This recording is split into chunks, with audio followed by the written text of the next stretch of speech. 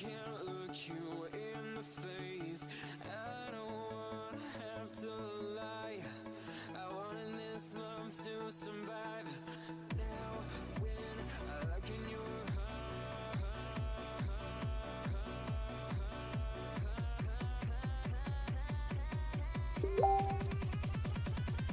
I feel paralyzed.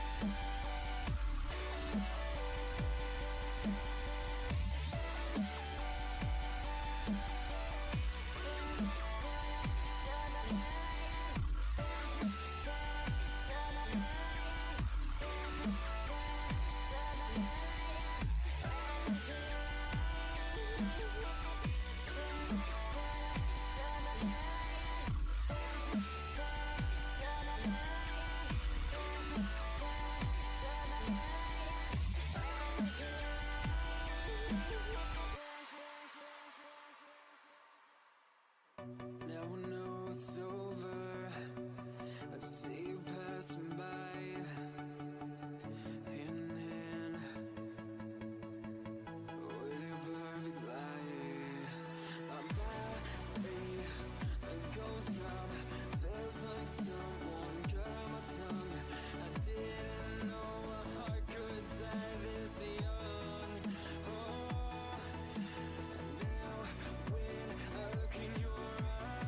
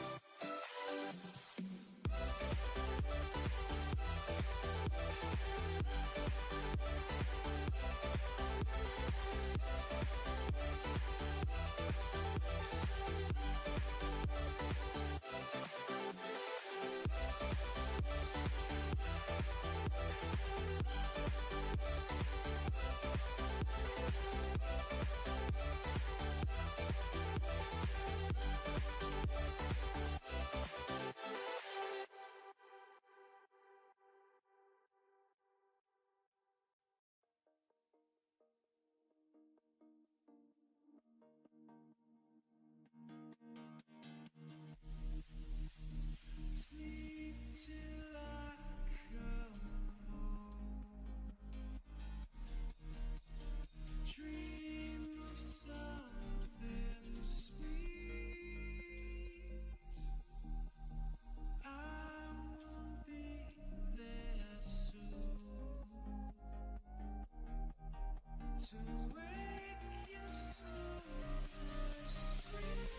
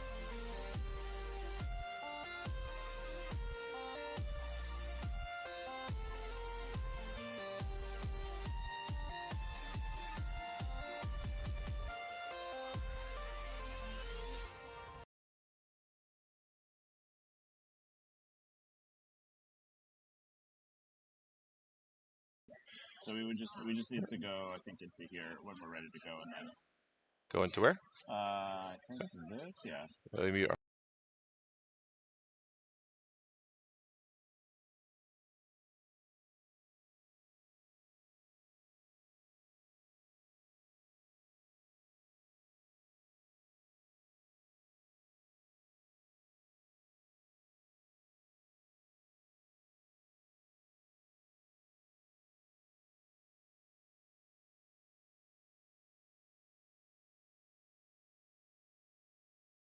So yeah, you can run it from yours, and then I'll walk through mine. Yeah. So this is all that's going to start in the very I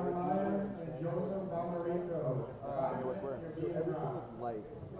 Are you familiar with how light works? Yes, you can advance. Chat, we're fixing something. We'll be right back. Sorry.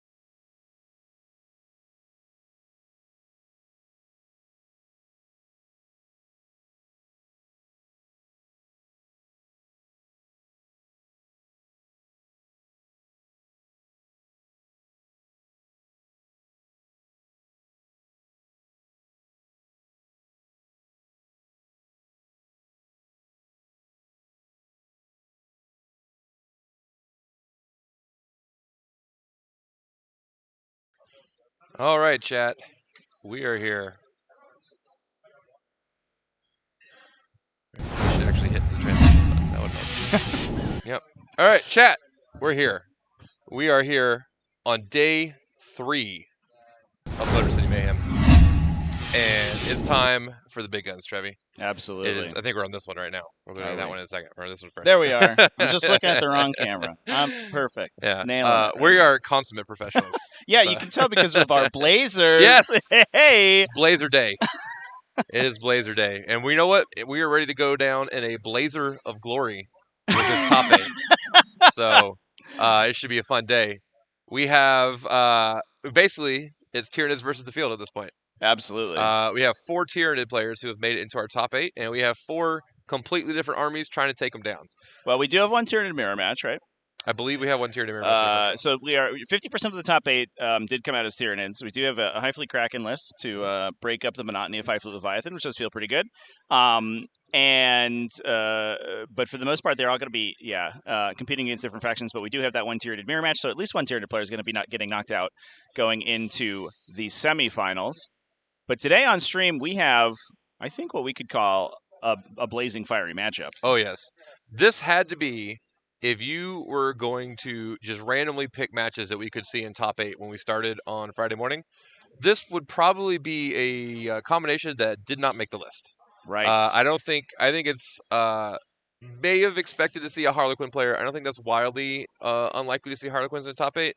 I do not think if you went around the room and asked people what armies were going to make top 8 today, that any of them would have said Blood Angels. Yeah. I do not think anybody would have predicted that. Yeah. But we have Harlequins versus Blood Angels to start off our top 8 today, and it should be an incredibly fun match.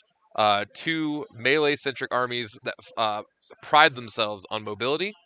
They're going to be dancing around the table trying to find opportunities to get that deadly strike to score enough points to move on. Players have been trying their best to get hundreds over the course of the tournament. We've been talking all weekend about high scores, get that placing, just try to get over that line in the top 8. We only had 3 undefeated players yesterday, so 5 of these players have already lost once in the tournament. They busted their butts trying to make sure they scored as high as possible to make this final top 8. That no longer matters. Right. Now it's about, can I win? If I beat you 60 to 59, cool. I don't need hundreds anymore.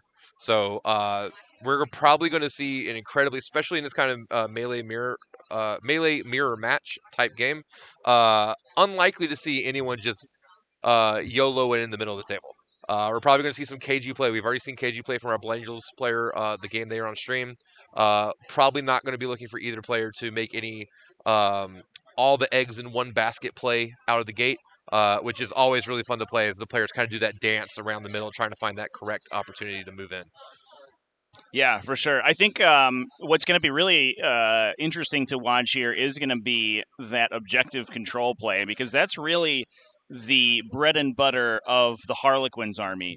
They are so fast, like you mentioned. Their Harlequin troops are so efficient and one of the most powerful objective security infantry units in the game. Given their speed, given their maneuverability, their resilience as well, especially against melee attacks with that -1 to be hit, and how that interacts with the objective control elements in San Procopio's list as well, because he does have that Deathly Visage to remove objective security. He does have that Rights of War on that captain, and it's going to be super interesting to see how he leverages those tools to try to disrupt the Harlequin game plan, which is so flighty, so dancy, and so much about denying you those primary objective points. It's going to be a really interesting dance. Blood Angels are typically known for picking up things in the melee phase. Mm-hmm. Less useful when everything's inside of transport. When you really don't care about the transport, but the things inside of it. So that's going to be a puzzle that Sam's going to have to solve in this game. Is how do I crack these candy bars and get to the juicy nougats in the middle that I really want to get to?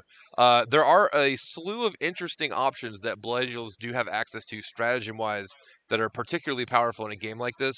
It is a jump pack army. We do have access to Hammer of Wrath basically on almost all of our meaningful units. And as it turns out, Harlequins don't like getting hit by mortals very often. So we could see some opportunities to maybe try to take out multiple units at the same time. Hammer of Wrath one on a multi-charge, put all of our attacks into another unit. We're going to need to take out as many things as possible, because the Harlequins, despite being fragile, if they hit you back, they're going to pick up a lot of models. I am interested. I have not seen the math on how Harlequins do into Sanguinary Guard with Armor Contempt. Mm-hmm. So that's going to be interesting to see this new. We have to imagine the Sanguinary Guards or the Blood Angels' power is not independent of the Armor of Contempt change, making them slightly more durable. So we're going to see if they have become durable enough to weather a direct charge from some of these Harlequin units. Yeah, I think one of the actual benefits that we may be seeing here in the Sanguinary Guard units is their non-reliance on invulnerable saves, because we typically have a lot of technology in Harlequin lists to ignore invulnerable saves. And so if you have units that are, a middling armor save, but then reinforced by that invulnerable save. So I'm thinking of, especially a unit like a Vanguard veteran, right? He's got a 2+ armor save. Doesn't benefit from Armor of Contempt if he has a Storm Shield, but he's banking on that 4+ invulnerable save to survive big high AP attacks. And as soon as a Harlequin can come in and ignore invulnerable saves, they're just going to be able to murder that unit very quickly. But if we are relying on that 2+ armor save plus Armor of Contempt, it actually makes those Sanguinary Guard quite a bit more difficult to take out. And, plus you also have the Sanguinary Priest back there to back those units up as well. And they're also -1 to be hit in melee, just like the Harlequin troopers. So, no one's as efficient as they're used to in this game. Yeah, absolutely. Yeah, we're going to be making a boatload of really high value attacks into each army, and probably just missing a bunch of them. Yeah. Players are still looking like setting up, so we'll continue to pontificate on this match for a moment. I think what Sam is gonna look for if he's given an opportunity is the famous Blood Angels Wrap and Trap on some of these vehicles. It is important to, if we can, kill the Harlequins before they can get out of the vehicle. Very difficult to do when you don't have shooting. Because the easy way is to shoot the vehicle and then charge the things inside. Blood Angels can't really do that. We have 3 Eradicators in this list, so we can maybe pick up a vehicle a turn, but we're not likely. There's a lot of bolt guns, so if you get to put shots into Harlequins, they're all on 4-ups anyway, so the bolt guns are just as good at killing them as anything else. the problem is we're probably not going to get any opportunities to put all of our risk bolters into those. So what we're going to look for is, can Sam find opportunities to easily take units off the table when he shouldn't be able to, by getting a giant charge around something, setting up his units in such a way that when he does inevitably hack the transport to death, can he have a bubble around it large enough that even a 6-inch emergency disembark will not allow anything to get out, and he can just completely wipe the unit before it gives him any trouble. Yep. If he can find multiple opportunities to do that over the course of the game, that he's probably going to be in a pretty advantageous position, because he'll just be ahead on trades by far. Absolutely. If he can just make sure things don't ever get to play in the first place. Yeah, I do think, though, that we definitely need to give some credit to our Harlequin player as well, because, they have made it through 6 rounds Absolutely. of 40K Yeah. to make the top 8 here, and the 180-person Motor City Mayhem 2022. And I have to imagine that they're going to be trying to deny that as much as possible. Absolutely. And there are some really interesting, formations of transports that you can assemble when you're setting up your army to receive that charge, to make it difficult or impossible to achieve those wraps. You can use the physical bodies of your other Star Weavers to prevent those the attackers from coming in and trying to get those surrounds on the transports. And I'm always excited to see really tight dedicated transport play, because the players who are good at using dedicated transports make it so frustrating to engage into them. Yeah. And I think we're going to be seeing, a player who's trying to open that can as much as possible and trying to, eke every advantage out of those fights that he can in San Procopio, versus a player who's going to be trying to leverage those transports to the best of their ability. Yeah. So that just gets back to, we're going to see a dance.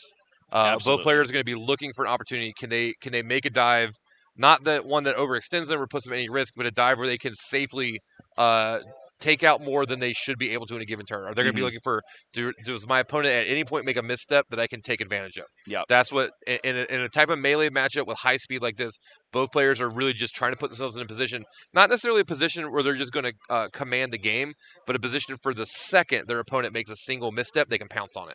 Yep. So that's good. We're going to see a very interesting movement game here, trying to see if both players can get into position without exposing themselves while they do that. Yeah, for sure. So, we've talked a little bit about how this matchup is going to go down. Let's talk about the list specifically. If you don't mind, Trevi, I'll go over to Blenders list again. Yeah, I know you are psyched to do very, so. Very excited to talk about. This was not on my my wish list of things. I assumed I get to talk about Tau this weekend. Very happy to talk about Blood Angels instead. So we have a battalion of Blood Angels. We do have, as we talked about yesterday, if you saw Sam's game, a unit of Voidsmen at arms that can come in, be a. Looks like he has a nice plan for them to outflank and do some retrieve Knockman data. They come in and hold an objective. They can stay in the back in a mission, where he wants to send everything else forward. Very flexible unit. Lots of elements of mission play, objective holding. Very nice, cheap, flexible unit that is only slight. We've seen Blood Angels players do this before with the 2-man command squad, 4-man servitor units. This is just kind of another iteration of that, slightly more durable, not very many more points, an extra model. I believe they count as troops also, which makes them much better at retrieve Knockman data. I'm not sure about that. Regardless, even if they're not troops, there's 5 of them, which is the most you could take in this kind of cheap unit, even if they're not troops. So only failing Knockman on a 6 at that point, which is much better than a 2-man command squad or a 4-man servitor unit. So he's just got them here for various mission play elements. But then we get into the actual Blood Angels. We have a Chapter Master with the Blood Angels combo of Angel Exemplar to get 2 Warlord traits plus a relic. So he has the Soul Warden Warlord trait, which may come up some in this game. It's probably not the reason. Harlequins is probably not the reason he brought it, but it gives everything within 6 inches of 5-up field no pain against mortals. He also has the Rights of War Warlord trait, that he picked up with Angel Exemplar, which is going to give functionally all of his units within 6 inches objective secured. Yeah, the Voidsmen are elites. Okay, to confirm. So regardless, they're a 5-man unit, which is better than the other choices you could take for this. So he's got what was I saying? He's got Rights of War. Everything within 6 inches is going to get objective secured, but he's comboed that with a rarely seen Blood Angel's relic, Visage of Death, which gives basically is a Death Mask of Sanguinius, gives the captain -1 to hit in shooting and melee, but it additionally gives him a 3-inch aura of turning off OBSEC.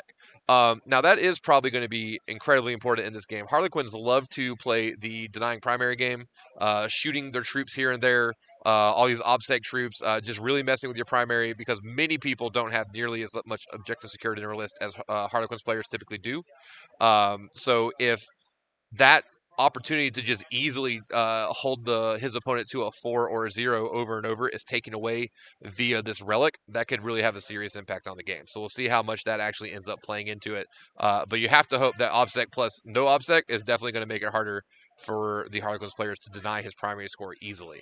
Following that up, we have a Librarian who, this may be not the reason you brought this Librarian, but I think it's going to pay off, as we happen to have a Librarian with Null Zone.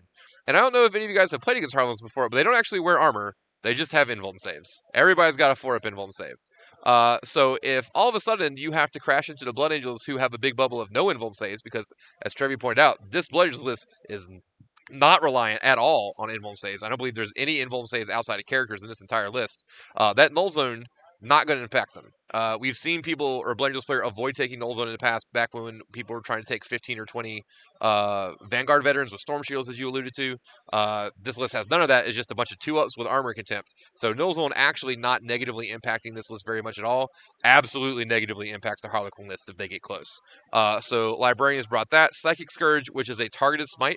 There are Harlequins characters on the other side that if we get an opportunity to hit them with a targeted smite, absolutely going to love to pick up some of these utility pieces. Then we also have Psychic Fortress. So in the times that we do need a invuln save, we have access to that. Realistically, with the amount of AP that most Harlequin lists can bring into a 2-up save with Armor Contempt, probably don't even need Psychic Fortress in this matchup anyway. So we'll probably not be looking to use that, but it's there if we need it. The Librarian does also have the Armor Indominus. Frequently, we see most Space Marine players have lamented the times where they assume that their characters have an invuln and they don't, and they die to something that you would not normally be scared of. This Librarian's avoiding that. Really want to have access to these spells the entire game, so we get a 3-up invuln for once a game, and then the rest of the game we have a 4-up invuln. Following that up, we have the third in the trifecta of Blood Angels characters. We have the Sanguinary Priest, who has the typical Selfless Healer Warlord trait to res a character or res a model for free every turn. But we also have the Teeth of Terra to make sure this Apothecary actually can do work in melee. Blood Angels Apothecary is completely different than every other Apothecary in every other chapter. He has a jump pack, he's moving 12, he has a weapon skill of 2, he has a relic chainsword, he has +1 to wound. If this guy touches you, he's actually going to do significant damage, as opposed to the typical apothecaries we have seen generic Space Marine chapters bring. So he is not only a utility piece, he is a late game monster all by himself. Into the troops, we have 2 sets of Incursors and an Intercessor unit, just for our typical objective secured. Incursors giving a little bit of forward deploy when we need it. We have a 3-man Aggressor unit, which that is interesting to me in this matchup. It did not matter at all in our first matchup when we saw Blood Angels. But a bunch of random bullets going into, or sorry, this is a bullet one. A bunch of random bullets going into Harlequins are going to hurt. Harlequins don't like anything shooting at them, let alone, what is this? This is going to be 18 plus 3d6 bullets from 3 guys. Those could pick up 5 troops pretty quickly. Yeah. So that actually could come into play. We also have a 5-man Death Company. This is kind of splitting the difference. We got 3 Thunderhammers, 2 Chainswords. Get that pre-game move. If we want to go after a vehicle and go ahead and try to pop one at the beginning of the game, if we go first, we have that. If we have some troops or characters or something on table, pre-game moving and then getting the move when you go first. 24 inches and then charge with a +1 to charge. We have to assume the Harlequin player understands the threat range of Death Company on turn 1, and is not even the fact that Death Company are necessarily going to do anything, but you have to respect them. You have to play in a way that you don't lose the game if the Death Company gets to go first and do what they want, so deployment has to be a little bit more conservative. That at that point, you don't even necessarily need to use the Death Company. If your opponent deploys far enough away that they can't be impacted by a turn 1 pregame move, then Death Company just stay back and play normal 40k. So it's just an interesting mind game that gets added into the list with that. Then we have the meat of the list. We have 19 Sanguinary Guard. We have 2 units of 7 and a unit of 5. Unit of 5 has Encarmine swords. The other 2, 1 unit has swords, 1 unit has axes. Functionally, in this game, they're all the same. Everything's going to be wounding a Harlequin on 2. Everything's going to be putting a Harlequin on an invuln save. So we just functionally have 19 identical Sanguinary Guard. They hit like a truck of bricks, is the short version. They all have, I think, 3 attacks base. You get your extra attack for Space Marine. You get an extra attack when Blood Angels get into Assault Doctrine. So even 2, as we saw yesterday, you leave a Sanguinary Guard unit with 2 guys. They have a number of stratagems they have access to, the most powerful which may be a 6-inch Heroic Intervention. We saw yesterday 2 guys, Heroic Intervene, clear OBSEC, fly into the back, clear that objective. 2 guys do tons of work. Yeah. You Those in our need game to against kill the entire TJ unit. Lanigan. Yes, Yeah. that was our game against TJ Lanigan. Literally turned the game right on its head with that Yeah. heroic intervention. Incredible. Sanguinary Guard are not like other Space Marines. If there is 1 or 2 of them left, they are just still perfectly deadly. Yep. You cannot. You need to get rid of all of them to make sure that they're not a threat. A single guy with 5 attacks plus 1 to wound in the game is going to do plenty of work into 5-man troop units. After that, we have a Scout Squad, and this was the hero yesterday, Trevi. For those of you who weren't here, we're going to get to see Mr. Speedy Boy. We have a Landspeeder Storm with a 5-man Scout Squad inside of it, who single-handedly, I think, what did we calculate yesterday? Single-handedly scored about 24 21 points. 21 points by himself, the Landspeeder Storm. So I am excited to see if the hero of the Imperium, the Landspeeder Storm, can put in the work again today.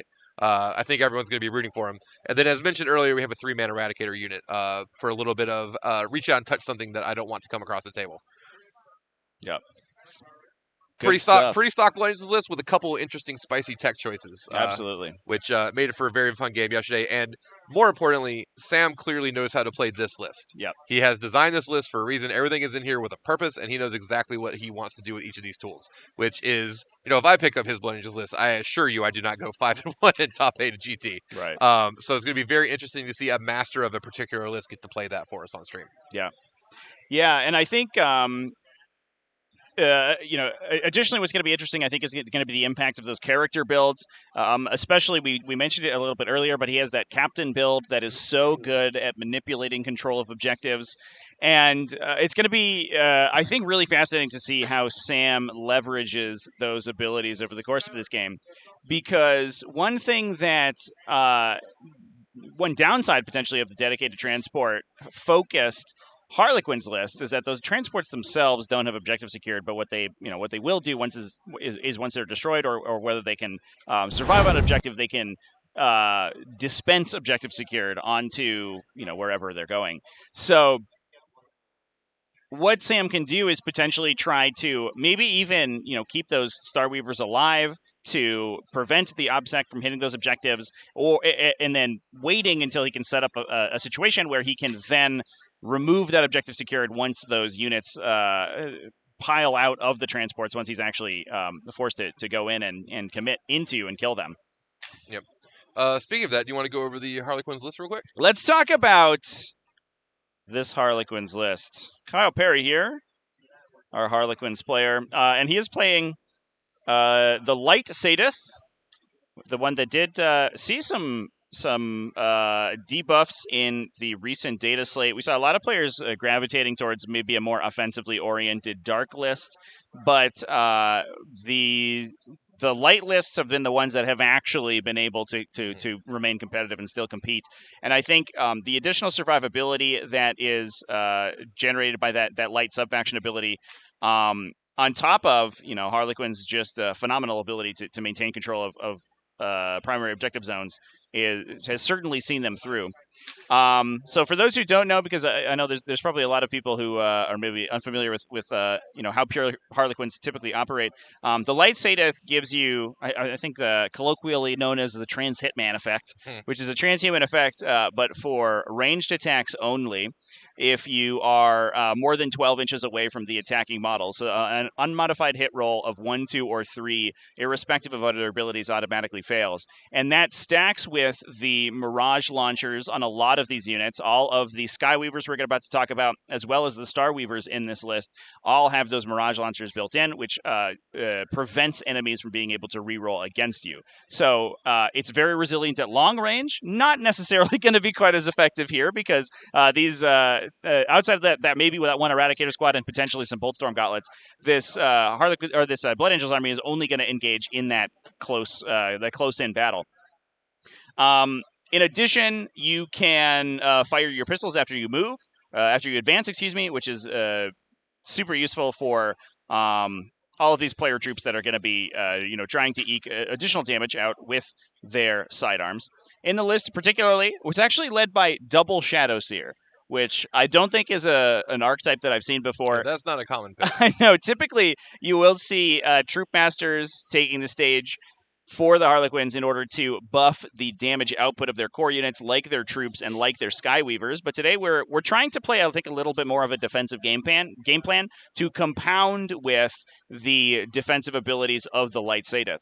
So one of these Shadow Seers does have the Webway Dance. So that is a psychic power that's going to project a damage ignore aura to everything within 6 inches of the caster, but it is also equipped with a Shadow Stone, which is going to increase the range of its aura abilities and its spells by 6 inches. So we're going to make that even bigger. We also have a Twilight Pathways as well for some additional mobility shenanigans. The second Shadow Seer is bringing the Laughing God's Eye, and I absolutely love this because it is a concession to the Mortal Wound matchups in the metagame currently, those being Tyranids and Thousand Suns that we're seeing do very well over the course of this weekend.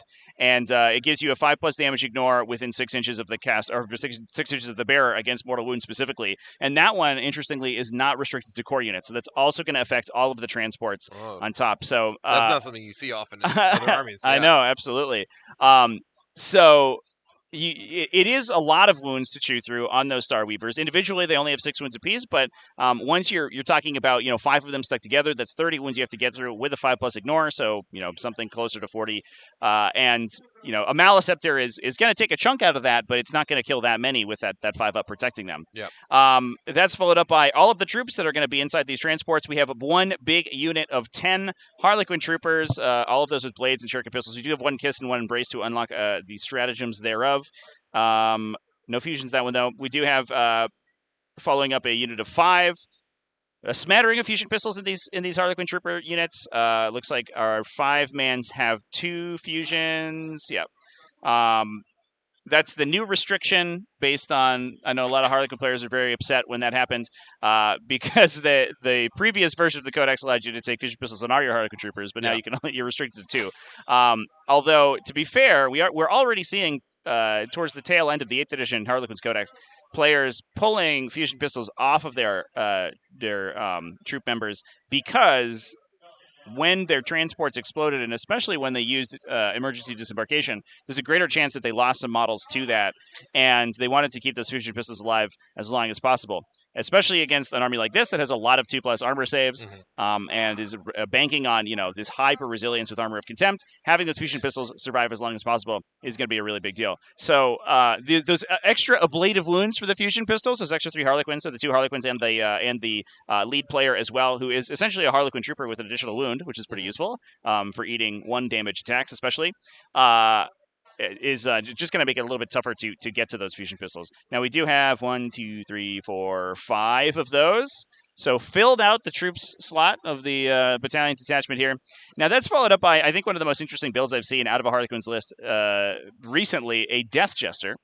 But not any Death Jester. Sometimes we see Death Jesters built out with, Harvester of Torment to be able to multiply their attacks multiple times, reroll with some luck of the Laughing God dice to try to confirm 6s that will Tesla. Not today, though. This Death Jester is built to punch you, which is not something I've seen before. So he is bringing Fractal Storm. So a warlord trait that prevents rerolls against him, so he can stick into these Blood Angels units and be very resilient. He has that Harlequin's Panoply to be -1 to be hit in melee, and then also on top of that you can't reroll. So he's able to survive relatively well once he's stuck into melee. Then on top of that, he's bringing the Favor of Shegarak, which allows him to, for a melee attack only, sub in a hit roll of 6 instead of one of his other rolls. So it's essentially a Victor of the Blood Games effect, but only always rolls a 6 every time. Which then, you're talking about the Tesla, that's going to automatically proc that. So he does a Tesla in melee. He can. The previous combination was that you could take the Harvester of Torment and then use that on ranged attacks, but in the data slate that was changed to only affect melee attacks. Okay. So that combo is removed. I imagine you can also affect saving throws with it. So I imagine what he's going to do is use that to auto pass a saving throw every turn. So he's can't be rerolled against. He's -1 to be hit. Now he has 1 free save in the bank every time he gets attacked, and you have Luck of the Laughing God dice to reroll any failed saves that you have. So this guy's really difficult to kill, and that's so that he can proc multiple activations of the Suit of Hidden Knives, which allows him to attack 3 additional times at the end of his combat activation, every one of them automatically inflicting a mortal wound. Now, I think that it potentially makes this guy relatively good at sinking into large units and almost single-handedly, trapping them in melee and slowly killing them, because the Death Jester's special ability, death is not enough to affect the morale of units that he does hit, is not predicated on ranged attacks. So this little guy can go into a big unit, especially a low leadership unit. He can punch a couple of them to death. Each one of those models counts as 2 failed models for the purposes of morale.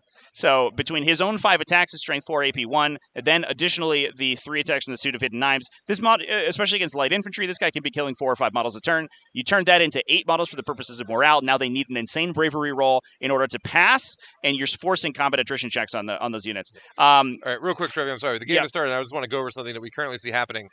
So we saw there was 5 Death Company that pregame moved out to here, and we saw that Sam was making a very conscious effort to leave a single one right here, because what has happened is he made sure the back 10th Company at the end of the pregame move were still within 6 inches of the Chapter Master to get the full rerolls at the beginning of his turn, since he's going first, and now they have done their normal move up into the face of all these chunky Harlequin units here on this bottom right objective. So Death Company are going forward with Forlorn Fury as they relive Sanguinius' death at the beginning of this game. There you go. Now, interestingly, we did talk about a little bit earlier, the Chapter Master not going to be quite as useful for the Death Company right now, because it looks like a lot of the things on that bottom right-hand side of the table are equipped with Mirage Launchers. So we have Skyweavers and Starweavers in that corner that are going to be in danger of being charged by the Death Company, and they can't be rerolled against. So. Oh, is that a melee also? That was just a shooting it's all the time. Okay. Yeah. The Skyweavers specifically are also -1 to be hit in melee. They don't have the Harlequin's Panoply, but they have their own special ability to turn that on. So, but a lot of those attacks are going to be coming from Thunderhammers anyway, so they're going to be -1. Regardless, this is the normal way to do it with the Death Company. Is you all. This may just be muscle memory, at the very least, for Sam. That this is what you do. You make sure you can get that rerolls, and then they go do their thing. And whether or not it matters, I don't think is going to affect the way he needed to do that. On what we could see here is if those Death Company try to spike into the Skyweavers, I believe they could use the light stratagem to peel out 6 inches when they're declared as a charge target. And what that may do, if Kyle ends up electing to, so it's Capricious Reflections. He can move 6 inches away from a charging unit, and that allows the charger to select new targets for the charge. If he elects to do that, it looks like that might open up a little space for the character that's between those 2 Skyweavers there. If you want to give a little point to that little guy, I think right between the 2 Silver Skyweavers on the right-hand flank. And that could right here. Spot? Nope, right above that. Right up here. I'm about to draw something I don't want to draw. So I'm going to stop for a moment. All right. It's too early for that guy. This guy up here. Sorry. There you go. Right there. Yeah. Incredible. Yeah. So if those Skyweavers get out of the way, it looks like right now they are potentially body blocking the landing zones for those Death Company. But if the Skyweavers do move, we may be able to get a charge into that character. And if we knock one of those guys out early, that could be a really big deal for the Blood Angels right now. The other, I do want to point out, they can move away. This is not a very far gap at this point. Yeah. So 6 inches away does not guarantee that they cannot still be charged if that is what we want to have happen. Yeah, one of the big benefits of having this Death Company in the list, they aren't 100% useful every game. Sometimes they just get picked up and they die. But if you do go first into a lot of matchups where your opponent can't afford to back deploy out of their threat range, because their threat range on turn 1 is massive. Yeah. It is base 24 inches plus your charge, right? So at the very least, if you are using that Forlorn Fury, you are on their deployment line on the top of turn 1. And, you can try to position behind that. They also get the +1 to charge from the Blood Angel sub-faction ability. So you can do your best to try to stop those guys from connecting with you, but you have to give up so much table space to do it. And a Harlequins list like this that's really predicated on, putting these transports on all the objectives doesn't really, I think, have the opportunity to do that on turn 1. Yeah, they need to find they have to find a balance of, I need to protect as much as I can turn 1, but I still need to be in position to play the game on turn 1. I don't want to just hide in the corner and stay away from all 5 objectives. That's not going to be a winning proposition regardless. Yep. So just to close out Kyle's list here, we have it right here, Trevi. We have a sighting, Mr. Speedy Boy. Oh, that one Speedy Boy over there. Stormy the Storm Speeder there. We'll see how many points that guy can score this game. I did want to point out real quick before you keep going. We do have a single unit of troops in the webway, and the Voidsman arms have outflanked as well. Yeah, I imagine it's the big unit, right? The big 10-man. No, it's a 5-man. It's a 5-er. I specifically asked that question. The 10-man unit is in the ruin closest to the Harlequin player. I believe it's this unit up here. Yep. I can see them now. Yep, perfect. So just to close out Kyle's list here, we do have a bunch of Skyweavers, as we've been alluding to. So every type of Weaver, and I do apologize before, in preparation for the number of times I'm going to get the different kinds of Weavers messed up when I'm talking about them. Very quickly. You get it, I'm going to get it wrong too. So. I know that is one of the toughest parts about commentating Harlequins.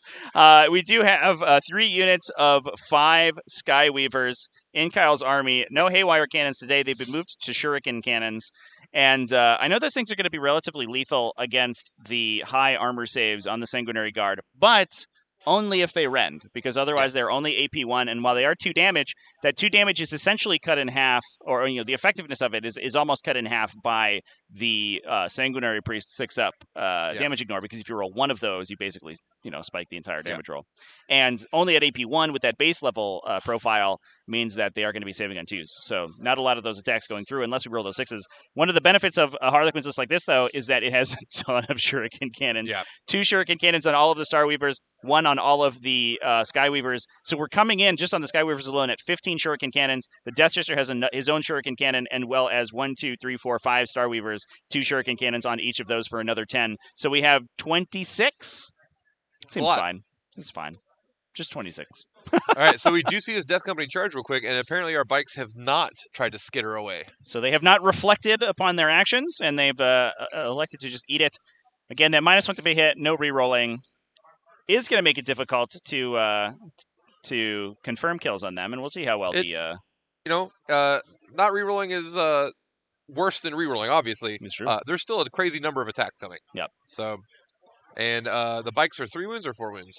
The bikes are 3 wounds. So those are prime Thunderhammer targets. Yep. It's I know it's early in the morning, Lyle, but it's time to get hammered, I think. Oh, boy. You know what? That's something I think MCM prides itself on. Yeah, it has been a wild weekend here over in Detroit, Michigan. It's been a good one, though. We've had some great games at 40K, and I'm excited for this top 8 to wind up.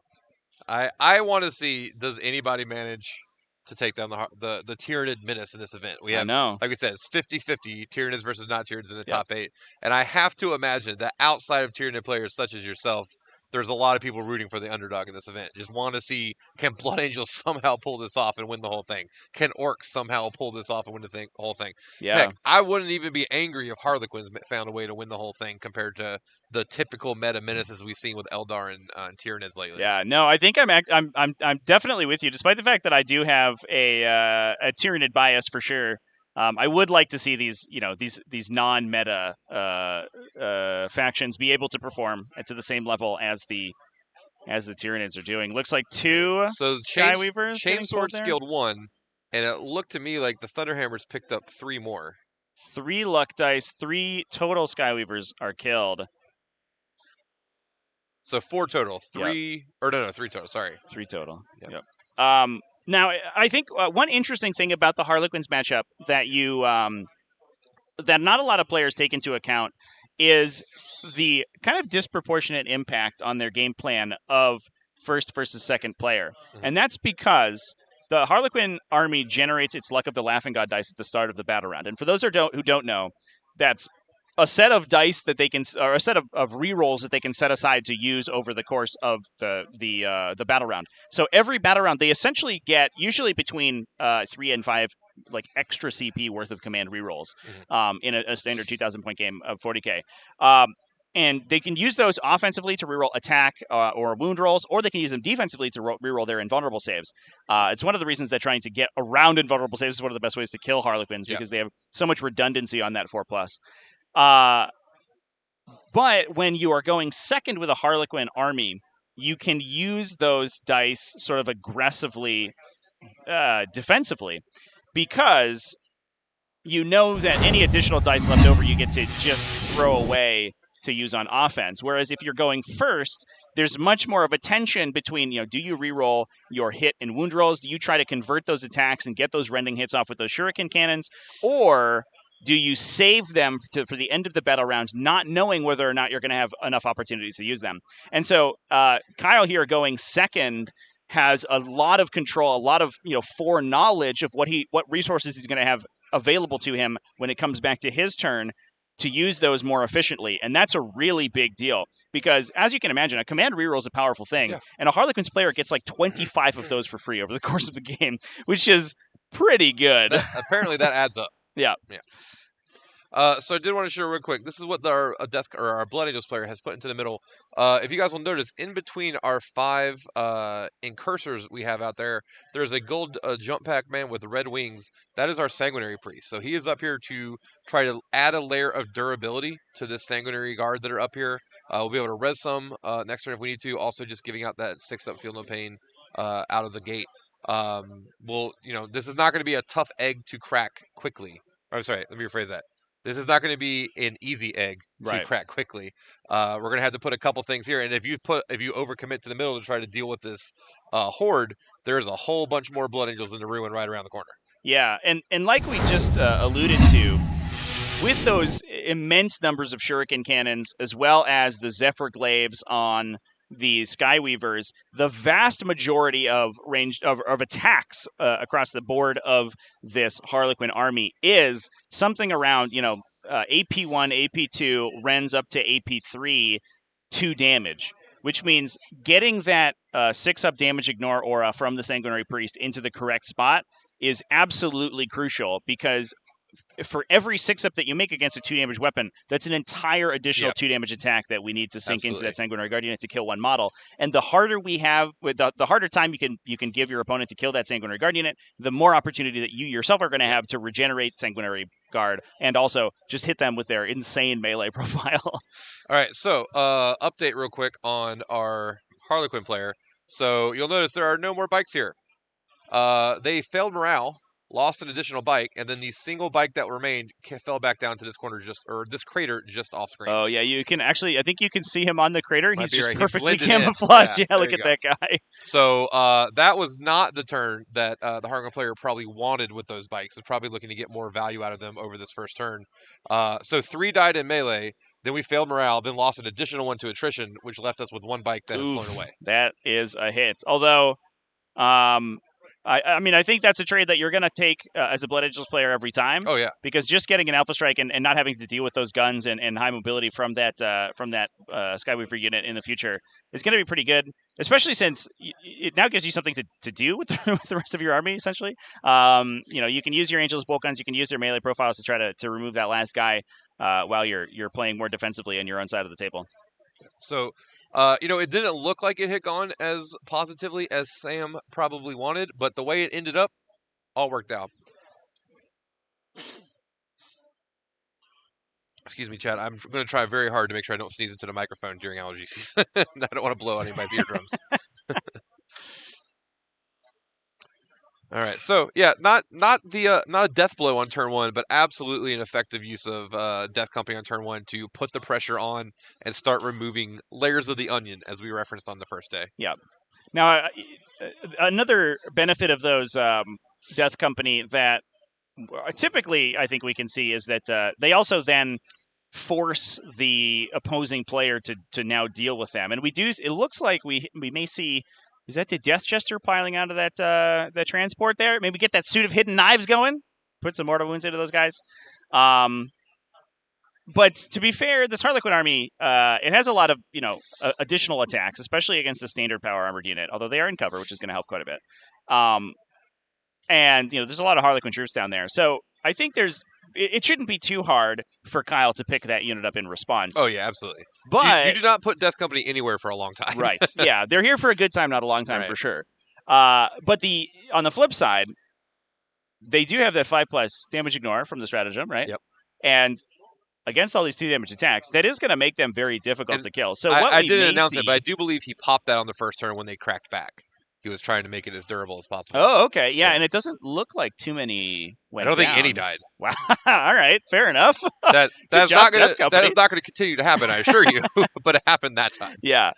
So it is a question, Samus only down to 4 command points right here. Whether or not he wants to burn command points, continuing to keep that unit alive, not sure.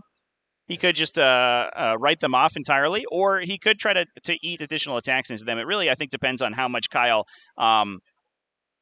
threatens them with. I believe this is battle our Death Jester right here. I'm trying to point to this area. round. Is he the little red guy to the right? Or of maybe that? there's okay. He's there near Death Company. Death Jester's down there. Yep. I did think want that's to his point. big shuriken cannon up in the side. Yeah, I don't know. Maybe that might just be part of the building I saw. I think that is yeah, part that's of the Death Company Yep. moving right there. Or the Death Jester. Yeah, I mean. there's Death Jester. Did want to point out real quick though, Trevi. Yes. I left you a note here on the top of the table. Yes. Harlequins have planted a bomb. Yes. So we are on tear down their icons today. Yeah. That's a good segue there, Lyle. I appreciate that. So it is literally the same setup as Secure Missing Artifacts, which we played yesterday, where the objectives moved. This one, the objectives do not move, but it has one of my favorite bonus objectives in the entirety of the game, and that is the ability to plan bombs. Essentially, if you can get a unit into your opponent's half of the table, and the players do start diagonally on the short table edges, so their half of the table is going to be that short table edge, which is pretty easy to get into if you deploy aggressively, which we did see Kyle do here, especially since there's no ranged attacks really on the Harlequin or on the Blood Angel side, so there's not really a danger to deploying out in the open.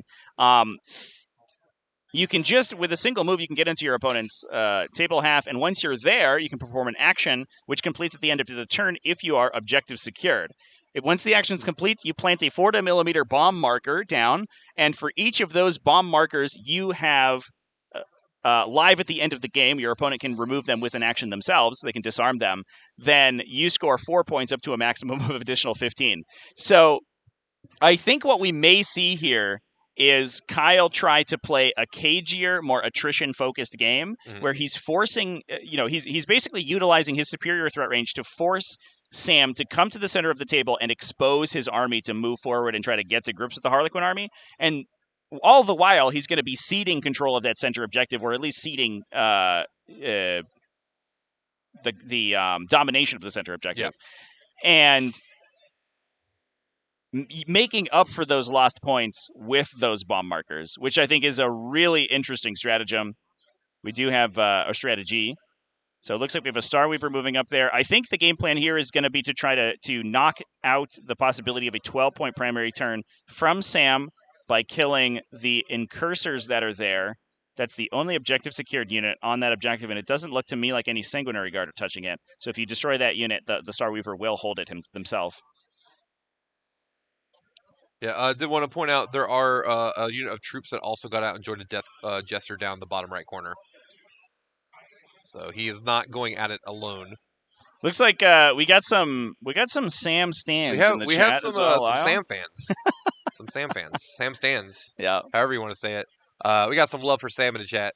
Guys, we love interacting with you guys. Let us know how you're enjoying the games. Let us know what you think about the matchup, what you think is going. If you have any questions, please feel free to ask. I will do my best to pretend to be an expert on Blood Angels. Trevi, if you have any Tyranid questions, always glad to talk Nids, I'm sure. There you go. Yeah, it is going to be very... all my Tyranid expertise is going to be very useful in this Harlequins versus Blood Angels matchup. I'm glad. I'm happy to be here. We're talking about for the rest of the day. Oh, okay. All right. I understand. There are 2 more games of 40K happening after this one, Lyle, as we move to complete the top 8 of the Motor City Mayhem 2022, and it's only going to get more spicy from here. But and we also will be bringing you live updates from our other 3 tables as they come in. Yep. We do have several TO and judges up here to kind of give us some feeds on what's going on. We also have over on War Games Live, if you haven't checked it out yet, we're repping that dual monitor life this weekend, Trevi. You got to have Death or Glory on one side. You got to have War Games Live on the other. We have a rematch yesterday. Our Orc player who made top 8, the only loss they took in the tournament was to our first place Tyranids player who only dropped 4 points over the course of 6 games. They are having a rematch right now on War Games Live. And dropped those 4 points to Sam Our Procopio, Blood Angels our player. Blood Angels player in this close game. Which, if we had to list the players that the Tyranid player played against, we probably would not have picked that one to be the only one to take. I some know. points away. Yeah, that game ended up with a 2-point differential. 94-92. It was insane. Wildly close Yeah. game, and definitely I think goes to show not only the skill of Sam as a player, but also the strength of Blood Angels as a sub-faction now with this Armor of Contempt update. But we'll see if they can deal with the Harlequin menace here. So repositioning. Now you have to hope that those Starweavers are outside 6 inches of the Sanguinary Guard, right? I assume they are. I would It assume looks like they they are. Unfortunately, that's a difficult question to ask our table boss to confirm, as it could give information away. And we don't Hey, want to do Judge, that. could you just measure every distance between every model right now, right quick? Looks like we also have some Kyle stands in chat as well.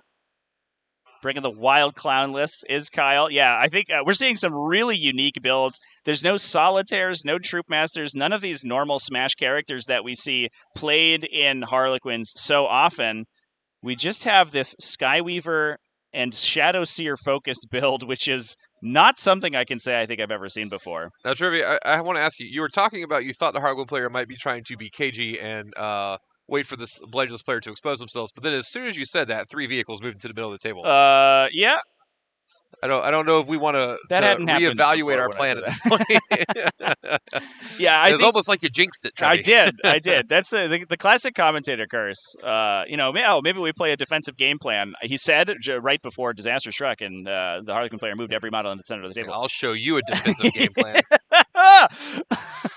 Kyle over here sabotaging me.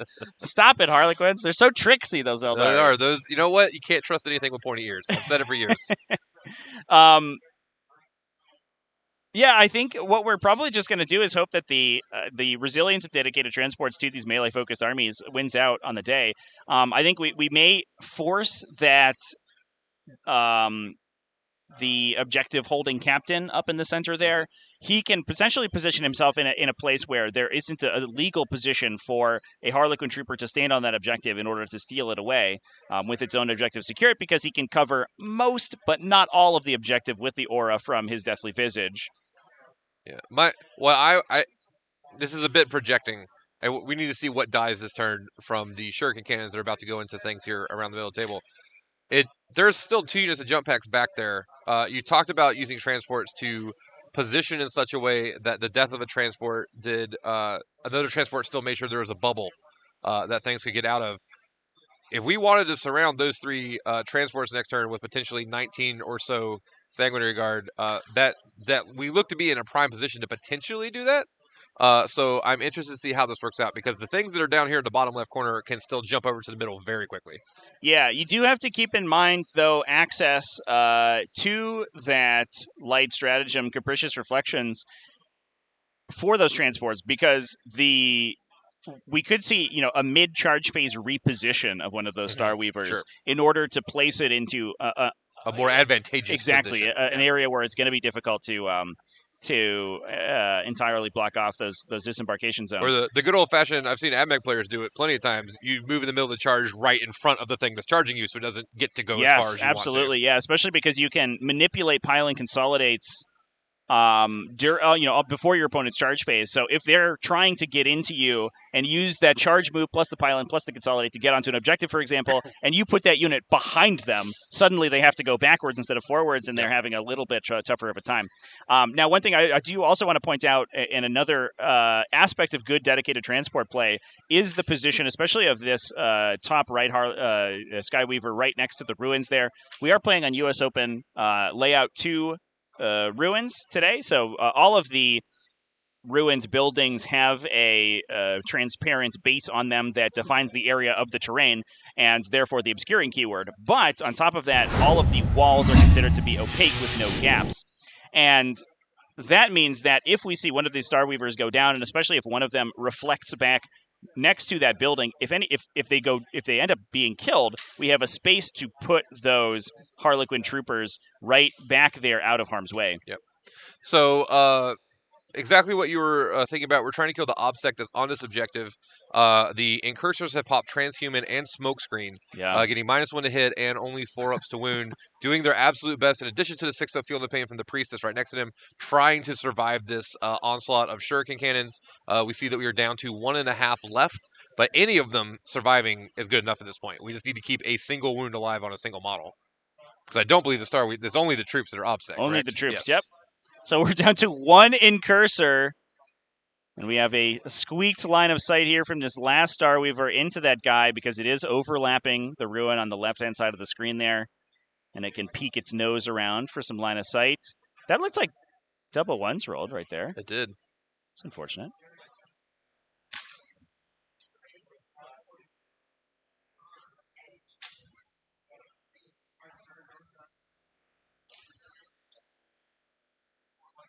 Right, this is a big deal. We really need. This is going to dictate what we need to do the rest of the turn, because it's very possible. Well, no, it would. It may be a terrible idea. It could be the Harkonnen player thinks he needs to kill this troop in such a way that he needs to. If this doesn't die in shooting, he might charge it. Yep. At that point, we are questioning if the Sanguinary Guard within 6 inches. They will be within 6 inches, and that is. Although then, if you heroic intervene, he may be like, well, then my troops just get out, so it doesn't matter anymore. So we'll have to see what the Harkonnen player decides to do if this troop does not go down to shooting as planned. Yeah, so what's happening right now here is that last Incursor is surviving, and we have 1 Starweaver left to shoot at that unit. So what Kyle's ensuring right now is that he can target the Starweaver with the Blade Storm stratagem to give it exploding 6s to hit with its Shuriken weapons. See a 2 and a 3 there. Oh no, that roll looked terrible. Yeah. We're blowing as much of our luck of the Laughing God dice as we can to reroll into successes there. Is that only 2 wounds? They do go through, and they save both on the Incursor. Oh no! Oh, that was not the plan that we had for the Harlequins. Oh, yeah. That is one, give credit to the Blades player. He made that as difficult to kill as possible. I think you had to at that point. I mean, if you can force out a 12-point primary this early in the game. Especially as the player going first. Any opportunity to get a 12 going first, you want to we know that the second player can get a 12 at the end. Anytime you get a 12 on any turn as the first player, you have to snatch that up. Right. So what we're measuring right now is with that 1 remaining Starweaver that is that use the Blade Storm to try to peel off the Incursor. We're measuring the range from the unit inside, because they do measure from the hull of the vehicle when they make their shots using that open-topped rule. But Sam tried as hard as he could to pull the models that were in Inferno pistol range out of range, and we're just gonna make sure with the judge here. We do have Dan Paolini, our head judge, or our senior judge, excuse me, over here, just trying to ensure that we are measuring correctly, because those big spindly models are difficult to measure with. And it looks like I think he is out of range of the fusion pistols. Maybe gotten a single shot off. Oh, no, that was 1 fusion pistol going through for 3 damage. Can he save it with the damage ignore? Oh, I think he just did go down. Okay, so the unit inside the transport, oh, right. almost literally the last shot we had. That was a nail biter there. Does take out that unit. Because if that doesn't go down and then he tries to charge it to kill it in melee, the Sanguinary Guard can heroically intervene. There are ways that the Sanguinary Guard can get onto that objective and not kill that transport on purpose. You heroically intervene in such a way that one guy gets to fight, which probably doesn't kill the transport. The other ones just start moving around, consolidating, piling in to where they're touching the objective and just stealing it with number of bodies. So he really didn't want to have to charge that lone Incursor there. So the single fusion pistol pulling him out of that predicament. Hilariously, the Starweavers aren't that terrible at fighting. Although I think they are only AP1, if I remember correctly. So that Armor of Contempt is going to make that much more difficult. But they kind of have a lot of attacks for a regular transport. Oh, excuse me. No, they don't have an AP value, but they are 4 attack, strength 5. I'm sure. All right, and down, we need to go back to our overhead as our Death Jester has just killed one of the Death Company in the bottom corner. Yeah, so we looks like our just pouring shots into those Death Company in the bottom right-hand corner of the screen. I think Sam, uninterested in trying to keep those guys alive, he has written their lives off. They will die in the name of Sanguinius. Well, they already think they are, so yeah. We're just confirming their reality at this point. Really, nobody loses here. Yeah. It's all up. Now, what this has done for Sam is forced Kyle into a position where he does have to commit. And while it is going to be difficult for Sam to be able to knock out too many units from these transports, because like we talked about, he only really deals damage in one phase, so he doesn't have the multi-phase damage to be able to accurately kill the transports. But there is, a concentration of Harlequin power in the center of the table here. And the ball's in his court to respond. If he can find some good damage, maybe we convert an Eradicator hit and knock out a transport early. We could potentially be really crippling this center board presence for the Harlequins. So it does look, I'm just looking at what's over here. We do know the Speedy Boys over here. Speeder Boys down here. It looks like these are the 3 aggressors also, which probably are your best pick to come out here and shoot into these 5 Harlequins next turn to just go ahead and stop dealing with them. Mm-hmm. These aggressors are not going to be joining this fight, but we do have a unit of Sanguinary Guard down here. In this ruin, we also have a unit of Sanguinary Guard down here. This looks like we have the troops back here. They're going to hold these objectives, but I believe the characters are down here in the bottom left of the Sanguinary Guard. So they are in prime position to redeploy to the middle if that's what they choose to do. It's going to be a question of, as we've alluded to, does he want to commit all of them to the middle at the same time, or is that would that be a catastrophic overcommitment of resources? That is a really good question. The volume of shuriken shooting that's going to be able to get delivered into you if everything runs into the middle of the table is going to be pretty insane. I have to imagine that Sam, especially given the previous games that we've seen him play, wants to play the cagier game plan. Just pick up what he can that's in front of him. Maybe that captain goes out there to maintain control of that center objective against the Harlequin troopers that are going to pop out, so Sam doesn't donate a 12-point turn himself to the Harlequins, which could be disastrous. But the last thing that he wants as well is to allow the Harlequins to push up into his home objectives. And like we've seen previously, one of the best units at protecting those objectives are going to be those Sanguinary Guard, because the Harlequin troop unit can't just run in and touch them because of that heroic and the threat of that 6-inch heroic intervention. So we did see one of our troop units, I'm not sure if this is the Incursors or Intercessors, I think they're Incursors, have moved back to, we do have that unit of troops in the webway, so it looks like we're doing some deep strike screening. We see similar things up here, where you're going to use the aggressors for multi-purpose here. The aggressors have come out, we're going to be able to screen this back corner with the aggressors while also firing the aggressor gauntlets down here to this 5-man troop unit. Now this is it looks like a crater, it is counting as dense cover. So the aggressors will be hitting on forwards, but there's still just a butt ton of shots. And oh my God, Trevi. Oh my God. Here he is, right here. The hero of the Empire right here. This one stormy boy. One stormy boy. We've got to go make sure, can we see him on our glitch cam? He's in the back, Trevi. He sees a problem, and you know what? Stormy Boy's coming to save the day. Yeah, he's like, worry not. I know that the Incursors were wiped out. Don't worry, team. I am here. I have a heavy bolter, I think. So here we go. And assault launchers. I think I have a missile launcher as well.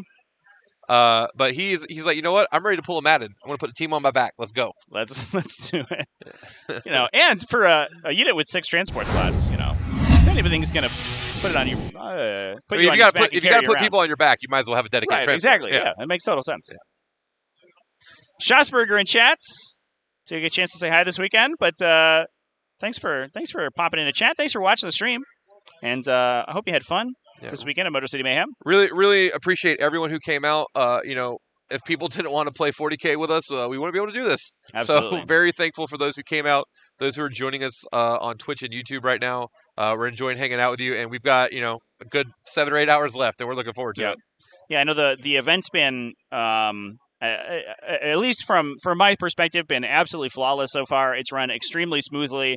It's nice when you're playing 180 person GT and the greatest delay that you run into is 15 minutes. Yeah.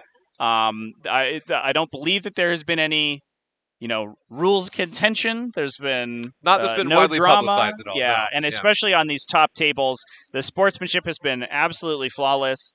The gameplay has been superlative, and it goes to show you that this is really the upper echelon of competitive 40K. I feel like you just get there's a different vibe when you have events like this, when you have events run by tournament players who know exactly what they want to experience.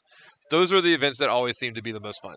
Yeah. Is that tournament players know what they're here for. They know what they want to see. Death or Glory, the upper echelon of management, Death or Glory, all accomplished tournament players themselves, really know this is. They're not. They want to run an event that other players want to come to, but the thing is, they know what they think is fun, and they want to run that event. Yep. And they're hoping other players find that as fun as well. And from the feedback we've gotten this weekend, sounds like that panned out. So we're very happy that you guys enjoyed your time. So it looks like we do have the Eradicators breaking cover here, moving up to the front edge of that objective, hugging that light cover. This is going to be one of the few matchups in the game where the light cover matters quite a bit. Oh, yeah. Although, cover ignoring effects have been slowly being reduced, but we do see a lot of armies like Hail of Doom, Craft Worlds especially, you often take that Masterful Shot sub-faction ability to ignore light cover. So hugging that cover doesn't really make that much sense. Yeah. A couple questions to see in chat. DTP Owl, exclamation point lists in Twitch will bring up lists to see. I don't think that we're still kind of mastering the art of multi-streaming, so I don't think there's currently a way for them to show up in YouTube. But if you want to check out the list, exclamation point list on Twitch, we'll show you those. I don't believe we're not muted. It doesn't sound like anyone else thinks we're muted, Mark. So if you're not being able to hear us, I would definitely check to see if anything's going on your computer, because I think everything here looks like it's working. Yeah. Yeah, I can see all the little bars making colors. Yep. So it looks like we actually are committing pretty hard into the center of the table. It looks like one unit of Sanguinary Guard moving up to support that unit that was already there. The Eradicator's moving out. The Aggressor's peeling out. And Sam was very sure to make his intentions clear. Good playing by intent here by these players. To have all three Eradicators have line of sight, both to the Starweavers and also to that one Skyweaver that I think we may easily forget about that is on the bottom side of the screen, but I think it has just been pushed out of our camera angle. Yeah, it's still there. Yeah. It fell back just into that crater, so it's underneath that crater somewhere. Librarian casting Null Zone now. That's if this goes not good if it goes off. It's bad. You're going to see a bunch of dead Harlequins. And I think we're measuring deny ranges as well. Yeah. I just want to point out, we talked about the caginess, but Trevi, sometimes Blood Angel's got a Blood Angel. Yeah. And sometimes you just got to charge the middle of the table. Blood God. Let's do it. Blood for the Blood God, absolutely. Those of you who are not with us on day one, we deviated a bit at times yesterday, but day one, this was the bloodiest table in the tournament. Death upon death upon death. Korn himself paid us a visit, and it looks like he might be back today.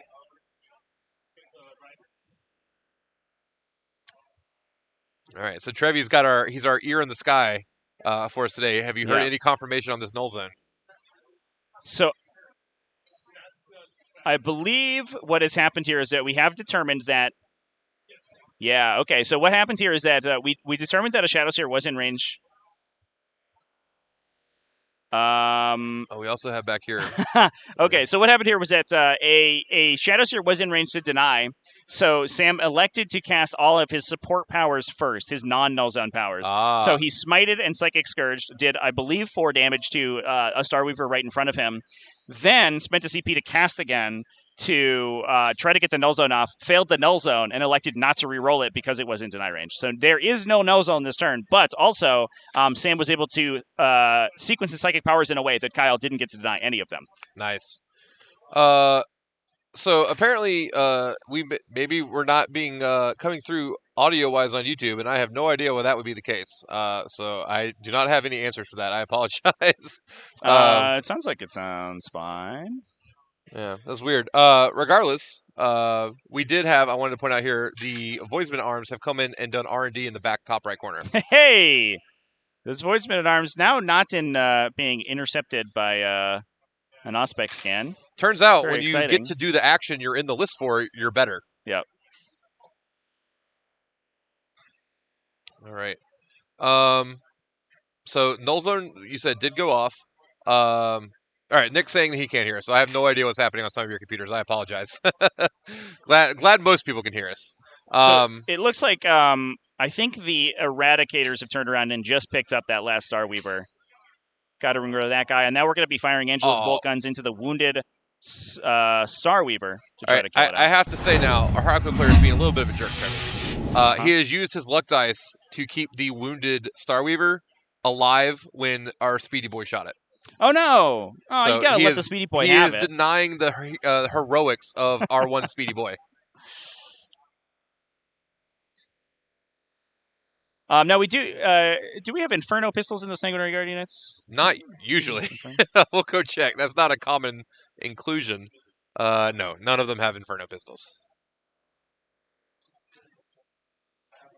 So burning luck dice to try to keep the Starweaver alive in the middle. Basically, we understand that's going to be him trying to make sure he wants to prevent the troops from being charged. He wants them to be able to get out in the charge phase. Right. So anything he could do to have troops when his turn starts is what he wants to do right now. It looks like we If, might be if the troops get out measuring- now, they will land in the null zone. It's not a pulse; it's an aura. Yeah. So if they get out, they will also lose their invuln Yep. saves. So it looks like I think this Starweaver did go down, and we are emergency disembarking the troops in the bottom left-hand side of the screen. We're going to go behind the ruin that's there and try to deny. Yeah, there they go, right in the bottom corner. Try to deny any potential charges from the Sanguinary Guard. Now that is fine. Obviously, less charges from Sanguinary Guard better for you. But we got three of them plenty- died in Well, the 3 of them died. disembark. Oh, that's- no. That makes what I was about to say easier. There's still plenty of Sanguinary Guard that can shoot their wrist bolters into those troops if they choose to. This is it's an obscuring ruin, except once you touch it, you can see through it. So at least 2 of the Sanguinary Guard in the leftmost unit are going to be able to see through it regardless. And it looks like the Sanguinary Guard unit that was already there and moved up into the front of the Starweavers have an angle around the obscuring ruin to tag one of them with Yep. some bolters as well. Yeah, the null zone did fail, chat. There's no null zone there right now, which is why we I are thought able null to zone went spend off. those. I apologize. No, yeah, Sorry. yeah. Sam rolled too low for it to go off and elected not to reroll. But that is why the Kyle it can spend his luck of the Laughing God dice here to reroll his Right. invulnerable saves. Otherwise, they would be just dead. That's my bad, Chad. I was just looking at all the awesome Blood Angels tech, and I was excited. Yeah, those Angels Vulcans as well. We are in Tactical Doctrine right now for the Blood Angels, which means those, if the transports were null zoned, they do have a 4+ base armor save, I think. But those Angels Vulcans would go to AP2, Yep. so force it back to a 6-up. I would venture to say the most widely underappreciated part of the Sanguinary Guard is their bolters on their wrists are not a joke. Yeah. They actually, especially when you're bringing 20 of them in the course of the game, they add up pretty quickly with that AP, especially in Tactical Doctrine. There's our overhead for a moment. All right, so we, as you've alluded to, we do have the potential for one of these boats to fly away when it gets charged. We had talked about potentially being able to fly closer to block something. These units are all pretty close to both, so that may be harder to block all the units like we could have, but flying away is still definitely an option. At the very least, flying around into a position, as you said earlier, to make sure any troops do have a safe spot to land. We may at least be able to, the Starweaver on the right or in the middle of our table might just be able to pivot where it is and leave a space behind it in such a way that the troops on the other Starweaver could get out if it doesn't get wrapped behind. There's still, just these 2 things here, there's still a lot of play that's going to happen in the charge phase when we get to it. People don't think of Blood Angels as a shooting army, but as you see, we have a lot of dice to roll. There's just a lot of strength 4 dice. So we're going to see how much damage can we do. If he, God forbids, can pick up a second Starweaver, that's going to be a big deal right now. If he can get down to a single troop to charge and then charge another one, it's going to be much easier to wrap a single troop or a single Starweaver if there are no friends nearby to help protect any of its spaces. Yep, for sure. Yeah, Sam would love to get to grips with these individual Starweavers. That gives him the most positional ability on his time. So I think what has happened here is that we saw the Boltstorm aggressors fire into the Harlequin troops in dense cover, but we had a huge spike on invulnerable saves from the Harlequin player. Oh, but I think that troops unit got killed to the man. Exactly died. And Kyle, I think, burning a luck die to try to keep them alive, but not quite enough. The aggressors are shooting into those troops, as you said. Yeah, I think they were exactly killed.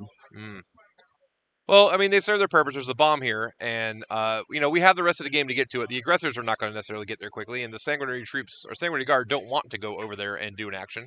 Yep. So the troops did survive long enough to get some points potentially, or at least dictate movement that Sam is going to have to take to deny those points. Yeah, so can we get confirmation from the table boss what's inside the Starweavers in the center? Because I know one of these Starweavers is going to be empty because its attendant unit was put into the webway. So we are charging into the Starweavers now. It doesn't look like a Capricious Reflection being used. Oh, maybe just kidding. It might happen. Not everyone, thinks at the supercomputer speed that you have, Trevi. Players sometimes, they have to realize, oh, I do have this awesome strat that Trevi's already told Chad about. Goodbye. There it goes. See ya. So that was a wounded Starweaver, it looks like. And it's just going to jump out of charge range there. So one was 5 troops, one was empty. I'm going to assume the one that ran away is the troops one.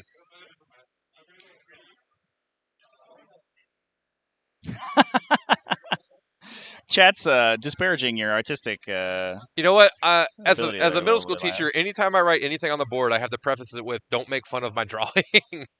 So I'll beg chat to have the same patience with me. I don't get paid by the pixel at the very least.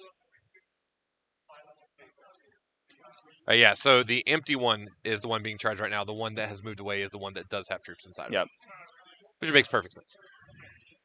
Now, the fun thing is here, I think we're assuming it's going to be mildly academic. We can pick this empty boat up in Melee.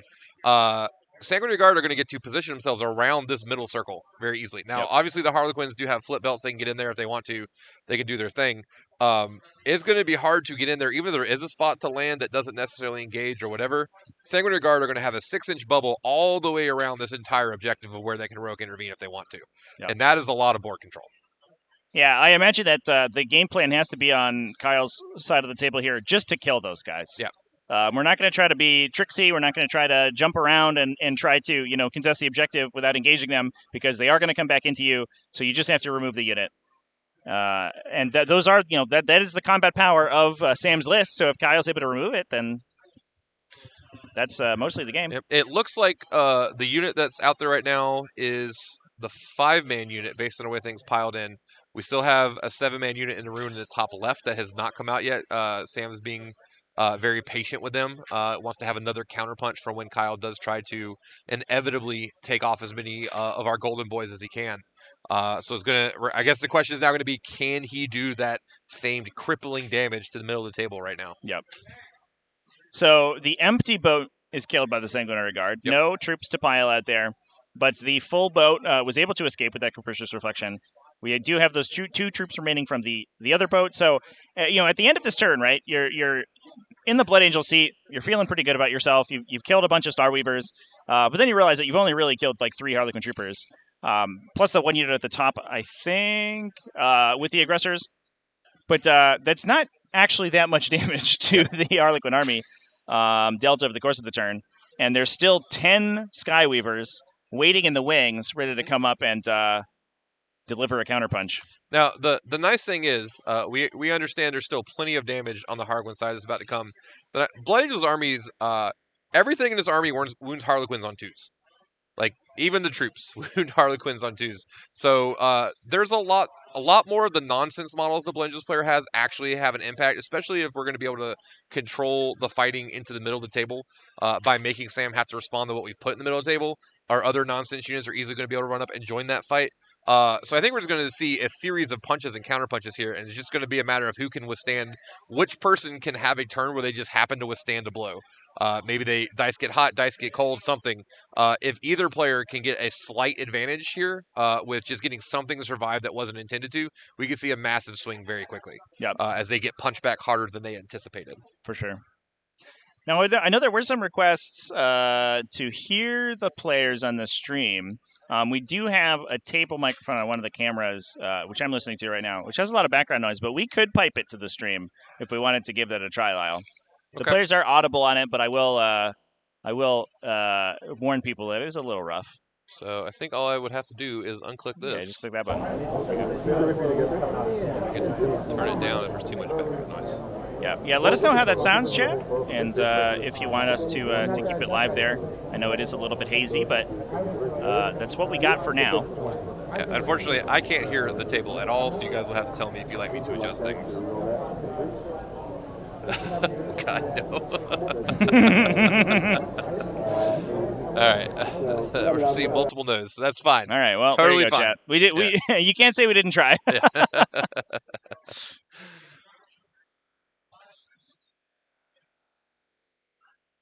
So it looks like our 2 troops from the center of the table are Moving down to the bottom left-hand objective. I think maybe trying to push for a charge there. They can potentially contest that objective because it looks like there's only 2 models on it right now. The Sanguinary Guard have left. They could also just try to engage the the Eradicators, excuse me. Oh, just kidding. They're coming back.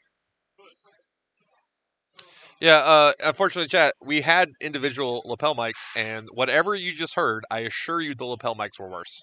Yeah, it was so we pretty rough. turned those away. Yeah, unfortunately, I think there is some interference in the building here, so our wireless mics we're not doing so hot. Yeah. Also, not as much today, but when the hall was full yesterday, they've moved the doubles tournament. So we have 80 teams in our doubles tournament. They've moved them into a side room. But while everyone was still playing the last 2 days, the ambient noise in the hall was overpowering our lapel mics very often. There was just a lot of background noise that was unavoidable. There was just a ton of excitement to be Yeah. playing People this wanna sick play 40K 40K, tournament. yeah. People are excited to play 40K. Yeah. Now all we have to do is get people to play 40K while wearing blazers, Trevi. Whoa, that would really We're going to have a up the blazer stylishness of the invitational, game. perhaps? Only the dapperest of 40K players. Indeed. Yeah, we should include personal style in appearance scores, There you right? For soft scores. It's your painting, conversions, display board, and the quality of your suit. Yes. There's a minimum thread count requirement. Yeah.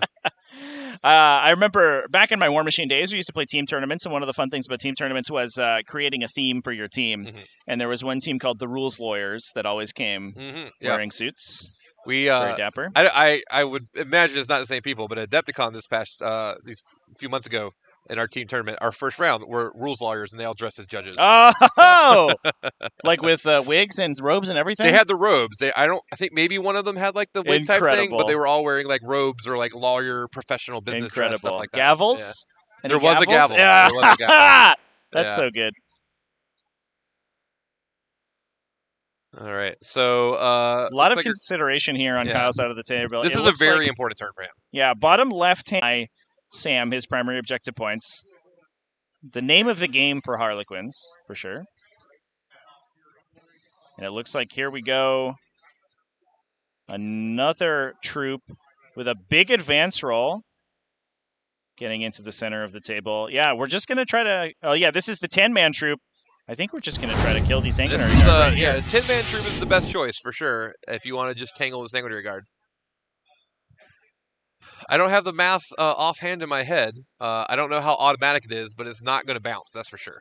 Yeah, this is going to hurt.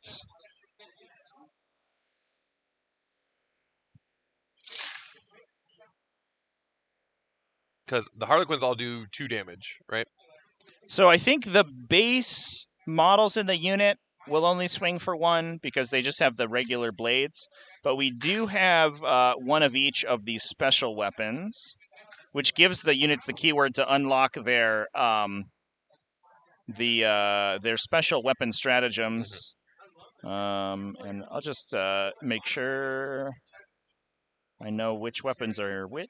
Well, Trevi's checking that. Axel, unfortunately, we don't have a program into YouTube, but if you want to hop over to our Twitch page for a moment, !list Could you, will show you both players. could you put it into the YouTube video description? I can do that. Let's see.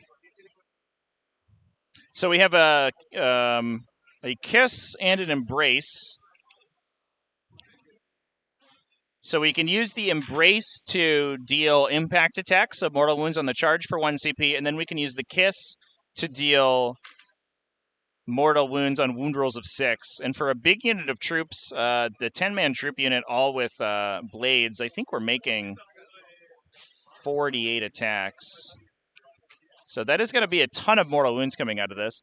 Although it looks like our captain has moved up in here. I believe the captain is the guy with the 2-handed sword in the center of all of those Sanguinary Guard. And he does, importantly, have Soul Warden, which means that he's going to be giving all of these Blood Angels inside this this cluster here a 5+ damage ignore against mortal wounds specifically. So definitely not technology specifically for this matchup, but it certainly helps in the situation where in order to try to defeat those heavy defensive profiles that the Sanguinary Guard do have, we're going to be trying to inflict mortal wounds. Just a little bit of a random benefit to to Sam here that he included that Warlord trait in his army. And then here come the Skyweavers is as well, just to deliver a ton of Shuriken Cannon shooting. Each one of those models equipped with a Shuriken Cannon, and then they can swing in with those AP2 2-damage Zephyr Glaives in melee. And this is going to be a bloody turn. Khorne is going to be sated on Khorne's table this turn because one way or another, one of these armies is going to break upon the other one. All right, it's going to take me a minute, chat, but I'm going to get the links to the list in YouTube as quickly as I can. Unfortunately, we have like 3 people who control this YouTube page, and different cell phones get different verification notifications. So,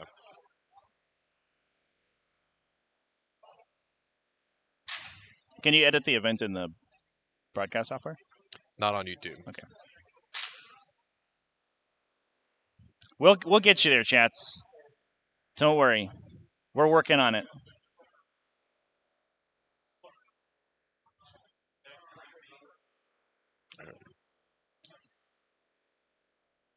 So I don't know if you went over what our table boss said, Trevi, but the 2-man unit went back into reserves, and then the Death Jester has hopped back into a boat as well. Gotcha. Yeah, I think we can see the Death Jester there. His beautiful little red Santa cloak next to that Star Weaver that had just Capricious reflected from the center of the table.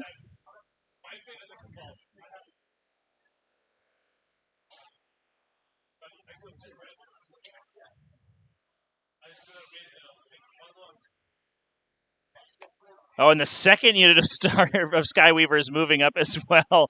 This, yeah, wow. I think Kyle has identified that with the critical mass of Sanguinary Guard in the middle of the table, this is the turn to pounce.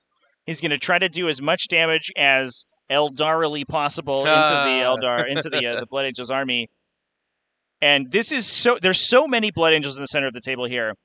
If Kyle can hit it hard enough and cripple it, he has basically won the fight. Yeah. Right? Because if you kill 20 Sanguinary Guard at this stage of the game, it's going to be difficult, if not impossible, for Sam to have the remaining models to come back.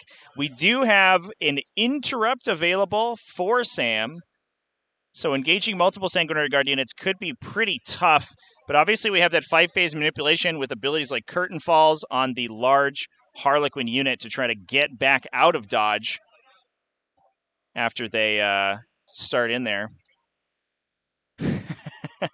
Chat telling us that this is definitely Kyle Perry's patented strategy. He's using the threat range on those Skyweavers to force his opponent into a heads-up engagement, a head-to-head engagement in the center of the table, and then be able to manipulate those Skyweavers from their positions of safety in the corners of the table directly to the center, deliver an immense amount of firepower and melee power into that area, and try to cripple his opponent's army. And we're seeing that game plan come to fruition. Whether or not it wins in the game, that's going to be the open question, but these Harlequin or these Blood Angels defensive stats are difficult to get through. All right, chat. It looks like lists should be going up into the YouTube video description momentarily. You might just need a refresh, and they should be down there with links, so you can get access to those. Some really interesting lists from both these players. Very non-standard variety of Harlequins. And I think a lot of very cool technology built into Sam Procopio's Blood Angels list. Both of these pieces of technology really helping these players, make a huge showing. Kyle Perry moving into the top 8 with an undefeated record to play against Sam at X1. But Sam's only loss was a 2-point loss to number 1 seeded player, Mana Gudimani. And to be clear, Kyle, our Harlequins player, also did not lose a single game coming in, and he was the 2nd seeded player. He only, I believe, dropped 30 points over the course of the entire tournament. I think he came in at 570.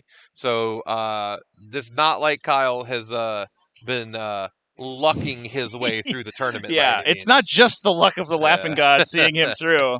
It's also got to be some gameplay skill happening here as well. And it looks like our 5-man, just off camera here, our 5-man player troop is popping troops. in. Yep.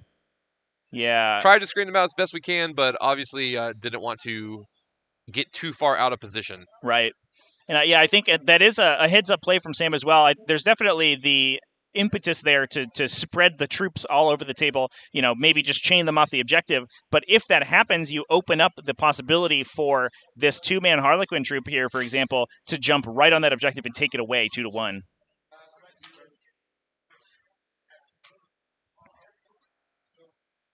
We have another bomb, Trevi. Dropping a second bomb down. I don't think we ever talked about the secondary objectives for these players, Lyle. You know what?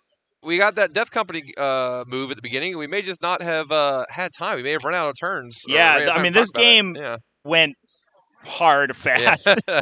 So Blood Angels do have Stranglehold and Oath of Moments, combination of which explains exactly why they had to commit to the middle. Their game plan is, as typical for many Blood Angels players, I want to be in the middle of the table, and these objectives encourage me to be in the middle of the table, so I'm going to do that. These are, I believe, the exact same 3 objectives we saw Sam take when he played against TJ Lanigan's Thousand Suns list on stream earlier. Yes. He had Oath of Moments, Stranglehold, and then R&D for him to pick up with some of his little nonsense around the table. We will have to confirm with the table boss. I don't remember. I think we may have R&D'd in the top left on turn 1, and we know the Voidsman arms have R&D'd in the top right as they came in on turn 2, which should mean that only the bottom left is the quadrant that is easily R&D'd in that remains. So we are already at 4 on that. We need to do the other half of the table to finish that out. Yeah, and what we can't forget here is the presence of that Landspeeder Storm with those scouts in it, because the quote-unquote threat range of Retrieve Noctwind data with that unit is phenomenal, given that it does have an assault transport role. So the Stormspeeder itself can move 16 inches, then disembark the unit 3, and the unit can then move an R&D another potential 9 inches between the disembark and the move. So 25 inches they can move to get that R&D. It does look like we do have a Void Weaver or a Skyweaver unit. A Skyweaver unit peeking around to try to deal with that. And I do think if Kyle's able to identify that threat and kill that, it could cut 4 points off Sam's total, which would be a big blow at this stage of the game. Yep. Also, as I said earlier, their scouts in that speeder seem rather unassuming. Blood Angel scouts in the melee doctrine still slap Harlequins as hard as anything else. Absolutely. Still going to be wounding Harlequins on 2s with a buttload of attacks. Yeah.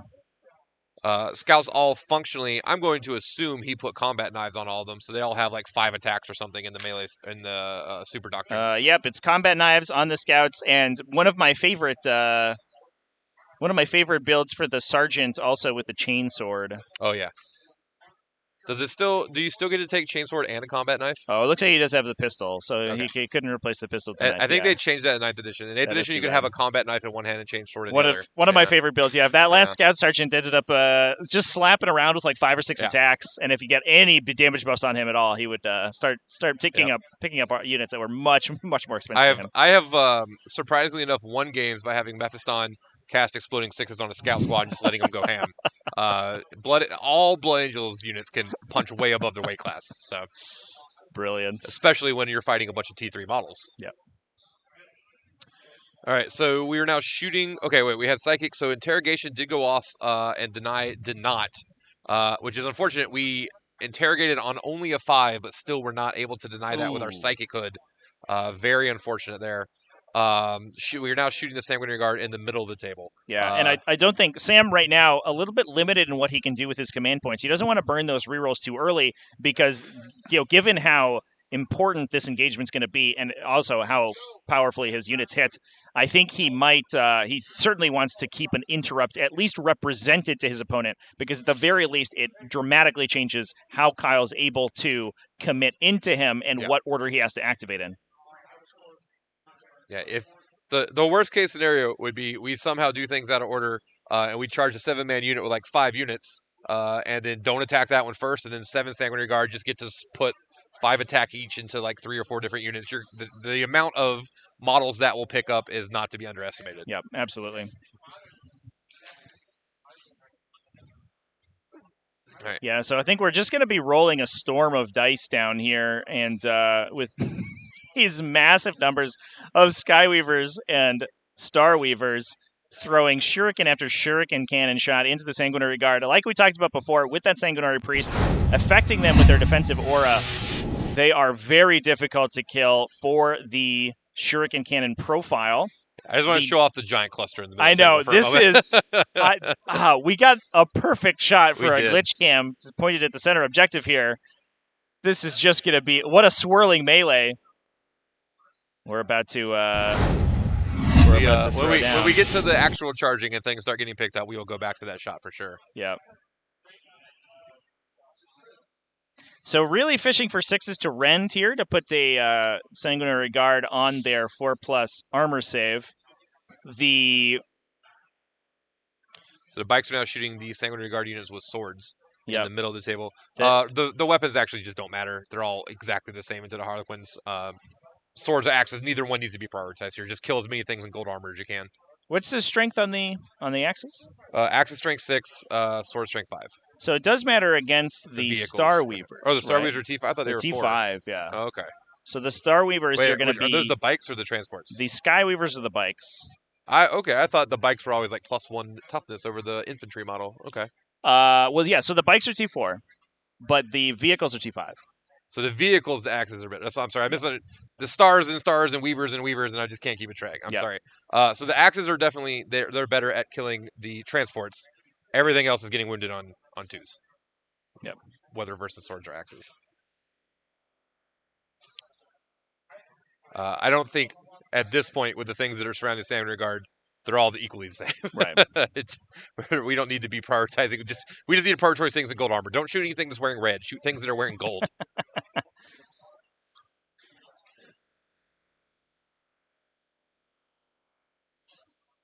Yeah, Nick.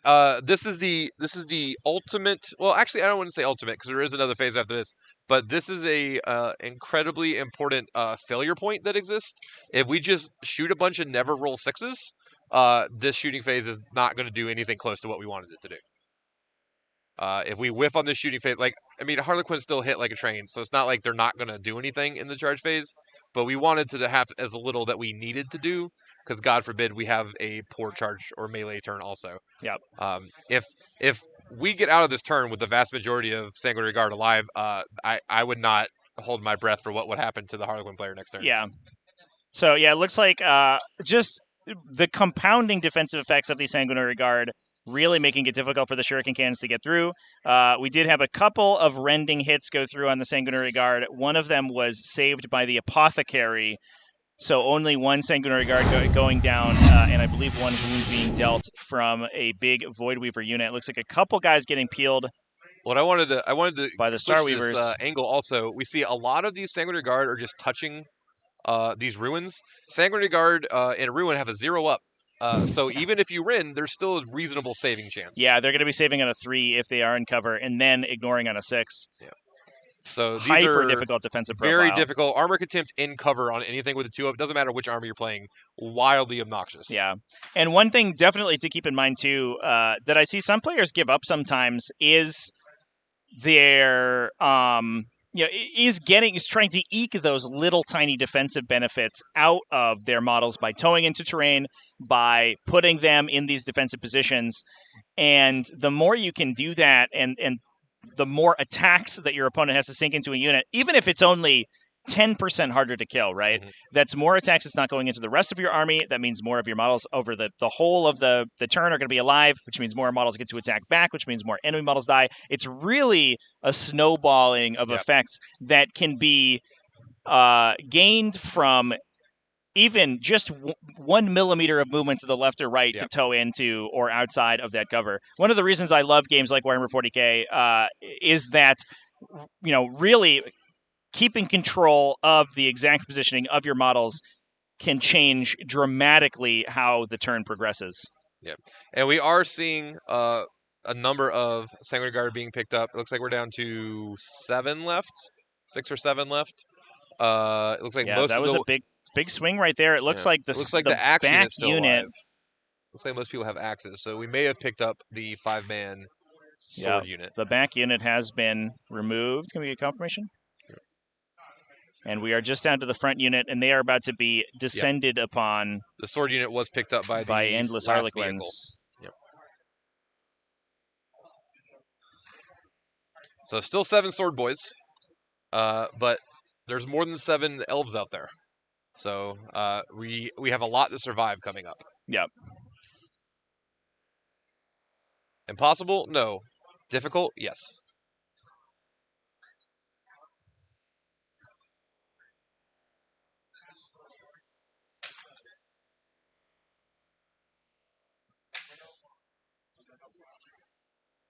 Now, do keep in mind that these Harlequins, because Harlequins are just BS and weapon skill 3, right? Yep. So they are going to be hitting on 4s in melee. All Sanguinary Guard do give a -1 to hit in melee. So a little bit of extra durability in melee versus the shooting they just took. But of course, Harlequins more famed for their melee prowess than their shooting necessarily. Right. Or I guess typically, I get this edition, who knows? Right. Yeah, the easiest models here to target for the Harlequins are going to be those characters, especially the Librarian and the Sanguinary Priest, which are in the center. You can see right next to each other. That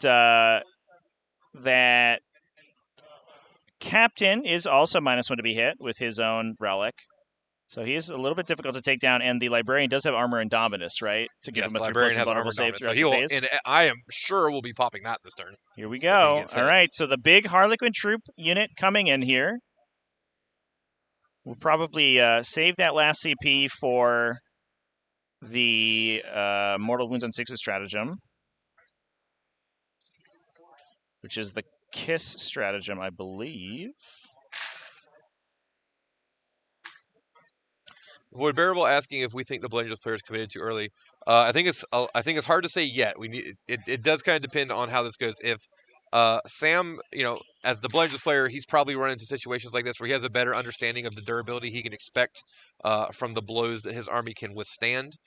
If he did calculate that he can withstand this with a meaningful force still left alive, and he does so, then his plays make perfect sense. Obviously, if everything gets picked up here, then sure, we can say he committed too early. I do think that his commitment was based on the idea that he thought he could delete everything that was in the middle of the table last turn, and when that one boat with troops ran away, came back, or those troops are obviously part of this equation here. That was, I'm positive that his plan was killing all 3 of those transports last turn with the things inside of them, which did not work out. Yep. Yeah, so it looks like the last Star Weaver had taken out that last Sanguinary Guard in the back, and it looks like, I think we actually did use the Embrace stratagem to deal mortal wounds on the charge with this player troop, and now the Void Weavers are coming in. So we're just going to fight and try to deal maximum damage right now before a potential interrupt comes down. And I think with a heavily depleted Sanguinary Guard squad, that interrupt is significantly less exciting. Now, the one thing I'm a little bit sad for Sam here is how far back his captain is, since his Deathly Visage aura to remove objective secured is only 3 inches. Yep. And the Harlequin player is doing his absolute darndest to keep outside of 3 inches of that guy, obviously to try to get around the heroic intervention, but also not to get out obsect. Because as soon as that dude goes in and touches the objective and catches the troop squad in that aura, he steals the objective away from everyone. So we did do 4 mortals on the charge. Oof. Yeah, that's 2 Sanguinary Guard, and it doesn't, not even Soul Warden here was able to save them, it looks like.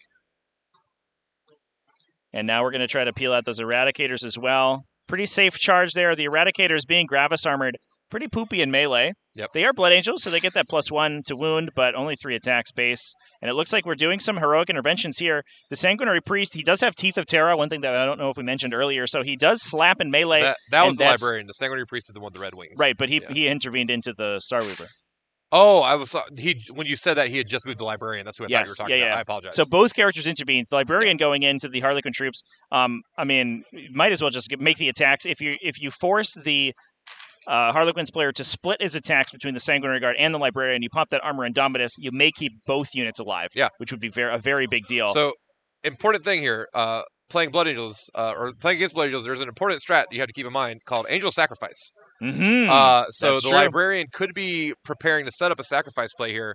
Blood Angels characters have a strat where any unit that could attack them in engagement must.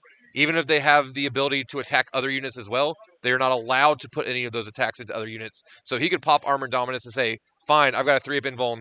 Maybe if this is a 10-man troop, 5 of you have to attack me. You're only going to put 5 more attacks in my Sanguinary Guard. Dramatically changes the math. Very random strat that Blood Angels have that catches people off guard a lot. Just really, it's kind of like that the Dark Angel strat first rank only fight. Right. It just, if you're not prepared for it, it just changes the math mid combat so much Absolutely. that you find yourself in a predicament you were not expecting. And especially when you can stack it with those defensive abilities that Blood Angels have access to. I think they also have a once per game 3+ invulnerable save, right? But that's a Death Vision ability. Yeah. But things like that, things like Armor Indomitus, some of the more defensive Warlord traits, you can stick together to make a character super difficult to kill, force all the attacks into them, keep your Sanguinary Guard alive, and just keep them swinging into the enemy army. Now, notably, the Angel Sacrifice is 1 CP, so that could have been his plan here. If there's not an interrupt, it's like, well, if I just survive you, I don't technically need to interrupt. I can just attack you later. Yep. I didn't hear it from the players. Can we just get confirmation that the strat was used? Yeah. It does look like wounds going down on the Librarian, so I do imagine that that's what happened. Although, fortunately, it does only require the models in engagement range to attack him, right? So the Harlequin troopers that are outside... Yeah. Anything that is only in engagement range of the Sanguinary Guard can still attack that. Yep. It's just things that could attack the priest or the Librarian have to, if that's what was done. So that was Angel Sacrifice going down. Did he use the Armor Indomitus there also? So I don't think he needs to, right? Because we're only on just blades for the Harlequins in melee. We'll verify. But that does mean that we don't have an interrupt available. Okay. Did not for pop Sam. Indomitus. Wow, so we still have Armor Indomitus available for later. That is big. Okay. This Librarian could get stuck in for multiple turns. And, despite the fact that Librarians aren't the most impressive melee combatants, any Blood Angels model immediately becomes more powerful in melee just by virtue of their chapter. And we are assuredly going to have the entire army in Assault Doctrine next turn. Yep. Which will open up the Blood Angels Super Doctrine of +1 attack on every model. Yep. Now, interestingly as well, I do wonder what happens to the Star Weaver here.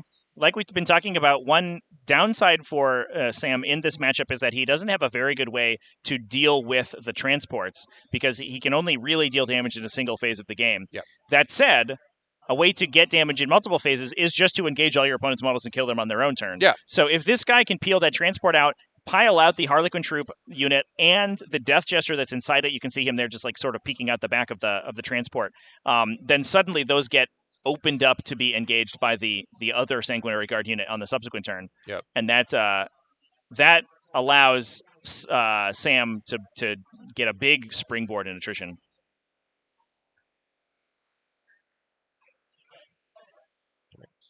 So yeah, Nick talking about the Death Jester just going to muck up the entire combat.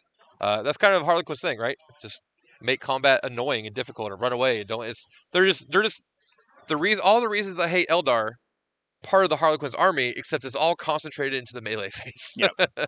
So some questions about the Skyweaver's melee profile. They are equipped with Zephyr Glaives, so they're swinging at Strength 5, AP 2, 2 damage. They don't have any, they're 4 attacks apiece for each of the bikes that gets in melee, but currently they don't have any offensive rerolls, which means that fighting into that Death Mask, they're going to be hitting on 4s. They are wounding on 3s, but that Armor of Contempt is going to make it a 3+ save for the Sanguinary Guard. And you're swinging into the 6-up damage ignore from the Sanguinary Priest as well. So their attack profile is good, but it's not perfect. Yeah. It's not exactly what you want to be attacking Sanguinary Guard with, and there certainly is the opportunity here for the Sanguinary Guard to spike and take very little damage. And that's kind of what we said. If we get any hot or cold dice on this turn, it could be catastrophic. Oh, no. And I think the Zephyr Glaives did its swing, and we only killed one guy. That's not what he needed to see happen. Uh-oh. Yep. Uh-oh. Folks on YouTube, you can find the army lists down in the video description. If you've been with us the whole morning, you might need to refresh your page, but they're there now. Yeah, we've sunk the lists in there.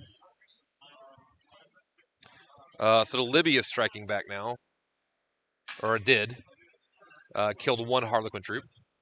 Now it looks like we are consolidating the Sanguinary Priest. This guy's going to have like 7 attacks, I think, right now with the Teeth of Terra. The Priest is swinging with 6, it sounds like.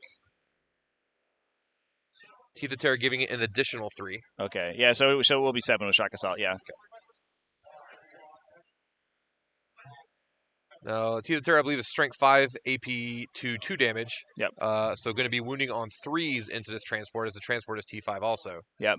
But this is a damaged Starweaver, so we don't need to convert that many attacks through to remove it. Let's see what we get here.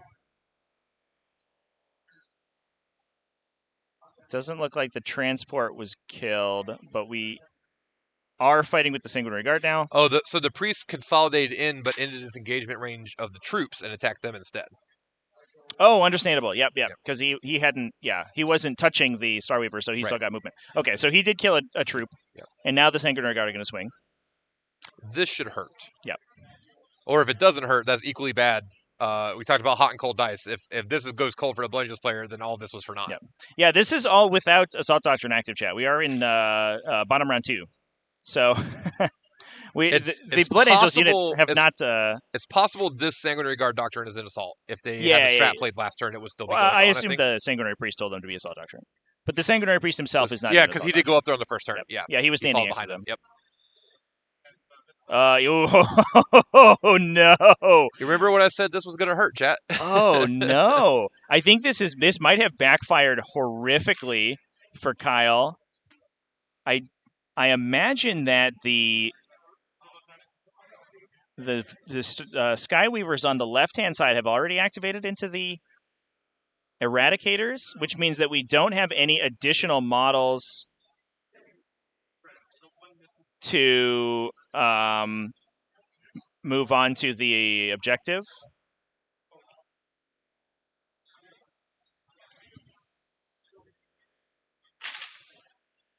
So we did clip, 1.5 units of Sanguinary Guard, but potentially lost the control of that objective. Not entirely sure about that pile, and I'm going to be honest. Okay.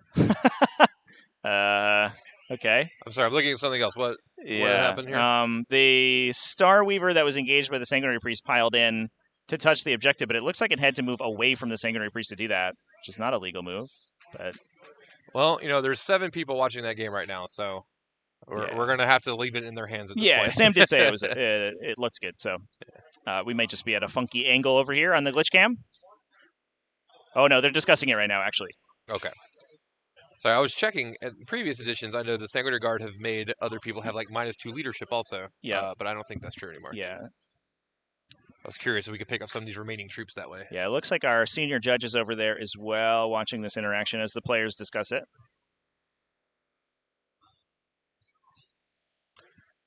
So I think the tension right now, right, is that captain that's sitting in the middle of the table with his super cool 2-handed relic blade is giving, he does have Rights of War, so he's giving all of the Sanguinary Guard objective secured. Mhm. So we currently have 1, 2, 3 Sanguinary Guard plus the 2 characters on the objective for Sam. Both players have objective secured touching the objective because there are 2 Harlequin troopers remaining there, which means that currently Sam is controlling the objective because he has 5 models to Kyle's 4 with the 2 Starweavers plus the 2 Harlequin troopers.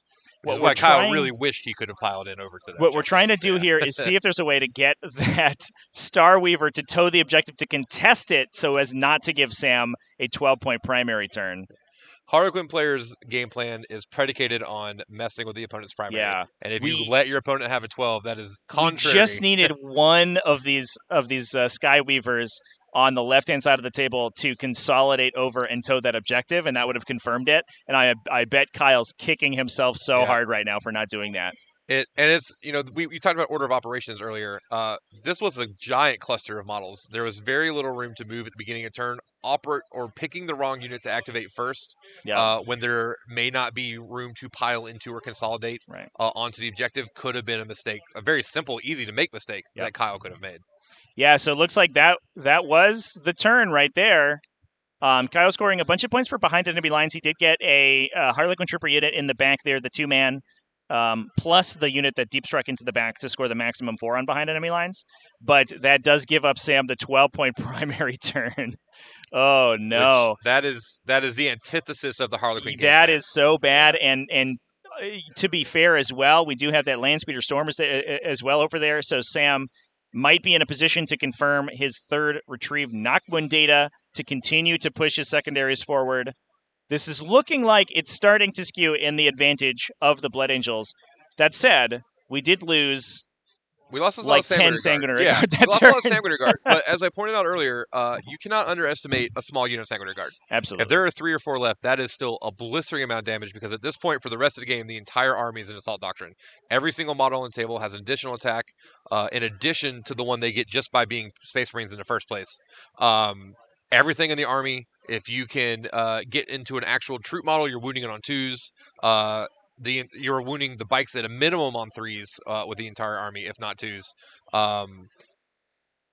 And our Harlequin player got closer to our Blood Angels deployment zone. So all of those nonsense, the incursors, the intercessors that are holding back objectives, the aggressors, the eradicators, they are now going to actually start putting out, even without melee weapons, Right. they start putting out significant damage. And especially since in this matchup, you actually don't really need melee weapons because your AP values yeah, do the not AP matter. just doesn't matter. Yeah.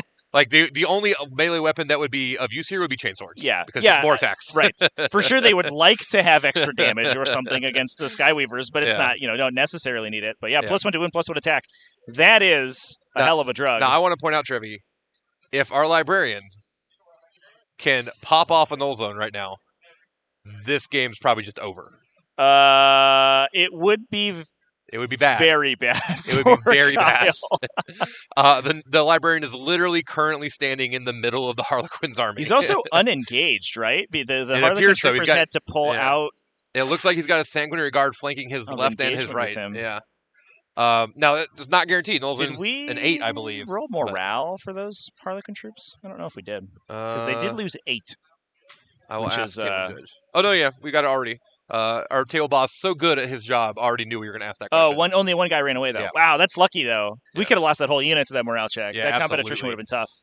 That was why I was wondering in 8th edition, the Sanguinary Guard gave everyone -2 leadership, and that would have been 2 more guys Yeah. immediately. Yeah, the 8th edition morale would have been brutal here, but I kind of like the 9th edition morale. It's it Yeah. feels less punishing. No, but it's still I don't relevant, want to sound like I'm complaining. I just don't Yeah. remember all the rules anymore. for sure. All right, and we just saw a speedy boy, Trevi, zip across the table. Oh, on verify if scouts got out or not. Yeah, and just making sure that there's no interventions that can come in. Yeah, both these players playing by intent right now, really Absolutely. describing exactly what they want and kind of working through the game state with each other. Which my personal favorite way to play. Absolutely. And I cannot recommend it enough. We've all, as we mentioned rules lawyers earlier, we've all had the pleasure of getting to play those types of games where you're 0.1 inch shorter than you intended to be. Yep. Sorry. No one wants to win a tournament like this by Right. gotching somebody. Right. We want to figure out who played the best 9 games of 40K. Yeah. And Yeah. players definitely on board with that. Playing on stream, I think, as well, is a good chance, especially if you're representing a team or an organization. It's a good chance to just showcase, the sort of the morals of your group, and just make sure everyone knows that you're here to give up a great game of 40K. And I think that's what we're being shown here by these two players.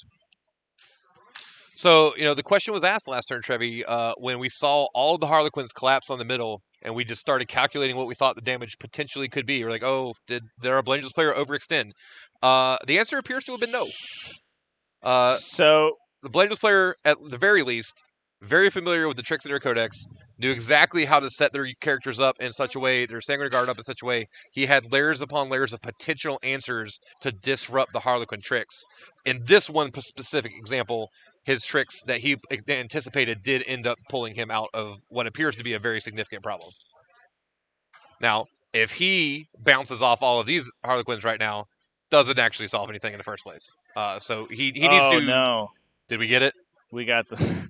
So we tried to bait out a deny with Sam's Librarian. So we moved on to the Psychic phase. Sam's Librarian went for a smite, perils it, but he had been healed by the Sanguinary Priest, so he didn't die. Fortunately, he survived, I think, on 1 wound. Then went for the null zone, rolled a 9. The deny didn't get it, and we've lost the invulnerable save on all those. We have a null zone about Look right at that! here. Oh no! Oh man! This is we're going to do the null sign right here. This is going to hurt. That's the no Harlequin zone. Yeah. No, Harlequins aren't allowed to survive No, here now. at this point, it might be the no fun zone, No, Trevi. so no fun zone for anyone. Oh my god! Except for Sanguinary Guard with a 2-up, I guess. But that psychic power is so difficult to build a game plan around because it does go off on a 7 if I remember correctly. It's a really tough one to get through, and you have to be up close and personal with your opponent's army, so their denies, their anti-psyker abilities are all online when you're trying to get it off. But when it happens in a matchup like this, it can immediately end the game. And we still have a full round of attacks to roll out. We do have to, push through those light sub-faction abilities, -1's the hit, anti-reroll effects. But every single one of those hits that's gonna get to the wound roll or is gonna convert a wound is probably gonna punch through the saving throws of these guys. These Harlequins now. There's a secondary effect that we often overlook that could end up mattering if he doesn't pick up all these characters. But the no zone will also cut any psychic tests or psychic spells cast next turn in half by our Harlequins player. So even if we don't kill those Harlequin Psychers, they're not going to be able to use all their utility next turn either, or they're less likely to use all their utility at the very least. But that's not why he cast that spell. All right. Aesthetics Deluxe, thank you very much for hanging out with us yesterday and coming back today. We really appreciate it. This has been an awesome game to watch so far, and I'm looking a real forward, roller coaster ride. This one, yeah, I'm looking forward to 2 more awesome games after this as well. Yep. All right.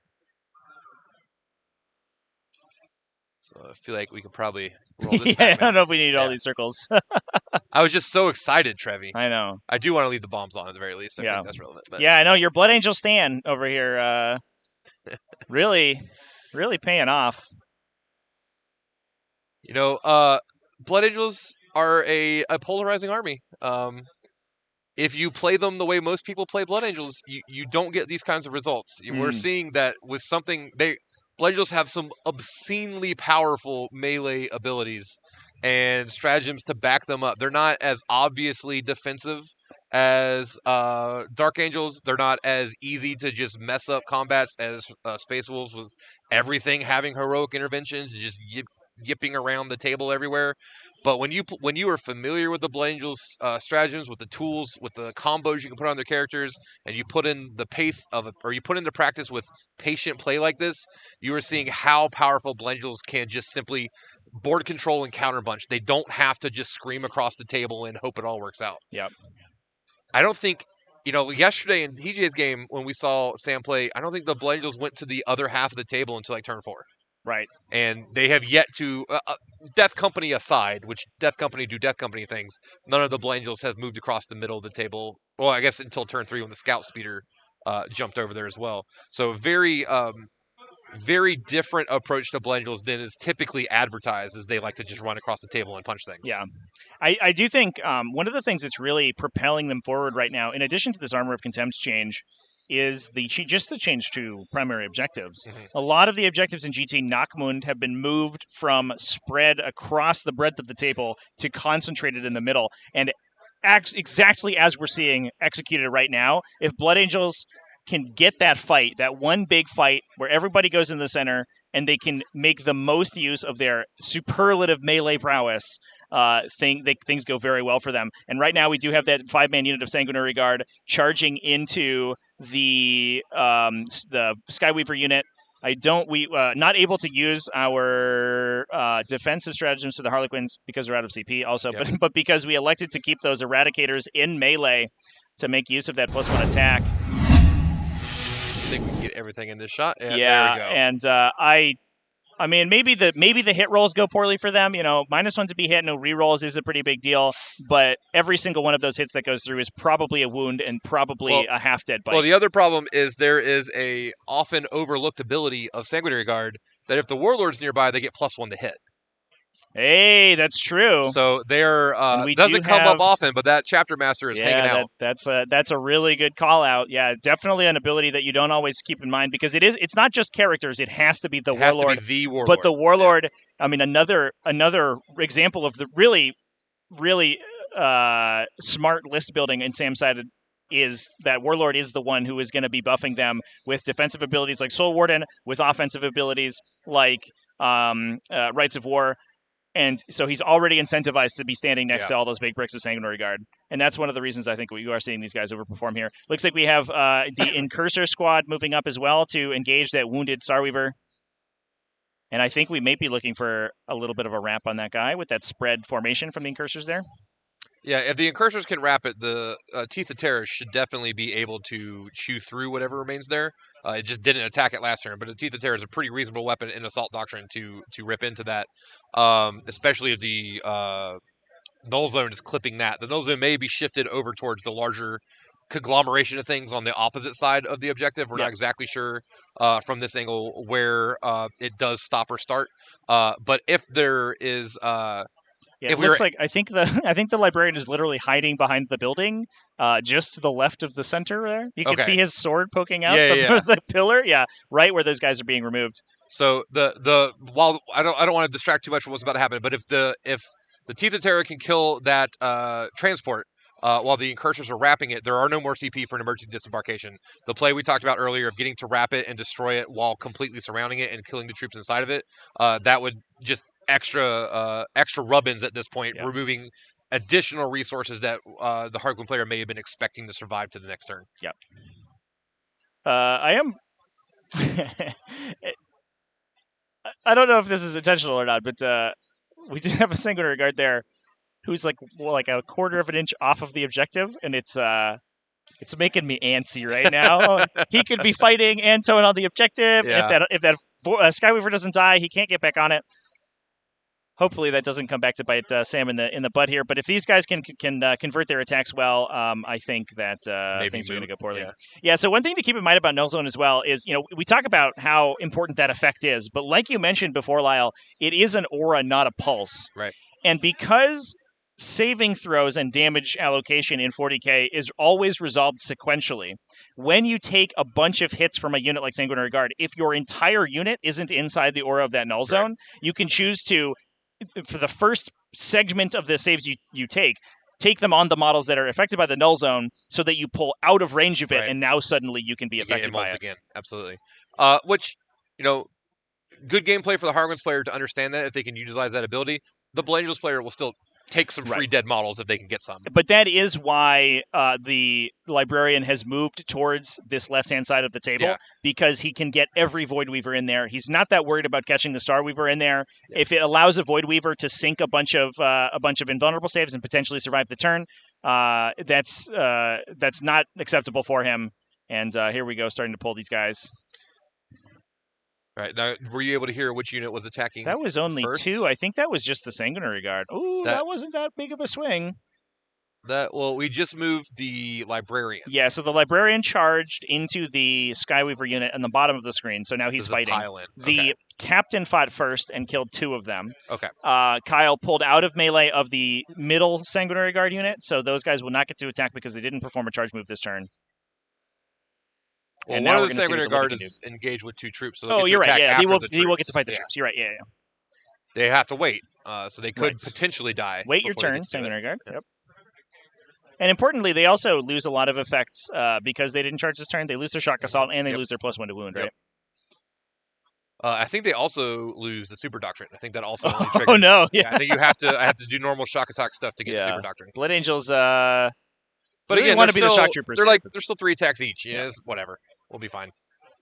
They have proudly served the Emperor thus far. Yep. So we are moving to existing combats now. I think we're just going to fight with those 2 Harlequin Troopers and try to see what we can do to the Sanguinary Guard. He just I know he just moved 2 Sanguinary Guard models. I assume they were piling in. Yeah, I think maybe he had forgotten to do his consolidate. Oh, that's a consolidate move. Okay. Yeah. So what happened was we made 6 out of 8 saves with luck dice.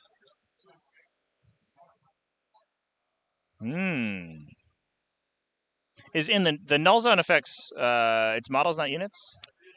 Yeah, it's models. So what appears to have happened is he started on the guy not in Null Zone and just made all the saves. Oh, no. Now, that had potential to either work exactly like this or be catastrophic. I think that he got lucky. He got laughing god lucky. He did. Shakerak smiling on the that Skyweaver squad right there. Yeah, that's a big old deal. That's exactly what Kyle needed to sort of try to recoup this battle round. This is kind of what we talked about. Our Blazers player managed to survive the onslaught last turn, but if they can't convert it this turn, then it's kind of a wash. I have to imagine that was as a result of the librarian's charge, and I wonder if Sam might even have been behooved not to attack with the librarian at all this turn, and just to leave him in the center, make sure the null zone hits everything relevant.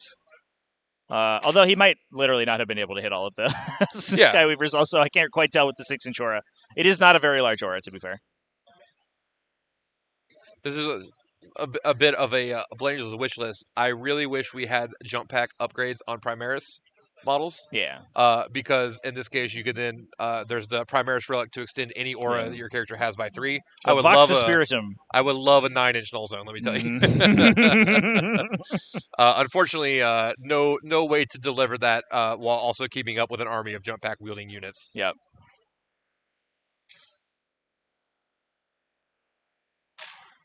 So we are going for a wrap of some sort. So it looks like, the Incursors there completed a wrap on the Starweaver and did end up killing it. And now the Harlequin troop is bailing out, excuse me. But I don't think, because of the spiky nose on that Starweaver, we don't really need to use an emergency disembark to get out of melee of the Sanguinary Priest. We're just going to use a melee key here to make sure. Super useful to have those widgets around, by the way. I think if you don't have a set of laser cut widgets to measure these really fine movements, in cagey games like this, they make such a difference just keeping the game clean, making sure both players are aware of what's going on, and all your measurements are above board. And here comes the Death Jester as well.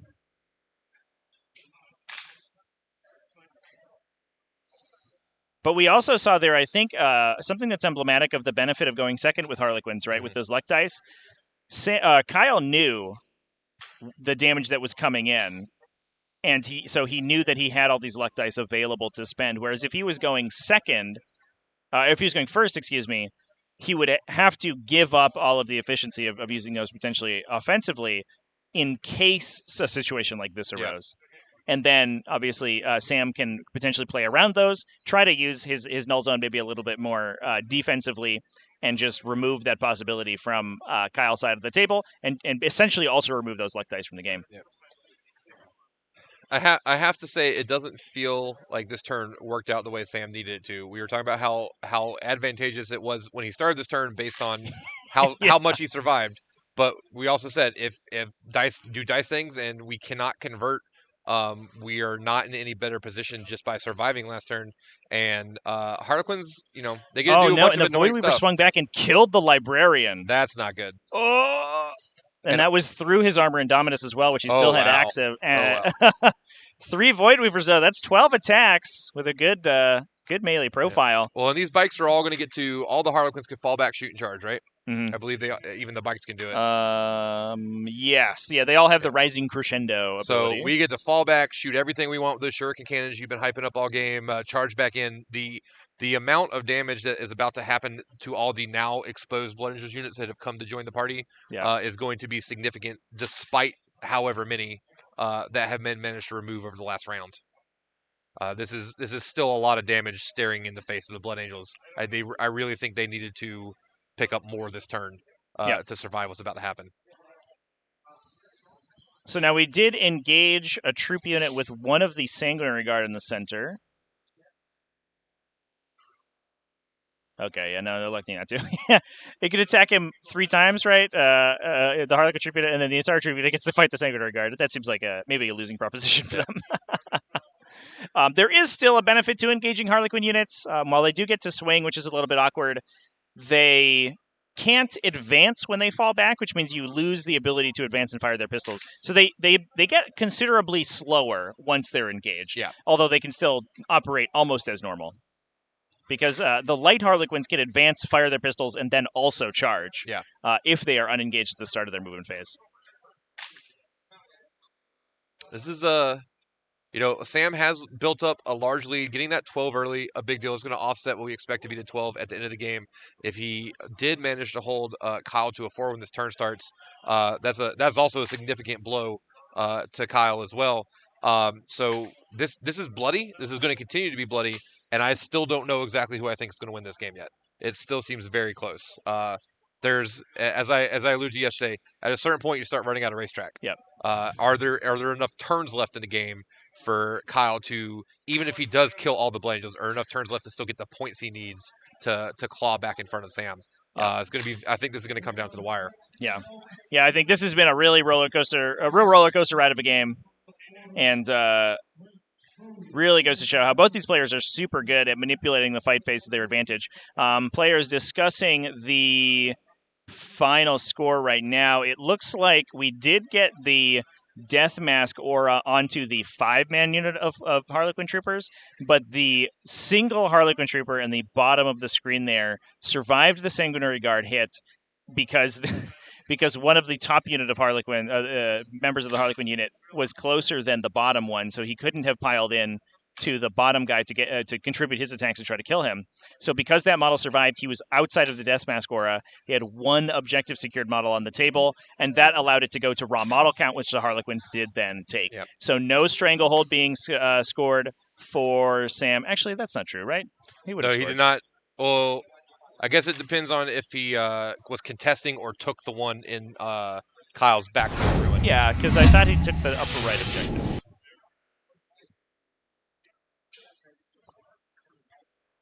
Yeah, we'll just get confirmation on that. Because it is hard to see there on the inside the shadow of the building on a black objective marker with a black unit, but we do have a very nice Stormy Boy in the top right-hand side of the table who has disembarked 5 scouts onto Kyle's home objective back there. Well, our table judge at one point said that the scouts did not get out, so if they didn't, then that's just why. We're confirming that right now. Huh. Okay.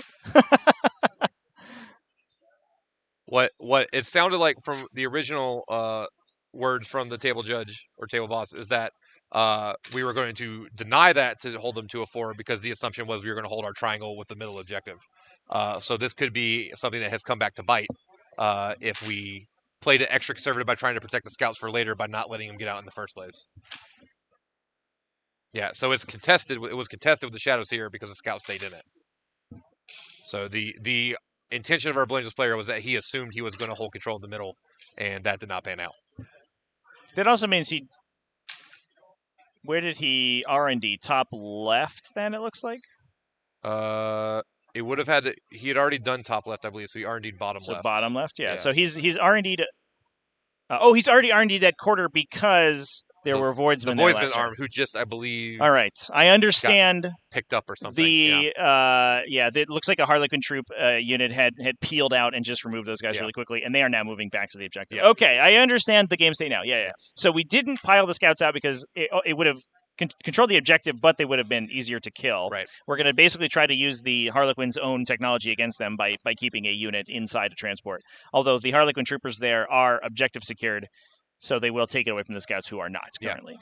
And unfortunately, I don't think there's, short of him, and I don't know why he would, but short of him finding a way to shoot the speeder open, there's no way that those scouts could ever attack those troops this turn, because if the troops just charge the scout speeder and destroy it, the scouts will have to be outside of engagement ring when they get out. So the troops do have fusion pistols.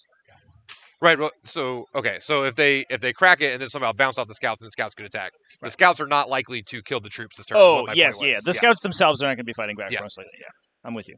Yeah, I think if the scouts get charged, they will probably die. Those if he bounces with the fusion pistols and has to charge the speeder, the scouts are pretty reasonable to kill the troops next turn. Also, though. Yeah. So those scouts are not to be underestimated. They are wounding troops on 2s. Yeah. With a bunch of attacks. Yeah, they're swinging 4 attacks apiece, right, with the Blood Angels tactic? 2 base with a combat sword and a blood. Yeah, so it should be 4 attacks apiece. So 21 attacks with the sergeant. Yep.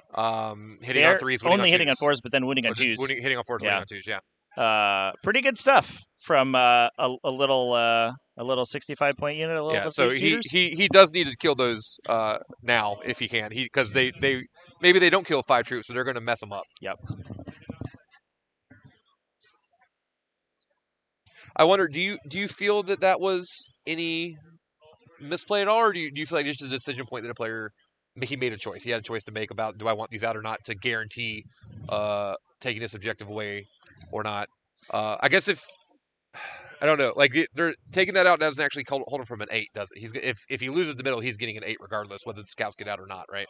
Right. It will simply give a stranglehold. Yeah, I think Sam is probably hoping for a situation in which it's unlikely, right? But there is a universe where that storm speeder doesn't die. Mm-hmm. I think it probably has access to expert riders this turn, so we can -1 to hit it when it's targeted because it advanced the previous turn, and try to bounce those fusion pistol shots. If it can survive the melee, it can then fall back out of combat and drop the scouts on the bottom right, the bottom left-hand side to try to get that Nachman data, and potentially contest the objective there if we have the distance, but I'm not entirely sure. And that situation, that's number 1 A+ situation. Yeah. But the likelihood of that happening is low. Sam is just trying to hedge his bets, essentially. Yeah. I think he assumed that he would clear the center of the table, and it ended up not happening. Which, to be fair, did feel like a little bit of a tall order because you don't know whether or not Null Zone's going to happen that turn. Right. And he made that decision without knowing if Null Zone was off yet or not. Right. You're right. Right. I guess you just put your faith in the heart of the dice, right? You do. We also didn't have that one Sanguinary Guard that I was talking about earlier, toe the objective, which would have given it to Sam.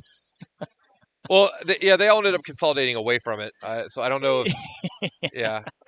I don't... Was he ever going to be able to go back on the objective short of killing that entire unit?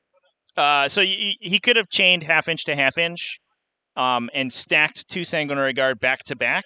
Okay. On the outer or the innermost Skyweaver. The middle of this table, over the last entire round, both players' turns, there has been precise movement, measurement, play. Yeah. That simple, it's not even gotchas, it's just simple miscalculations in precise movement has cost both players at various times. Yeah. Our Harlequins player not anticipating the need to stay out of the heroic for the angel sacrifice, which allowed so many things to live. Yeah. And we're seeing slight misposition may be a strong word, but the null zone being slightly shifted from where it would be most optimal, the Visage of Death being slightly shifted from where it would be most optimal. These are going to be things that the players may have been able to control or may not, but they've made a big difference. Yep. Now, can we get a confirmation of where the Skyweavers in the bottom left went? I can see them with my eyes. Actually, they're behind the ruin in the bottom left. They're just off the camera, basically on Sam's table edge. So they've just fallen back out of melee, and it looks like shooting going into the Sanguinary Guard now. That 5-man unit of Sanguinary Guard getting eviscerated down to only a single model. It is outside of the range of that Sanguinary Priest, so he doesn't have the benefit of that 6+ shrug. So we believe they're down here, I think? They're basically flush with the ruin. So they're right, sort of right here, essentially. Okay. So they're over here. Yeah, somewhere. they're right there. Exactly where we can't see them. Yep. Good job, players. Those tricksy elves, Trevi. Yep. Tricksy elves. Yeah, chat remarking that this is a really good game to watch this morning. Yeah, this game has been incredible so far.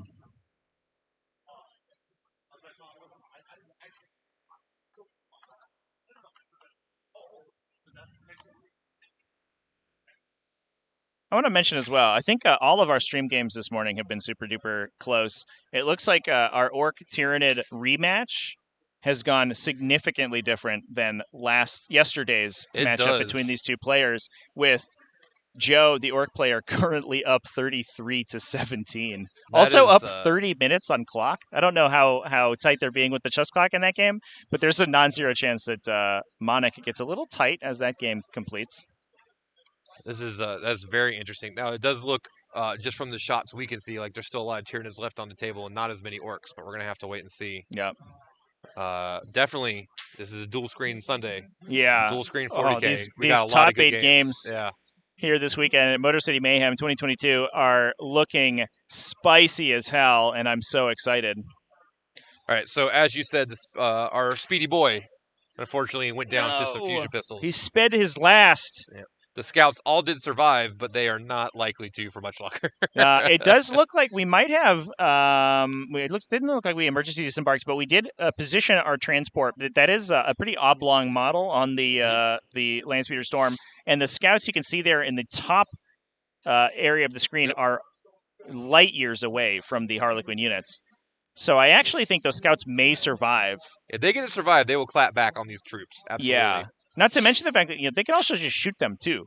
Yeah, they all do have boat pistols. They have a frag grenade they can throw once. I've been on the receiving end of the Scout Alpha Strike before, and essentially getting another melee attack with that bolt pistol before they go into melee is a big deal. Yeah, because the Harlequins could fail this charge. The troops or the scouts will not. They get to a movement phase beforehand. Which is they get to move helpful. and then +1 to charge. They're functionally moving 7. They will not fail that. Yep. So that's going to be interesting because if they can clear that objective off, it's just going to make, as we talked about, Kyle may have points left on the game that he could claw back, but losing that objective semi-permanently, not part of that process. Yep. Can we go back to the glitch cam in Absolutely. the center here? So it looks to me like the captain has just barely survived the shooting phase so far. Kyle is trying to squeak out some additional lines of sight to get shots on him. And the Sanguinary Priest still alive as well, actually doing the Emperor's work over here, keeping these models just barely alive. And I do just want to point out momentarily, Trevi, we talked about this yesterday in Sam's game. Blood Angels characters late games are units unto themselves. Yeah. Blood Angels characters do work when you get to this game state where both players start running out of resources. Blood Angels characters overperform for what you would expect a character to do when they can start running around just tagging things in melee on turns 4 and 5. So if any of these survive into the next turn, they can start picking up entire troop squads by themselves. Yeah. The other game is streaming over on the War Games Live YouTube channel. So if you go check that out, you can watch Joe's coverage there. It is incredibly close, very low scoring game. Yeah. But it looks like there's been a lot of death as befits our Corn Blessed tournament this weekend. Indeed. Yeah, it'll be interesting to see how that one shakes out. It looks like the other top 8 games still. Yeah, I am refreshing fervently for moving. updates, but don't see any yet. I can ask our table boss maybe for a moment to go see what's going on.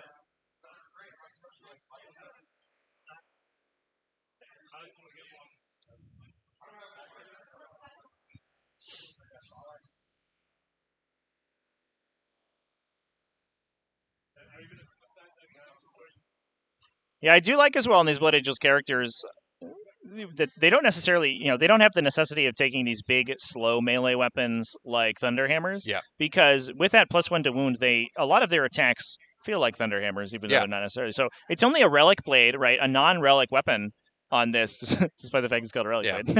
on the Blood Angels captain here, it's just a standard war gear upgrade for him, but he's still attacking. I believe that weapon's AP3 2 damage, and he's wounding almost the entire game on 3s or 2s.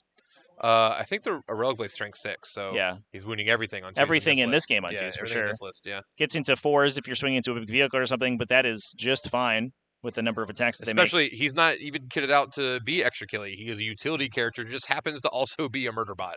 Yeah.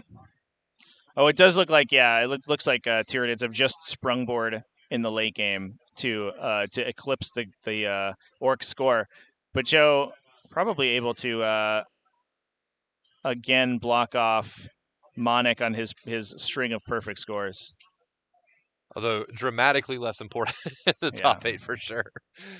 But that looked like it was a crazy tight game. Looks like they're filling in things now, catching up, making sure the final score looks exactly up to date.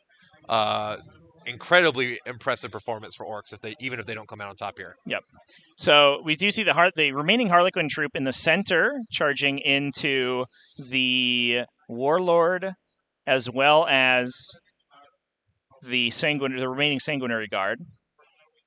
A heroic intervention from the Sanguinary Priest, the second of the game, into the Death Jester. But we have to keep in mind that Death Jester is Fractal Stormed. So -1 to be hit, no rerolls, and he has an auto-pass save in the bank on top of any remaining luck dice, although I think we did use them all for Kyle. So he might not die here, but if he does survive, he gets to activate that Suit of Hidden Knives to pile mortal wounds onto one of these characters. So quick, brief updates from the floor. In our Brad Chester game, he's playing Eldar. Our simple update is that he appears to be on the back foot against Tyranids at the moment. As befits a Tyranid mirror match, we apparently can't tell who's winning as the Tyranids are just devouring each other. Yep. So, in fact, everyone's winning. All we know a Tyranid player is winning that. As soon as we know which one it is, we'll give you an update. But unfortunately, it appears to be exactly what you'd expect from just a Tyranid murder mess. Yeah. So we may see all three of our possible Tyranid players moving forward. We'll see how that our Nids Eldari player Tyranid game goes. Yeah, our Nids player against Brad Chester is currently up 66-49 at the bottom of 4. All right. Well, we'll find out.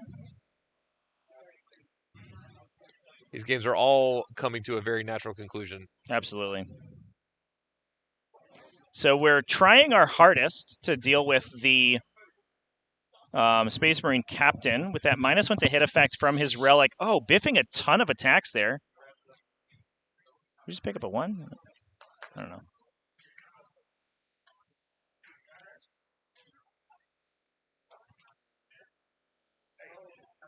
I think it looks like we biffed our wound roll from the Void Weavers into the Sky Weavers, excuse me, into the Space Marine Captain in the center. You know, for two melee armies, we've had a lot of bounces the last turn and a half, round and a half. Oh, and then here's the Suit of Hidden Knives activating, and that does get him. That slap Death Jester activating his relic to deal the mortal wounds, pushing them through the Soul Warden effect, and killing off that Space Marine Captain. And with it, maybe Sam's hopes and dreams, although he does still have OBSEC remaining with those incursors. And like you said before, the Blood Angels late game is something else because all of these models get +1 attack, +1 to wound. We still have the Sanguinary Priest remaining, who does have Teeth of Terra and is going to slap pretty freaking hard. Yep. And the incursors are still OBSEC, and not to mention the fact that we are Space Marines, so everyone's just got a bolter strapped to them, and those Harlequins do not like to take bolter shots. That does peel off expensive Harlequin troopers with relative ease. So I think we are going to get to a really spicy late game as we move into this the really bottom looks of, like it's going to come down to the wire. Yeah. Which I wouldn't have it any other way, Trevor. I know. This game has been sick. Yeah. Absolutely awesome 40K. Not trying to disparage any Tyranid lovers. I don't want to sound mean about it. I would much rather see the way this game is playing out than a Tyranid eat each other. You know what I mean? This has been very beautiful, movement-oriented 40K that I've loved watching. Yep. Take a look at our overhead camera here because it looks like we do have some attacks into the scouts in the top. Well, they did get in with that charge. Oh, no. Not like this. That is unfortunate.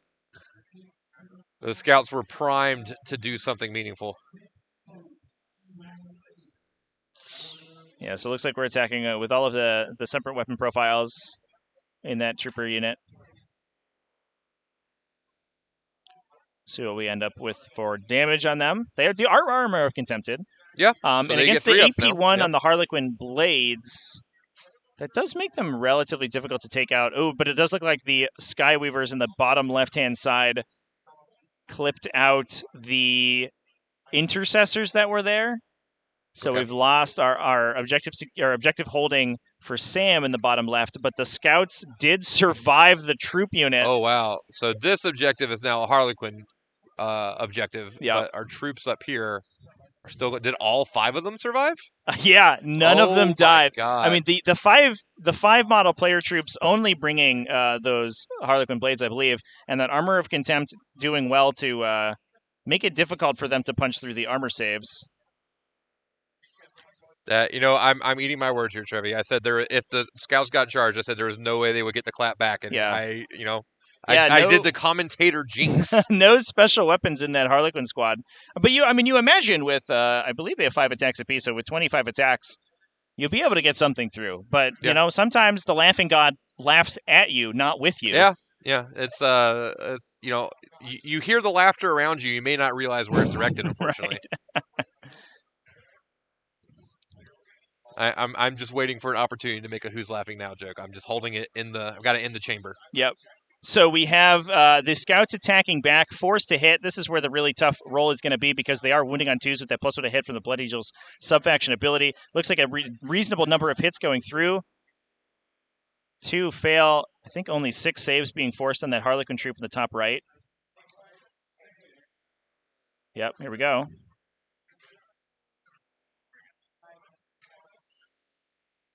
Do we just pull the lead player to that, I think? So we got 2 guys. 2 guys total. Okay. Well, I mean, scouts, the Is that- undisputed victors of that combat. Sure. Is there? Does that trigger leadership at all? I don't know No, what their troop leadership 8 on the is. Harlequin Okay. troopers, so they shouldn't run away. Another one of the benefits of that lead player having that additional wound, because you can peel him and basically suffer less total casualties against 1 damage absolutely. attacks. Now, as you pointed out, those scouts all have pistols, so even though they're not going to get to attack first next turn as they'll already be in combat, and they don't have a way to fall back and shoot, they do get to attempt to take a few more troops out before the troops will get a chance to attack them next turn. If they can shoot the troops down, not lose too many models to the troops, the troops swinging first, they can then consolidate to that objective to try to take it for Sam. We are, that was bottom of 3, so we're moving to top of 4 now. So we could that scout combat, if it goes well for Sam, could potentially turn things on its head in that top objective. Now, I do just want to take a moment and say, Trevor, we have over 200 people hanging out with us right now. We just want to say thank you to all of you guys. We've really appreciated your support this weekend. Have a lot of a fun 40K left to see. Very powerful list still in the chamber for the rest of the event, and we're not even done with this game yet. Hell yeah. Yeah, thanks everyone for joining us this weekend. I hope everyone's enjoyed the coverage and the game so far. They have been great, and I think are only going to get better as the top 8 moves forward. If you have any feedback for us, please let us know in the chat. Anything that we can do to improve, I think, would be super appreciated. And if you want to support the stream, don't forget to, if you're on Twitch, you can drop a follow, maybe drop a sub if you're feeling generous. And if you're on YouTube, I know Death or Glory is trying to grow their YouTube channel. That is our next priority, is moving into the YouTube marketplace, as it were. So you can !social or !YouTube on Twitch right now to get that link if you're not already on YouTube hanging out with us. Yep. So it looks like Eradicator's moving forward to try to deliver their Melta weapons into one of these remaining Star Weavers. Those Shuriken, the volume of the Shuriken shooting, while we talked about it being kind of inconsistent into the Sanguinary Guard profiles, eventually the deluge of metal discs flying at them has taken its toll, and Sam really needs to stem that bleeding as early as possible. But then they also have a charge back onto the objective, being able to target some of these Harlequin units. We have the aggressors in the top left-hand side of the table moving up to deal with the Harlequin troop unit that is still there, that planted the bomb on the left-hand side on Sam's table edge. And as we talk about the final scores for this game, those bombs are going to have to be something that we consider, because it's unlikely Sam's going to be able to move off of his objectives to perform the actions to prevent those bombs from detonating. Right. And even if Kyle isn't quite able to, wrest the domination of the primary objectives away from the Blood Angels, those bombs are going to shore up his score and probably confirm him for a max 45. Yeah. Someone in chat talking about Kyle being on the back foot. I honestly right now don't know who's on the back foot. This is incredibly close. Both players have been landing counterpunch after counterpunch. People are surviving things they never should have survived by our calculation. So this is, I don't think we can say who's winning yet. Kyle does have the benefit of going second, and as you said, he's the only one who's been able to do anything with the mission. That late scoring on turn 5, plus some mission scores that Kyle has not put, or Sam has not put any bombs out on the table at all. Definitely not.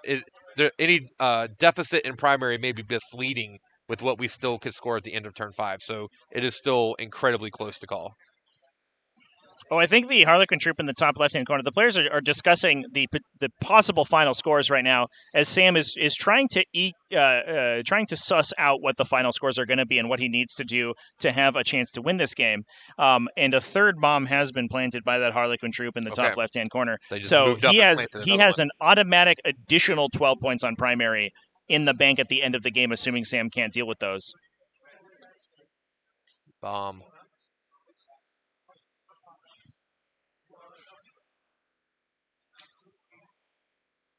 Now, the nice thing is, because this is turn 4, correct?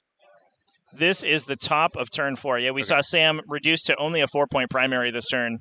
So we could, aggressors, if they can bolt out these troops, could walk over next turn and take a bomb away.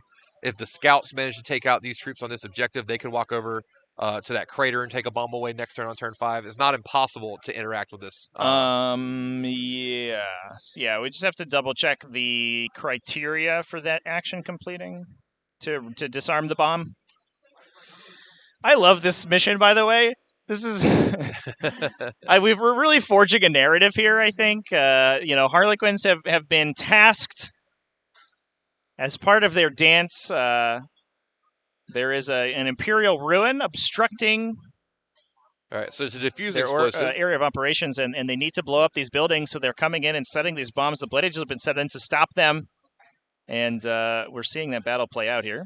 All right, so to take a bomb down, you're going to roll a d6. You need a 4-up. You get to add 3 if you do it with an OBSEC unit. Oh, man. But it's a 50-50 to take a bomb away under normal circumstances. And that is a full turn action. Yeah. So those aggressors aren't doing anything else if they're doing it. Yeah, which is why we would want to spray some bullets this turn and maybe take a bomb down next turn if possible. All of the bombs are Harlequins, chat, so far.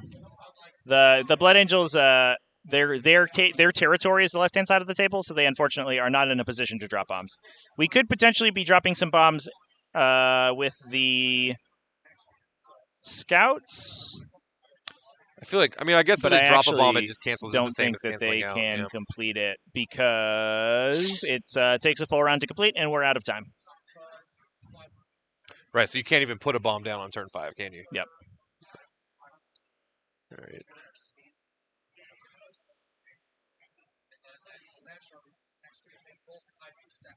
Or for clarity, I'll try to make this more obvious. So there's no confusion. There it is. Perfect. I appreciate the branding on colors as well. That's very good. Maintaining a cohesive theme.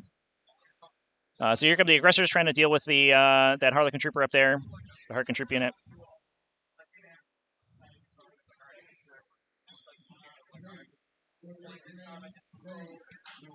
I think this game is similar to some of my favorite games to play in how cagey and how close it has become. I enjoy games where every single tiny positioning piece of positioning matters a ton. I've always advocated, and I know I've heard you talk about similar things before. Melee matches between two melee armies, some of the most fun 40K you can play. Absolutely, 100%. Yes, Sam, bombs will explode at the end of the game, but the Harlequins player gets this turn to set up another bomb, and then the Blood Angels player can try to take some down, but they're not going to. No points will come from them until the game is actually finished. All right, let's see. Do we have any more updates yet? No, so our only final result is the 80-57 victory. Oh man! So I think I think the scouts just peeled the Harlequin troop unit in shooting in the top right-hand side. I think so. Okay. So now they have a chance to charge a 3 Shadow hit rolls Seer? through, and the Harlequins, even with luck dice, biffed their invulnerable saves and died. Okay. Oh, man, here they come, the Eradicators onto the center objective. We do still have a Sanguinary Guard and an entire unit of Inceptors there. I am going to reiterate, I understand that Eradicators are not a melee unit, but at this point in the game, against Harlequins specifically, they hit just as hard as anything else. Yeah, absolutely. So that would mean that we have 5 troops there that have the opportunity now to declare a charge onto a lone character in that top right corner, we think? Yep. I don't remember that character being particularly tricky to kill versus the Death Jester we saw in the middle. Yeah, so the Shadow Seers themselves don't have any... I think they just have their shield from harm. That will make them a little bit tricky to take out. I'll just confirm that real quick. Yeah, the 4+ do be that way sometimes. We did see Harlequins make 8 in a row, right? Previously in the 6 out game. of 8. So 6 out of 8, yeah. the Laughing God giveth and the Laughing God taketh away. And he You know, has done both of those things this game. I think I mentioned at some point this weekend, I played a game against Harlequins in my last tournament, and I had made some poor choices that put me in a position where I had to kill a character to win the game. Yep. And that character just did not fail any 4-up invulns for a turn and a half. Yep. And sometimes that happens. 4-ups give and they take away. Yep. Yeah, so the Shadow Seers are -1 to be wounded because they affect themselves from shield from harm. Okay. So that's the only piece of defensive technology they have besides their innate light, Sadith, and Harlequin's panoply special abilities. So Trans Hitman from more than 12 inches away and -1 to be hit in melee. I mean, it does make them a tough nut to crack into a 4+ invulnerable save. They have 5 wounds, and -1 to be hit and wounded is pretty annoying to attack into. Yep, there's definitely no guarantee to pick that up. Is the Shadow Seer particularly good at killing scouts back? He does have a Strength 6 AP1 weapon, so he's okay at it, I guess. The AP1's going to get shrugged by Armor of Contempt, but Strength 6 and 4 base attacks is fine. Yeah, but 4 base attacks means unless we fail leadership, the scouts should still be there to contest that at the very least. Yep.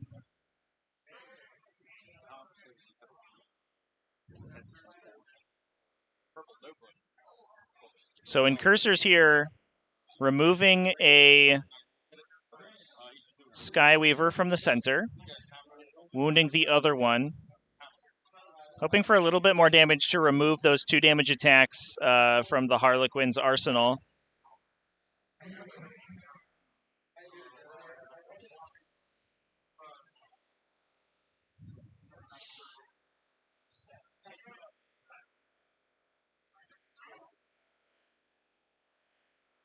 Now, I don't remember, Trevi, were the Eradicators able to pick up any of the boats in the shooting phase? Or did they we can take a quick look.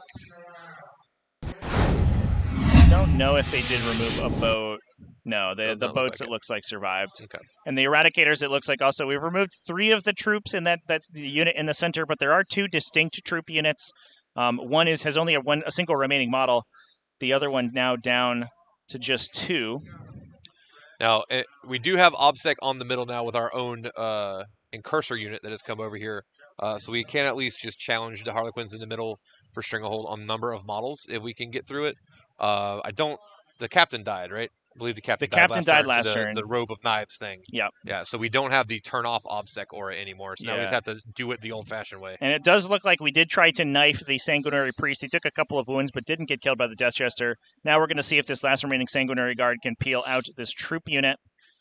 The downside here, though, is that we still have a Skyweaver engaging that Incursor squad, and that is a lot of 2 damage attacks coming at you that you would absolutely love not to eat. Yep.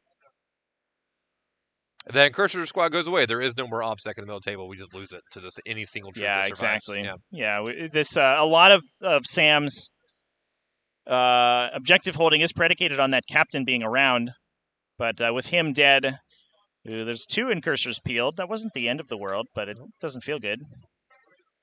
At this point, in the game, every individual model is so important.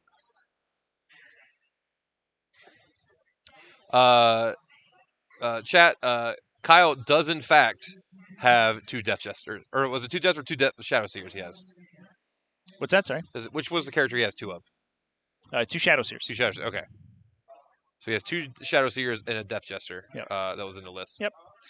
So it looks like the Scouts did get a combat activation, so I think they just had to kill 1 Trooper remaining in that troop unit, and they did consolidate onto the objective to take it away. Very good. Yep. If we can wrest control of this middle, although we're still going to be an 8 because the Harlequins still control the bottom left. So it's still going to be at 8, but what Sam's looking for right now is Stranglehold, because the real tragedy of last turn was not being able to control that center objective. cut Sam down 3 on Stranglehold, and that's really going to be painful as we move towards the end of the game. As close as this game is, he cannot afford to miss that right, twice. he's capped on his secondary objectives. Chat, yes, the Death Jester is a melee Death Jester. He is incredibly weird. Yeah, it's a very unique build for him. It's no rerolls for enemy models, and he has Favor of Shegarak, so he has an automatic 6 on a saving throw if he needs it, or otherwise he can use it on a hit or wound. And he has the Suit of Hidden Knives to deal mortal wounds after he's done fighting in the fight phase. So while his base melee attacks aren't too bad, he is going to hit you for 3 mortal wounds and then just stand in front of you and be very difficult to kill. As we have seen prove true over the last 2.5 turns or so. He did put down the Space Marine Captain, the Chapter Master Warlord, and now may be trying to pick up a second character for himself as well. We do have an update, Trevi. Our Tyranids player has overcome Brad Chester's Eldar list 81 to 67. Okay. So we now have 2 confirmed Tyranids in the top 4, and I hate to say three we have 3 now, right? because there are the other table is a Tyranid mirror match. Absolutely. So the little guy's been fighting as hard as he can, but there's going to inevitably be Tyranids in the finals. Yep. The question is, can Harlequins or Blood Angels get there to meet them and try to take them out? Yeah. Yeah. So it's up to this game to determine who will be sent into the pool of proverbial piranhas. Yep. That is the Tyranid-dominated top 4 of Motor City Mayhem. You know, we talked about it Friday morning. The FAQ came out about 30 minutes before our dice dropped in this event. And we started the weekend by saying, you know, FAQ came out, and if you have not been keeping up with things and were unsure why Tyranids needed an FAQ, I think this event is going to reaffirm that it was probably a good choice. Yeah. So it looks like Sam, I think, unable to wrest control of that center objective from the Harlequins. We do have, it looks like only 4 Space Marine models and 5 Harlequins models, both players with objective secured. Well, it looks like 6 Space Marine models. I see 3 Eradicators, a Cursor, Priest, and a Sanguinary Guard. Okay, yeah, I wasn't sure if that the leftmost Eradicator was on the objective, but it might be. So 6 if Space Marines it's not, then versus it might be contested 5-5 is I think what happened here, because Sam is not scoring Stranglehold and Kyle is at an 8-point primary this turn. This 2 turns of not getting Stranglehold is brutal. Yep. This game is so close. He needed those 6 points. Yep. So yeah, I think that Stranglehold not being scored for 2 turns is potentially going to wrap things up here for Sam. He's still up 3 currently, but we haven't scored the end of turn secondaries for Kyle, and we have to remember that Kyle has bottom round 5 scoring, so this is a Harlequins army, an easy 12 for that. We can just assume he'll get 12 for that, and 12 for the bonus secondary, or the mission bonus, which means almost literally regardless of what happens here. Yeah, he already has 36 on primary. All he needs to do is get 9 on his last turn in order to max his primary score. And Sam right now only at a 24. Yep. Kyle's on pace to win the primary by probably at least 4 plus mission. As Sam has not had any opportunity to, or he hasn't taken advantage of any opportunities or chosen to at least interact with the bombs in any way. He hasn't planted any, hasn't taken any down. So he's going to lose just the primary, as we can tell currently, by 4, then adding the bombs on top of that. Yeah. I mean, we can potentially muck with it a little bit because those these aggressors, don't have no reason after their command phase to stand on the objective in the top left-hand side, so they can go try to knock a bomb down to reduce that bonus mission score by 4. Same with the scouts, could try to get back over and the to scouts the top potentially one. could as well. Yeah, because Sam is, I assume, does not believe in his ability to stop the 12-point bottom round 5 primary. So knocking those bombs down is probably going to be his priority once we get to round 5. And the bombs are 4 points each? 2 points each? I don't remember exactly. How many bombs? Bombs get you 4 points for each bomb. So if he takes down 2, that would still leave him behind by 8 on primary. So Sam, to win this game, needs to find a way to get ahead by 9 on secondary somehow. And unfortunately, missing 6 on Stranglehold makes that incredibly difficult. Mm-hmm. I did have a question whether or not Kyle has played any Tyranids so far today. I guess we could take a quick look. We do have the technology. Yeah.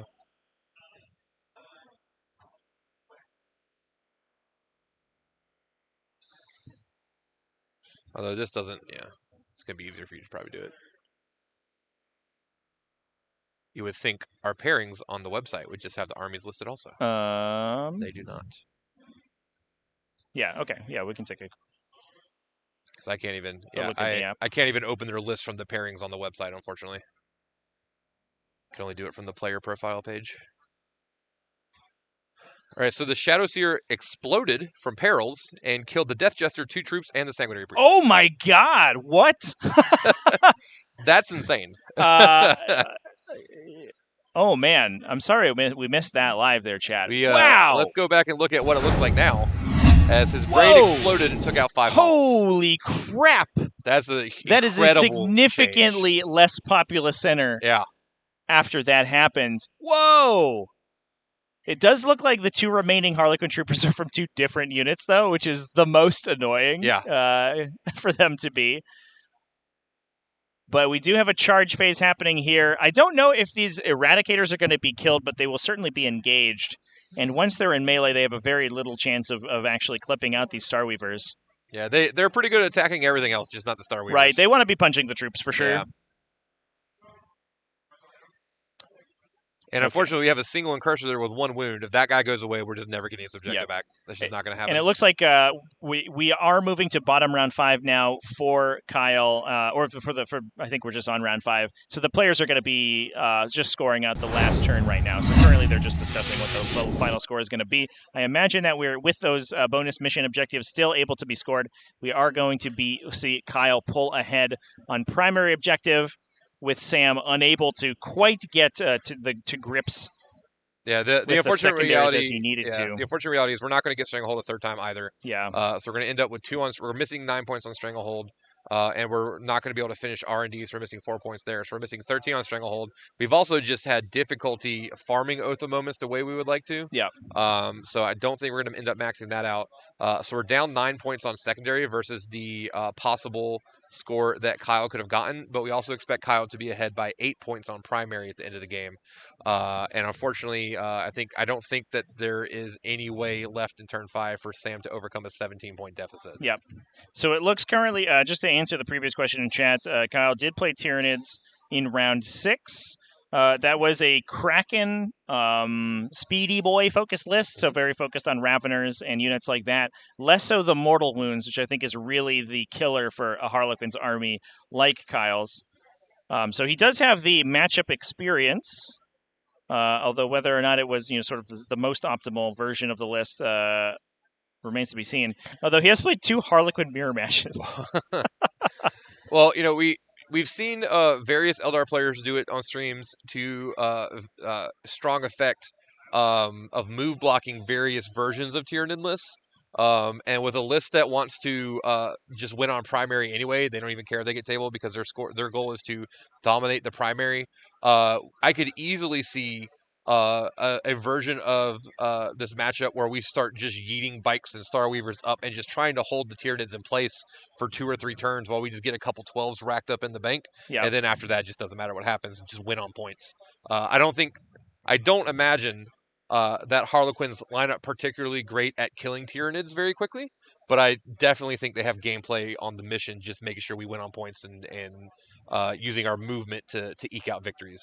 Absolutely. Yep. So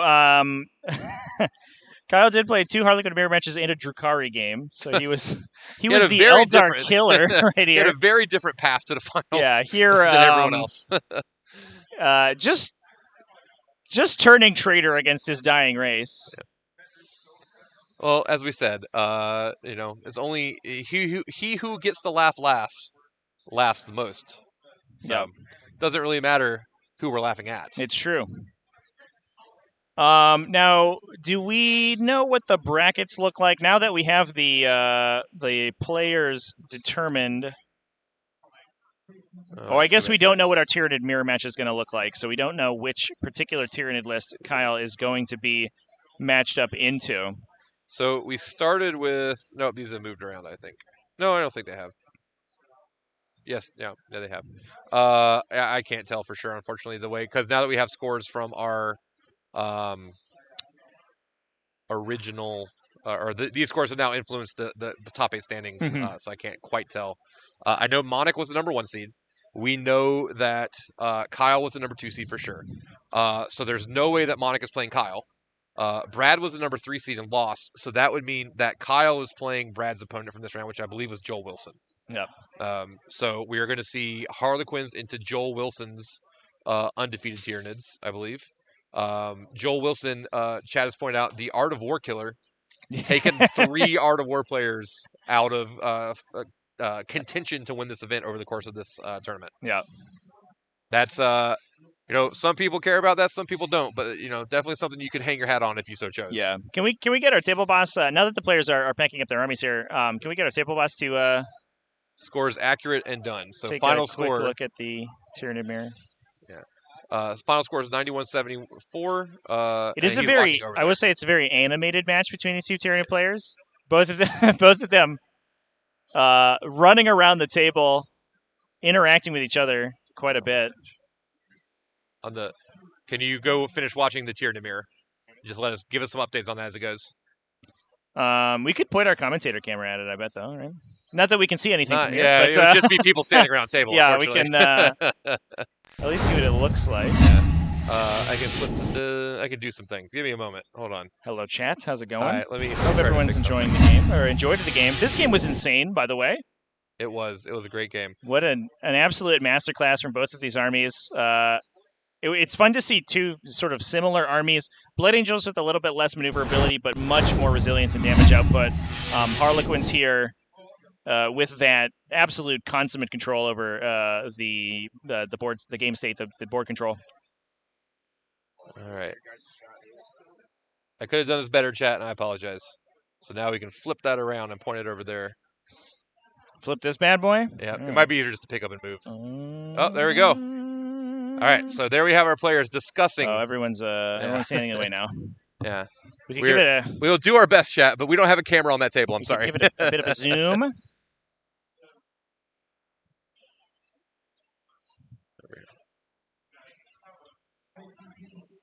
Hello.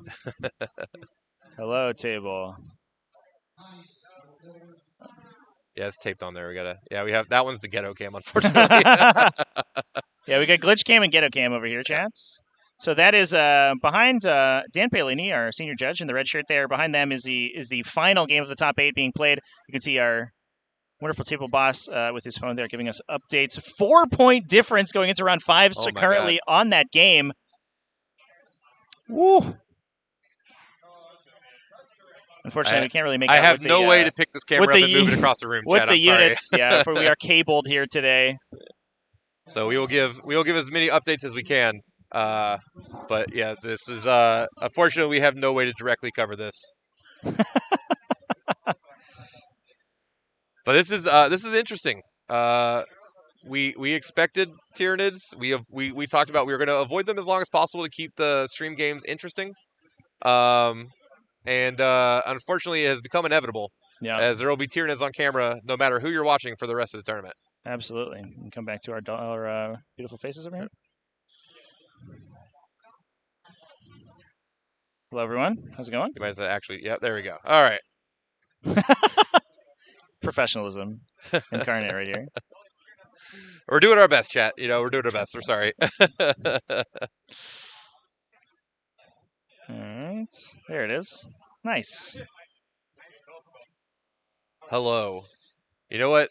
We haven't had a time in the round, but I do believe it's 420, Trevi, because it's It time. is. It's time to blazer It's it. for Blazer in it. 420 blazer it, Good folks. stuff. Thank you, Chad, for sticking with us through my flawless cameramanship. You know what? We do the best with the cameras we can afford, Chad. I'm sorry. The question is, which game will we be streaming next? Harlequins again or Tyranid Well, Mirror? you know, there's a that's I guess the chat. What would you like to see? Do you want to see the Harlequins mirror? I'm sorry, chat. Real 1 second. I have to give my daughter food. We can get the T-shirt. T-shirts you can find at store.tactical-tortoise.com. You just take care Find of all yourself. the T-shirts that I wore over the weekend. I was repping a lot of merch today. Yeah. So yeah, we can watch the Nids mirror. I'm sure you would enjoy a Nid onslaught as the biomass is devoured on Corn's table. So you get a lot of Tyranids to talk about now, A which is good. Tyranid's mirror probably does befit Corn's table the It most, does. but the Harlequins have been doing their part, so don't want to slouch them. It's true. So yeah, we'll go by kind of whatever we see the most in chat, both YouTube and Twitch. We can see what you guys are saying. Let us know. Would you rather see a Tyranids mirror next round or a Harlequin Tyranids matchup? Both will have an undefeated Tyranids player in it. Monik Gudamani will be in the Tyranids mirror. He was the player who only dropped 4 points over the first 6 rounds of Swiss. He will playing. I don't remember which player played Brad Chester, but he'll be playing Brad Chester's opponent this round. I think Was that might Jamie be Beatman? 2 undefeated Tyranid players playing each other. Ooh. I think the Tyranid mirror is 2 undefeated Tyranid players. I would have to double check that, but I believe both of them were undefeated. So we have 2 requests for whichever game is the Harlequins game. One request for Charlie Andre if he wins this game, which is still up in the air. We don't know yet. Now, is Charlie Andre a teammate of our Harlequins player? No, but Tim Duran in chat says that Charlie is his sparring partner. Okay. Looks like a lot of people asking for Harlequins, actually. So I think we may be locked into the All Harlequins. right. You know what? That's a really interesting game because, as we talked about, it's not exactly sure that Harlequins melee profiles line up into Tyranids the way they do into many other things. Yep. So it's going to be a lot more about good 40K playing the mission and not just trying to table your opponent. Absolutely. So I do think that's a very interesting game to watch. Harlequins, a lot of people wrote them off after some of their changes a few weeks ago, proving today that they are still incredibly potent in the capable hands. Mm-hmm. Definitely, despite being tuned down, they are still obviously capable of winning an event. Yep. No, do we have any updates on how the game is going right now? No, nope, I do not. No Good. updates yet. Perfect. So what I feel like I almost want to do is I may be able to find someone who may be a slightly more expert on people with pointy ears that could join you next round.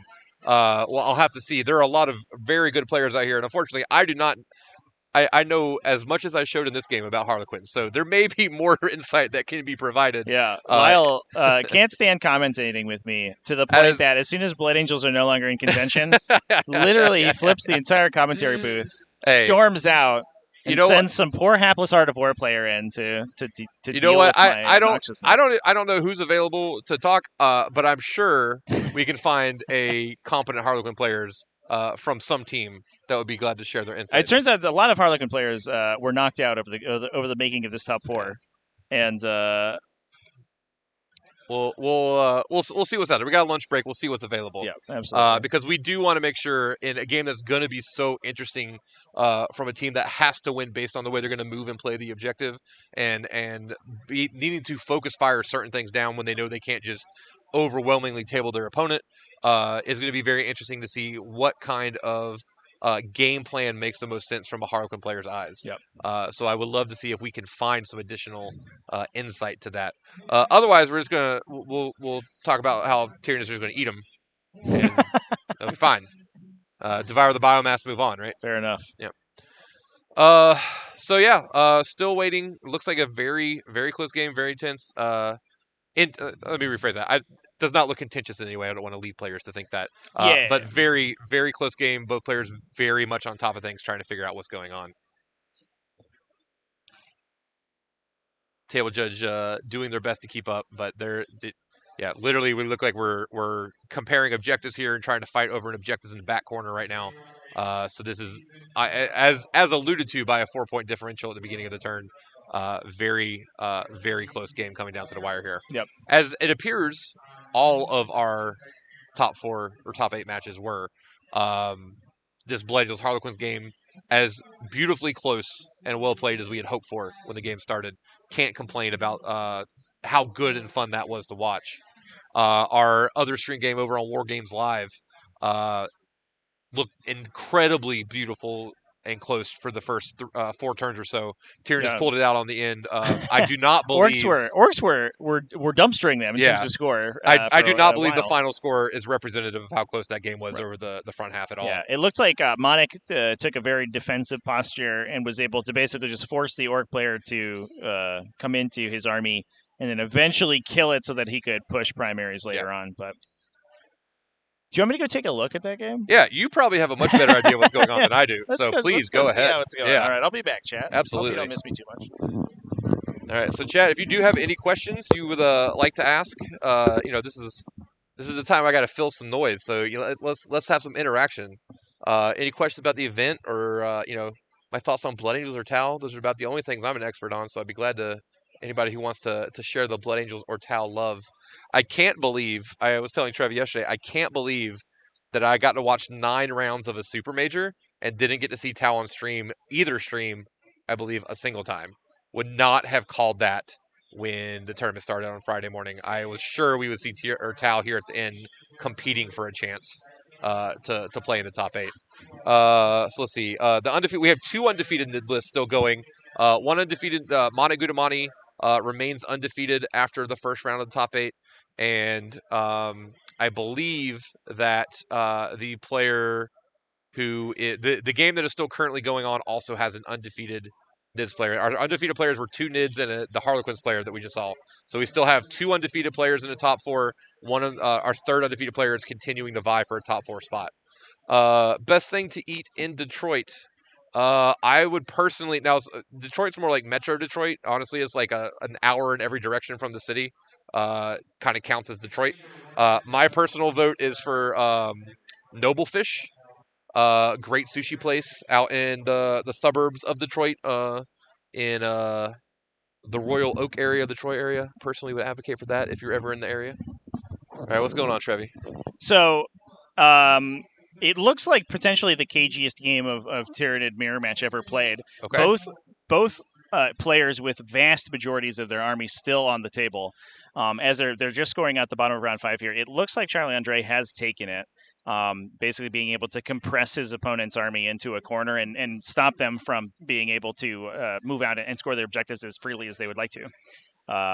They just shook on it, so I imagine we see that score input momentarily here. But it was, there were tons of, lots of Raveners, lots of Pyrovores still on the table, basically just staring at each other.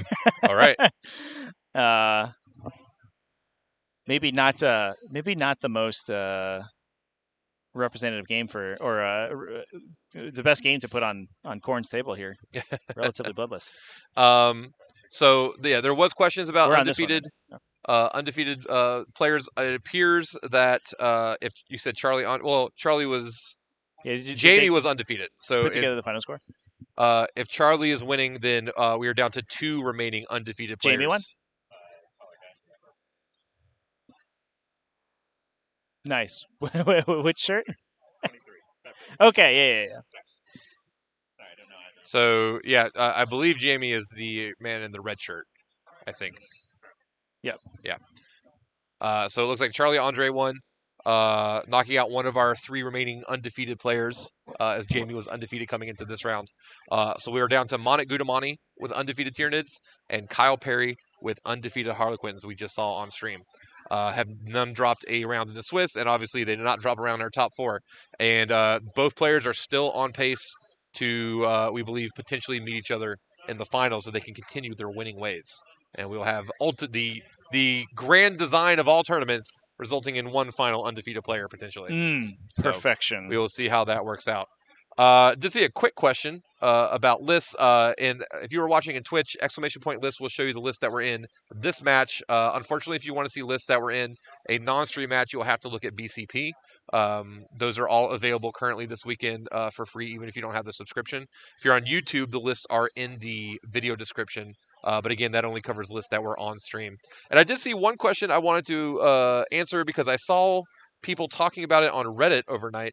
But the idea of tiebreakers and how tiebreakers are being used in tournaments, there was some question about what tiebreakers, as we did have a tie for our 8th place player in this event. Joe Ramuni, our Orcs player, had the exact same score as our 9th place player. We did not use WinPath in Motor City Mayhem. That is, as far as I'm aware, almost strictly limited to U.S. Open events, and I think maybe Nova does it, but there's not many events that do WinPath. We had the more traditional tiebreakers, so Battle Points was the primary tiebreaker, which I know is debated, people who are fans of or not.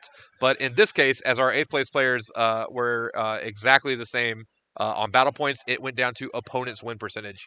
And so Joe played a slightly more difficult path to get here. He did play against Manic, He did play against Manic in round 5. Top place player. It was incredibly close, even on our 3rd tiebreaker between Joe and Joshua Miniature, 9th place player. Yeah. Joe had a opponent's win average of 3.7, and Joshua Minich had an opponent's win average of 3.6 games. So Joe barely squeaking in with Orcs, but WinPath had absolutely nothing to do with any of the tiebreakers here at this event. So I just wanted to clarify that if there was a question. But you know what? We got about 50 minutes or so. Players need to get lunch.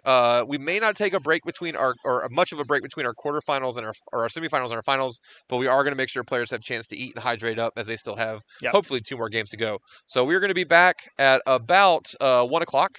Yeah, we're so going to take about 50 minutes from now. Around 50 minutes. I will put a timer up, so those of you who want to know exactly how long you have to wait, you'll be able to stay here and just kind of keep an eye on that. But we will be back. Everyone needs to go do the same thing. Go get some water, go get some food, take care of yourselves, and we will see you soon because we got more Tyranids coming. Yeah, keep it classy. The swarm is coming. Look nom, out. Nom, nom, nom, Trevi. Nom, nom. Right. My tummy's grumbling for biomass. All right, we will see you guys back in about 50 minutes with Harlequins versus Tyranids.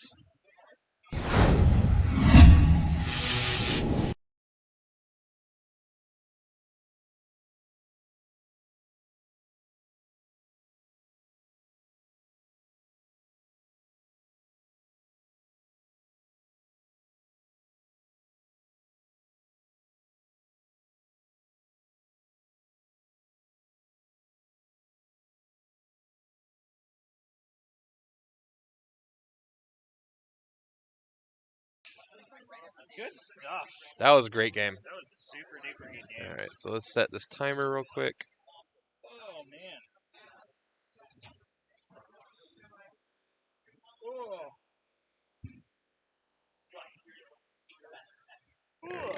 All right. I got a saddle war games. I've been trolling the chat all weekend. I'm like, Cody, what do you want to see next round? Look at the matchups. I'm like, Tyranid here, please. Now I finally get my wish. Are you interested? I have no problem commentating this round. Are you interested at all in having someone who knows more about Harlequins? Totally up to you. I think we did good. Now that we've gone one game through, we should have Rust shaking off the Harlequin mechanics. I just have to stop calling Skyweavers Woodweavers. That may never happen. Like the nomenclature makes sense, right? Yeah. Because there's 3 different levels of Weaver, and the higher you get stratospherically, the more points they get. Okay. So the Skyweaver is the cheapest, and he's raced right up in the sky. Then once you get past the skies, there's the stars, and Starweavers and gold. Then once you get past the stars, there's nothing. So that's the mnemonic device. I have never heard anyone explain to me, but I can remember that. I like that. That's the mnemonic device. It's just hard to do when you're talking really slowly. Oh yeah.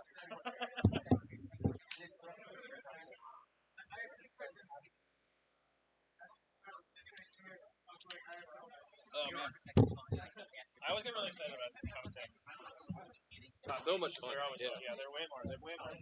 We've been lucky at how good most of these games have been. Yeah, there's been a couple blowouts, but I mean, fortunately, I think, especially like the way 9th edition works now, 8th edition you would have a blowout game, and sometimes it would take like 2 more hours to resolve. Yeah. And 9th edition's like, oh man, the game's over, and I'm talking out, and it just happens.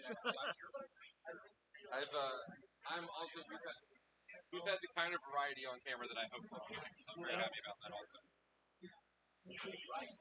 That was my great fear, is that at a certain point it would just be Eldar, here it is on Square. We, for the most part, managed to get it.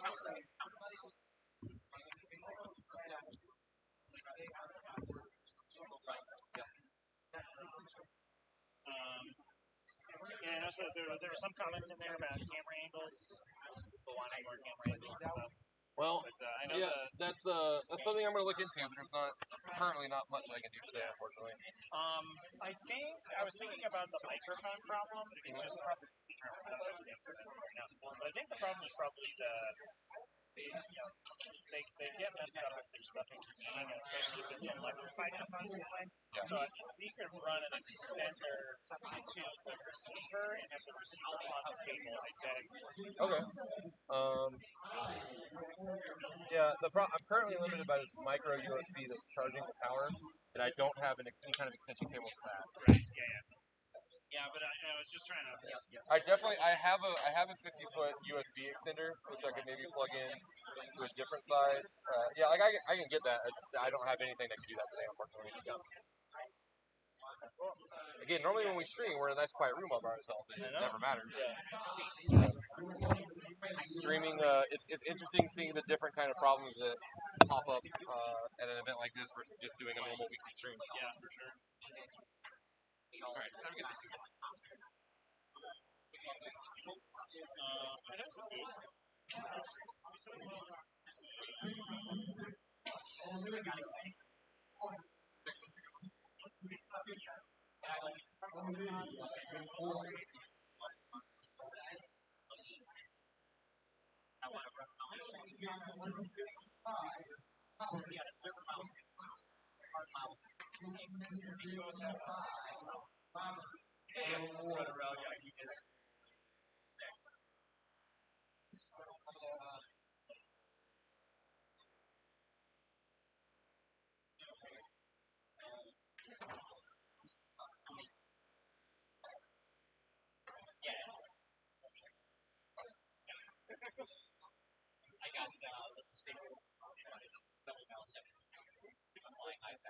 Hi, I was going just on lunch break right now between coverage, and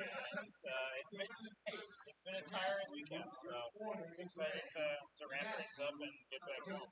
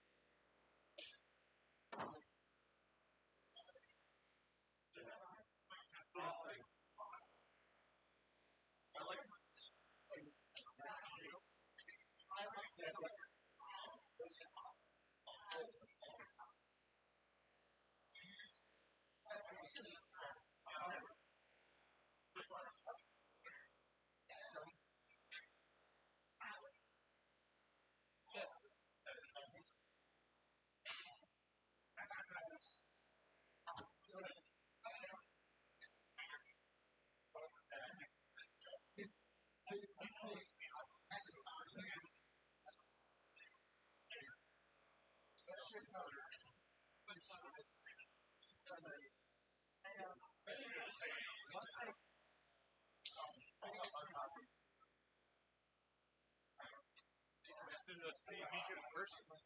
Yeah, thanks. Congratulations so far.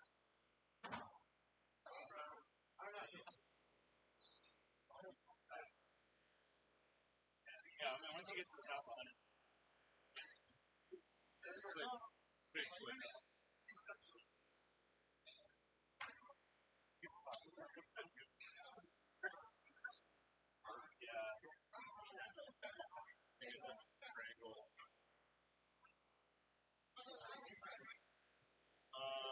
I can't say I've played here too many times. Usually, every time I've been here, one of us has no plan to meet. So, either it's me, so we don't have to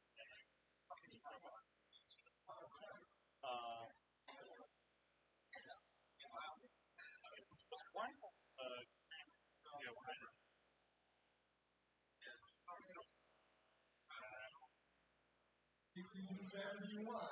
it's an interesting kind of analysis. I think I found like that sometimes you have to deploy narrow throw comparative to get the most advantage. So you can like eat a mouse and I'm really excited.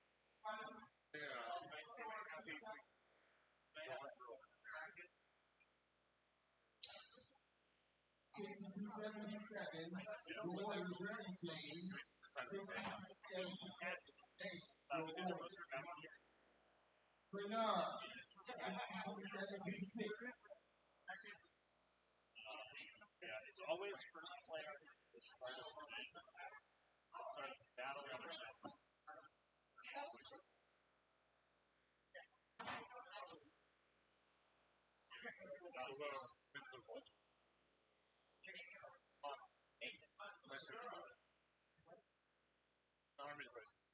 I was going to take a look at the next one. Right here? Yeah, right. Oh, it's fine.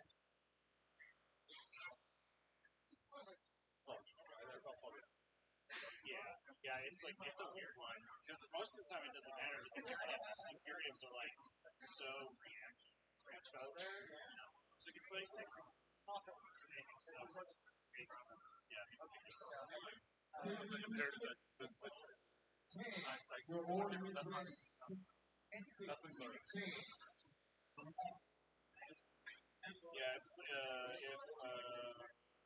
rules that result at the same time occur at the start or end of a battle record, pull out signs. So you roll off and basically every round. Dead Terminator at the foot man gets the final touch. That's just Yeah, your arm squares one. We were commentating about it, and especially I think the class he's been is the high tyrants up in the trees. Yeah. Is like, and they have like little sparks in there. Yeah. It's like, I'm digging it. It's definitely Avatar vibe, bro. Like you're flying over the forest in the middle, hanging out on the ground below. The humans haven't showed up in the suits yet.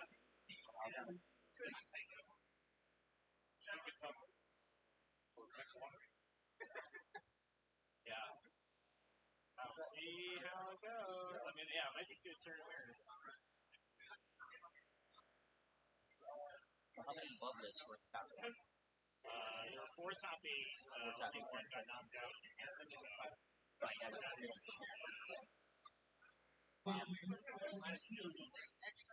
definitely going to be a thrilling game. Crazy end.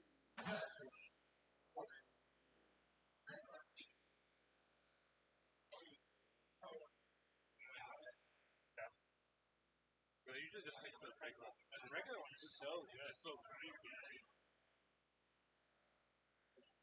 I still don't understand it. Like, well, it's a standard thing.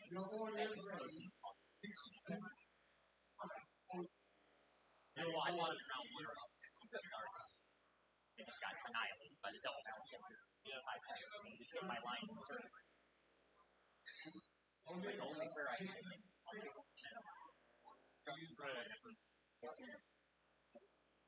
That was it. I hadn't had that if I was dead.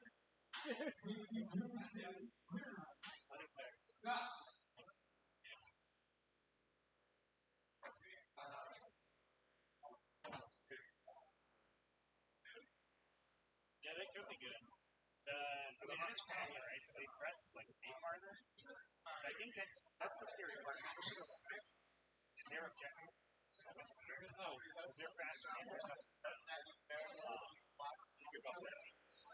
Unfortunately, there's no way to bounce. Well, like one straight off of it. This is benefit. It's still not. Then it's like, mine's just it sucks. Yes. Yeah, the Venom Force have an aura though, so they can give it to Leviathan. And the Harpies, they just have one. They have a Leviathan plus the Bro. So I'm trying to learn, like, I don't know, I play straight. Make my 4-ups. How much minus 3? yeah, it's for their attack. Especially on the Harpies with no attacks. Yeah, really good.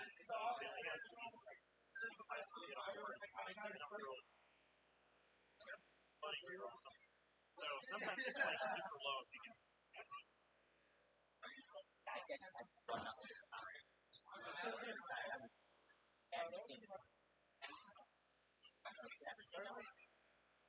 Yeah, just yeah. And then when you drop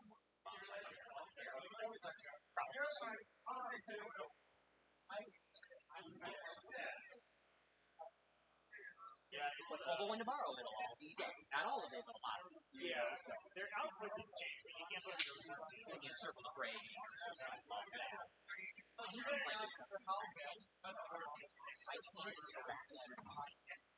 you know, it's that's yeah, I think they were like, oh, this would be a good thing to do, like Gargoyles and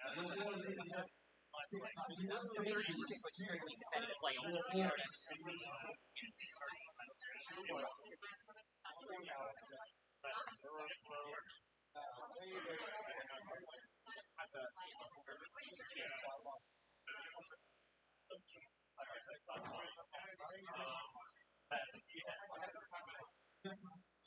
What was your name? Trevor.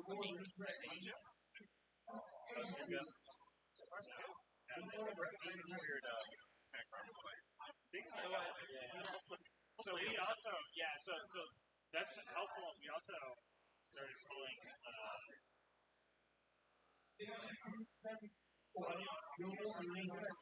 just yeah, so it's not we didn't get to the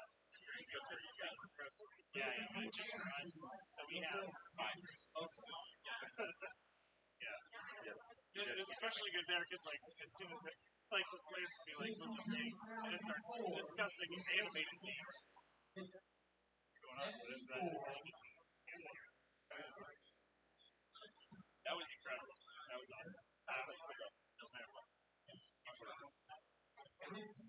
awesome. Either yeah, there were kind of like no losers there for sure. It was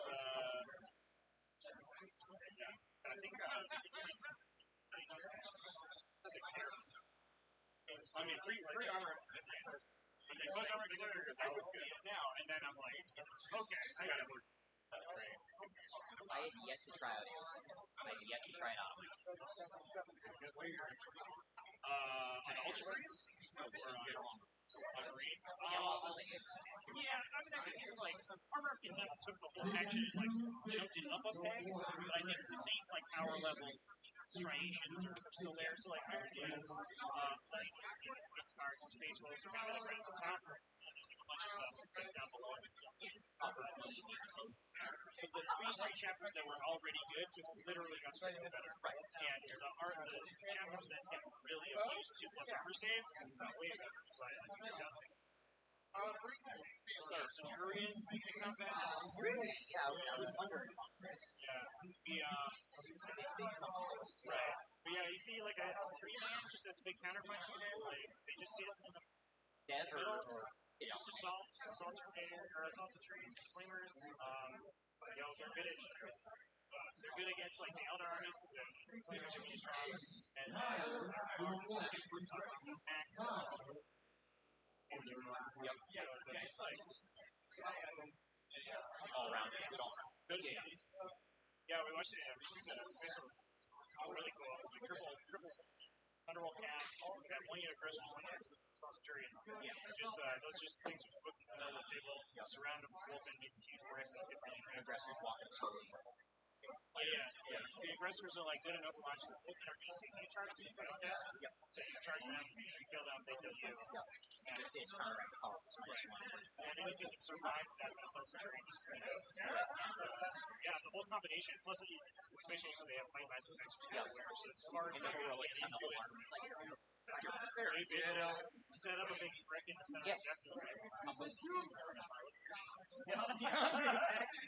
So yeah, I think it's especially with the now the top matches getting 5 now with the data slates. Yeah. I would say that they're Let's see what right when that comes. I just want beers. I have so many beers in my house. I own an Astreus and I want that thing on the table. It's really good. You need to compare them up first.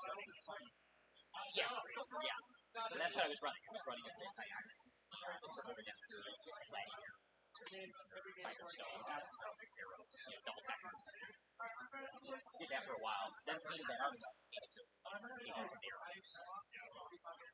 Yeah, I love those lists. The big Space Marine tanks are cool. I played double Executioner edition. Yep. Babysit with the cat. Yes, that was just Caroso. That era was just broken, right? It was funny to play. I played throughout like the releases all the time. So every that came out, I was like, oh, this one. It's a hard counter to my previous one. Yes. Yeah. I played every Space Marine counter. Started with Ultramarines, and If you like rerolls, play Ultra. you move to Iron Hands, That's all they got going. I just want to see if they do something. His Gilly's point's going to go down. Heat stick now, need more mortals. Like, I wanted a more mortal mechanic. He just doesn't, in today's message, all the mortals, it's not going to, why invest 3 when I can bring double captains for less? But I think my favorite was I moved to White Scars, but it's most execution. Okay. Because it was on their games. Yeah, it's the chip. Yeah, and so you would, the tech was really cool because you could encircle the repulsors. Like, set up a turn where your bike smash captain and lancers would go in, sideswipe, and get 2 repulsors and lock them into combat. Okay. So your repulsors could come in to shoot them, charge them, lock them in, they can't fall back. Right. And then so you just get to hit them with Thunder Hammer, and you just heal out with the shoot hand. How many probably Gregorian storms? You got like 10 attacks or like So I think the build where he was trying to engage people, he took Resolve and Masters. Okay, so you didn't make him super dumb. That was 8th edition, so you can swap warrior traits with right. True. So sometimes he would switch into. See, I didn't play any of them, so like, all this is for you. Telling me, other than Iron Hand build. I think Space Marine specifically was Superman. I think it's just like dramatically changing. I'm mad I missed all 3 years. Yeah, so depressed. That was my favorite. Yeah, the little ones are trying to switch into, I think, Mastercraft, Thunderhammer. This is pre-nerf for running. You could run multiple captains and you attack them by all the jump. Could, yeah. You didn't always do that. Yeah. Like, Work. It didn't, right. The army didn't. But, yeah, he switched into more than that. Supposed to be able to use vehicles, monsters. Yeah. And then Mastercraft and Thunderhammer so this works with others. So you go Strength 9, plus everything again. Ignoring modifiers, no modifiers. He wouldn't ignore modifiers, but he would get plus 1 hits. Okay. Yeah. He would be hitting onto rerolling before core. It's like 4 damage apiece, so occasionally he goes in, lets his thing down. It's like, this guy's so sick, dude. I like White Scars. They got a soft spot for it. Blood Angels, too. Blood Angels are coming. They're making a secret. They're so underrated. They're underrated. But not so much in the army. Yeah. They were such a neat. We're deep enough in the season. You're starting to see the Watson bubbles. Right. Yeah, we're still kind of up in the air. There's a film, right around the corner, right? So everything machine again. That was a very interesting happening. Free, free. You hear the word free on everything. Are they going digital though? We don't. Well, that's what they said, right? They did say it. Right. But will they actually get rid of the codex? No. They want to. Well, the points won't. Right, the points won't. Which would be good because you don't get the situation by some example was already changed. Yeah, which is going to be data sheets and everything else, especially. Right. But what I hope is that it goes digital and they actually do it. Yes. Yeah. I think, it being digital is good, but it doesn't matter that much if they only Quarter three's going to be interesting next day. For Heritage Showdown?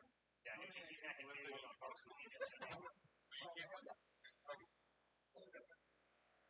exciting times! Yeah. Good time to be a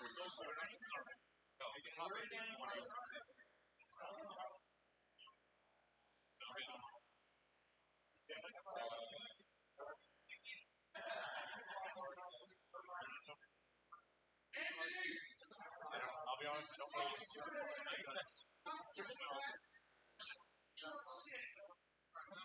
That's exactly what I said.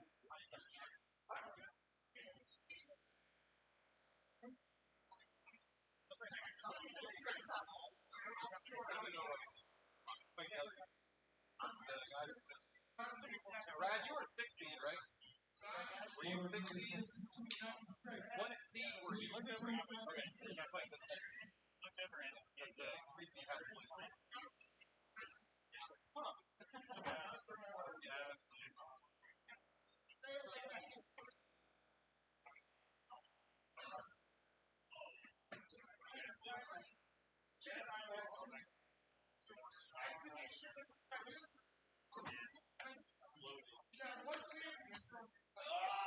Oh no! That would have been. Are you good?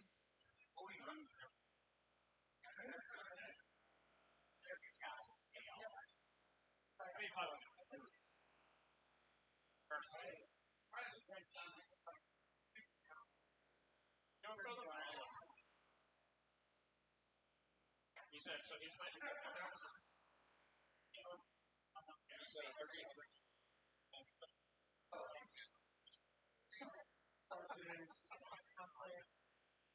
yeah, I think it's second. Yeah. Oh, damn, dude!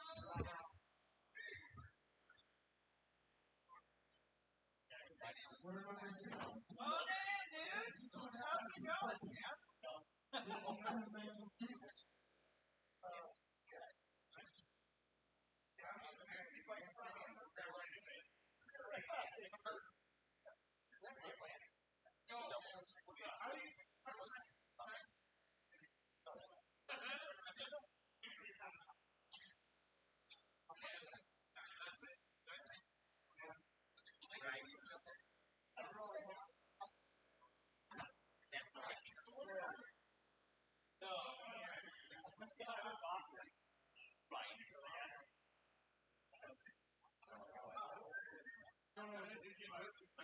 Are you okay staying on that side of the table? Round?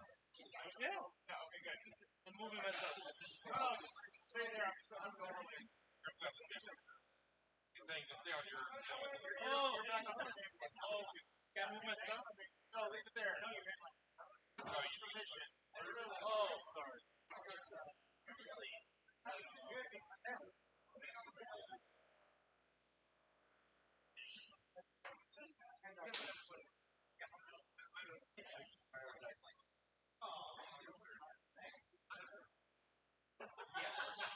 All right, fair enough. Yeah.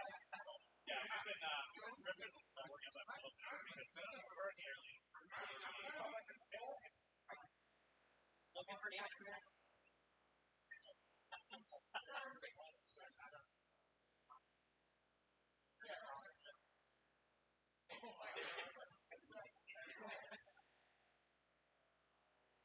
Alright, so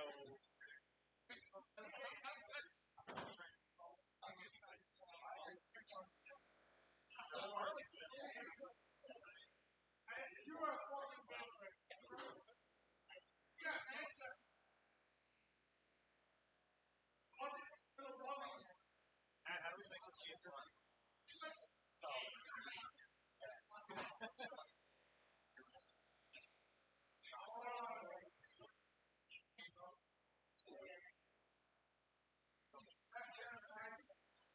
Headlock! Headlock!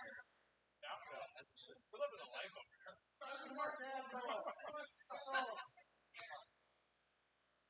It was hot. Yeah, there's less people. Okay. Especially when you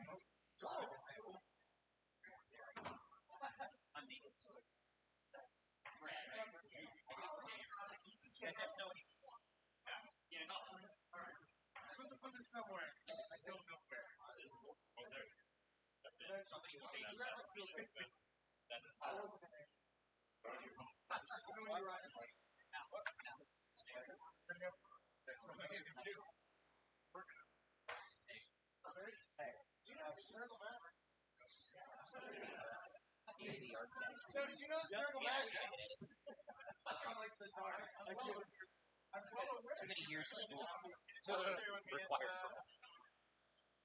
Gotta be free. Stare at a lens all the time. But I have my fancy.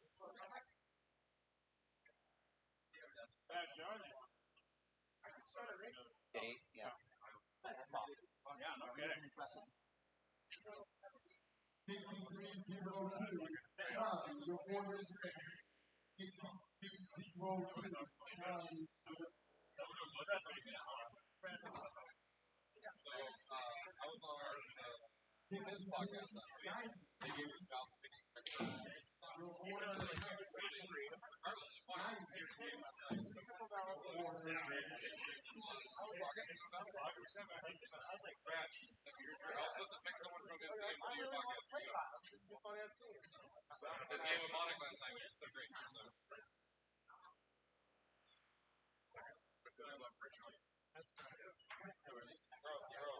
Now, do you like stream for a living? I do it part-time. So like halftime. Do you like go around to different things? Not as much as I probably should, but usually I stream. I've never tried it for TS. How is it? Is it like something I should check out? Yeah, I think so. Yeah. If you want to like ride really good games, it's really good because you can play literally anyone. So trying to get more today, I just make that career for years. Never really. So experience the other side, you know, the competitive scene. It gives you the one thing it doesn't give you is like sort of the there's like a level of I guess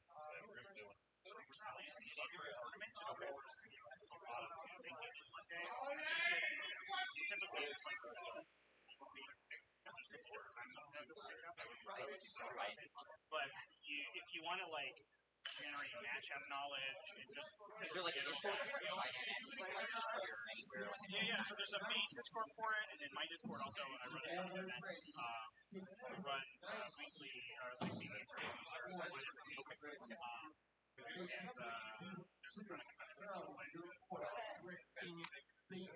so there's a couple places you can like play into some larger events. There's a bunch of there's always like one or more GPs going on. Yeah, I want to start drafting a little bit more.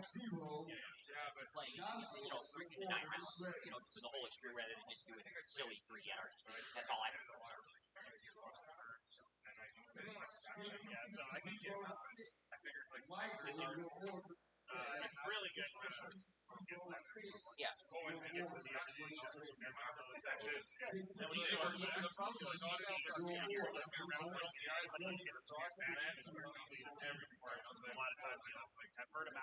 Right. You may not be ready for it, but you know how. You know what exactly. That's what I need to see. I just don't have it. That's my issue. We're like, man, working 9 to 5 hours to find time to play. So, I mean, the benefit of it is like you You can do it on my laptop as soon as I get home. Right. you can rapidly, especially if you play competitively, it's easier to get back to Yeah, it can be fit in. We're You're never over set up here or whatever.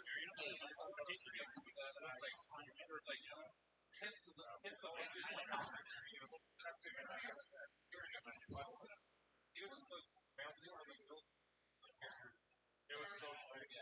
I was strangled twice because of the I was like, because of one model couldn't tie, I was like, that's horrible. That's really awesome. Yes.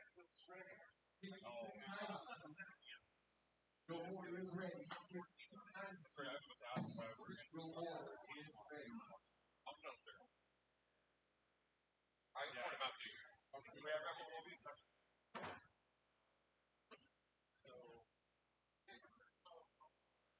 Is that me? Oh, sorry. Dude, no. Mind if I get a picture? You can start on screen. I'll just check out your channel. Okay.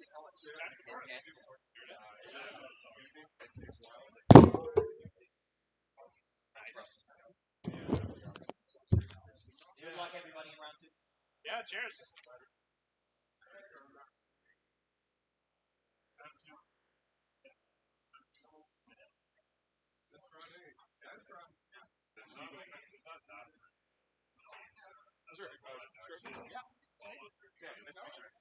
Thanks for that game, though. That was I tried. I think if I was a Blood Angel skeptic, as Lyle will tell you. I think, and I think it's converted me to the church to saying here you are. I tried. You know, there's so few of us out there preaching the good word nowadays. So. Yeah, I'm trying to converse slowly. Monty got me, I was like, damn it. And then he got me, I was like, damn it. I was like, this Well, they were so close both times, too. So. Yeah, they're 2-point differential. Oh my god. he's just a nice guy. He's like, pretty. That's okay. You know, pretty. I mean, it's yours may have been full by that point. No, I'm not. I didn't know that. Oh, I didn't know that. Well, a lot of those combos. No, yeah. It's interesting. It's interesting.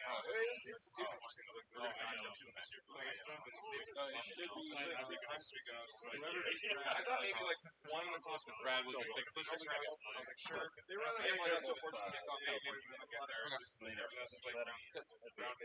Awesome. They were like not at the whole tournament. The second one comes back in, then you're sure. I mean, they're gonna get it. Those are a lot of. Wait, it was a pleasure meeting you. Yeah, absolutely. Yeah, that was great. So, I'm just happy to make talk. I was happy to make talk, so happy to be here. Yeah, congratulations. Yeah, man, it was well though. But anyway, you guys enjoy the rest of your day though. Yeah. Thanks. Go again. Pleasure. Hey, Sam. Yeah. Can we see you again? Yeah, see you around. You guys travel safe? I'll be in the chat. Sometime. Sam, thanks, dude. Pleasure. You want to? I can point Tom out to you if you need. Yeah, man. Look where you got. Literally, sure. It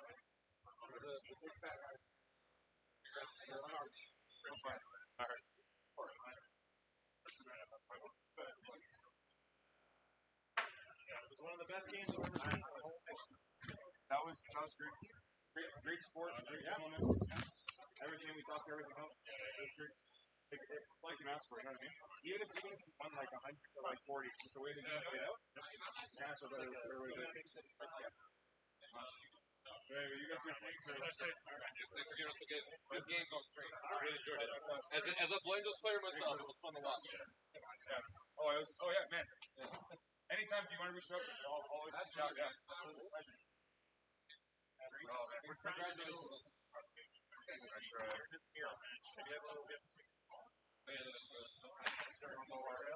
I guess you wouldn't have got 100. Okay.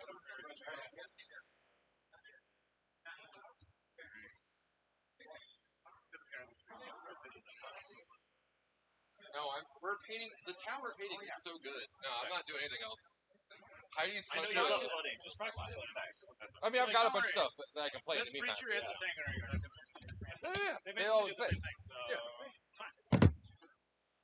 I mean, just playing this Farsight, Pain of Farsight on Clay Pillars. They're both red. Melee Tau is fine. There you go. That would. Yeah. I got a town army. I bought the whole army. Nice. I painted one model. Really?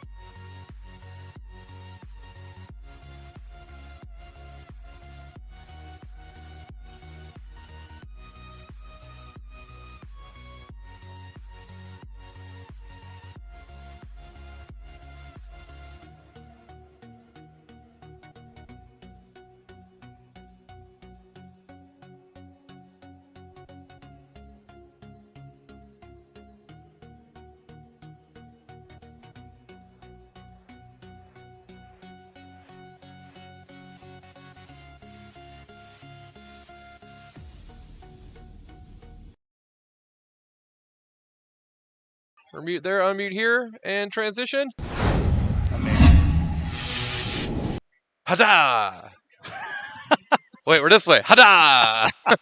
I did it wrong that time. Consummate professionalism here All right. this weekend from Motor City Mayhem 2022 as we move into the semifinals of the event. Only 4 players remain. We started with 180, Lyle, and Down we to brought 4. it down to just 4. Trevor, I have another math lesson for you. Yes. 4 is less than 180. We've gotten Oh my thinned God, down. you're right. Yeah, I know. Wow. Wouldn't it be crazy if we played 9 rounds and then more people were in these Come to tournaments? think of somehow?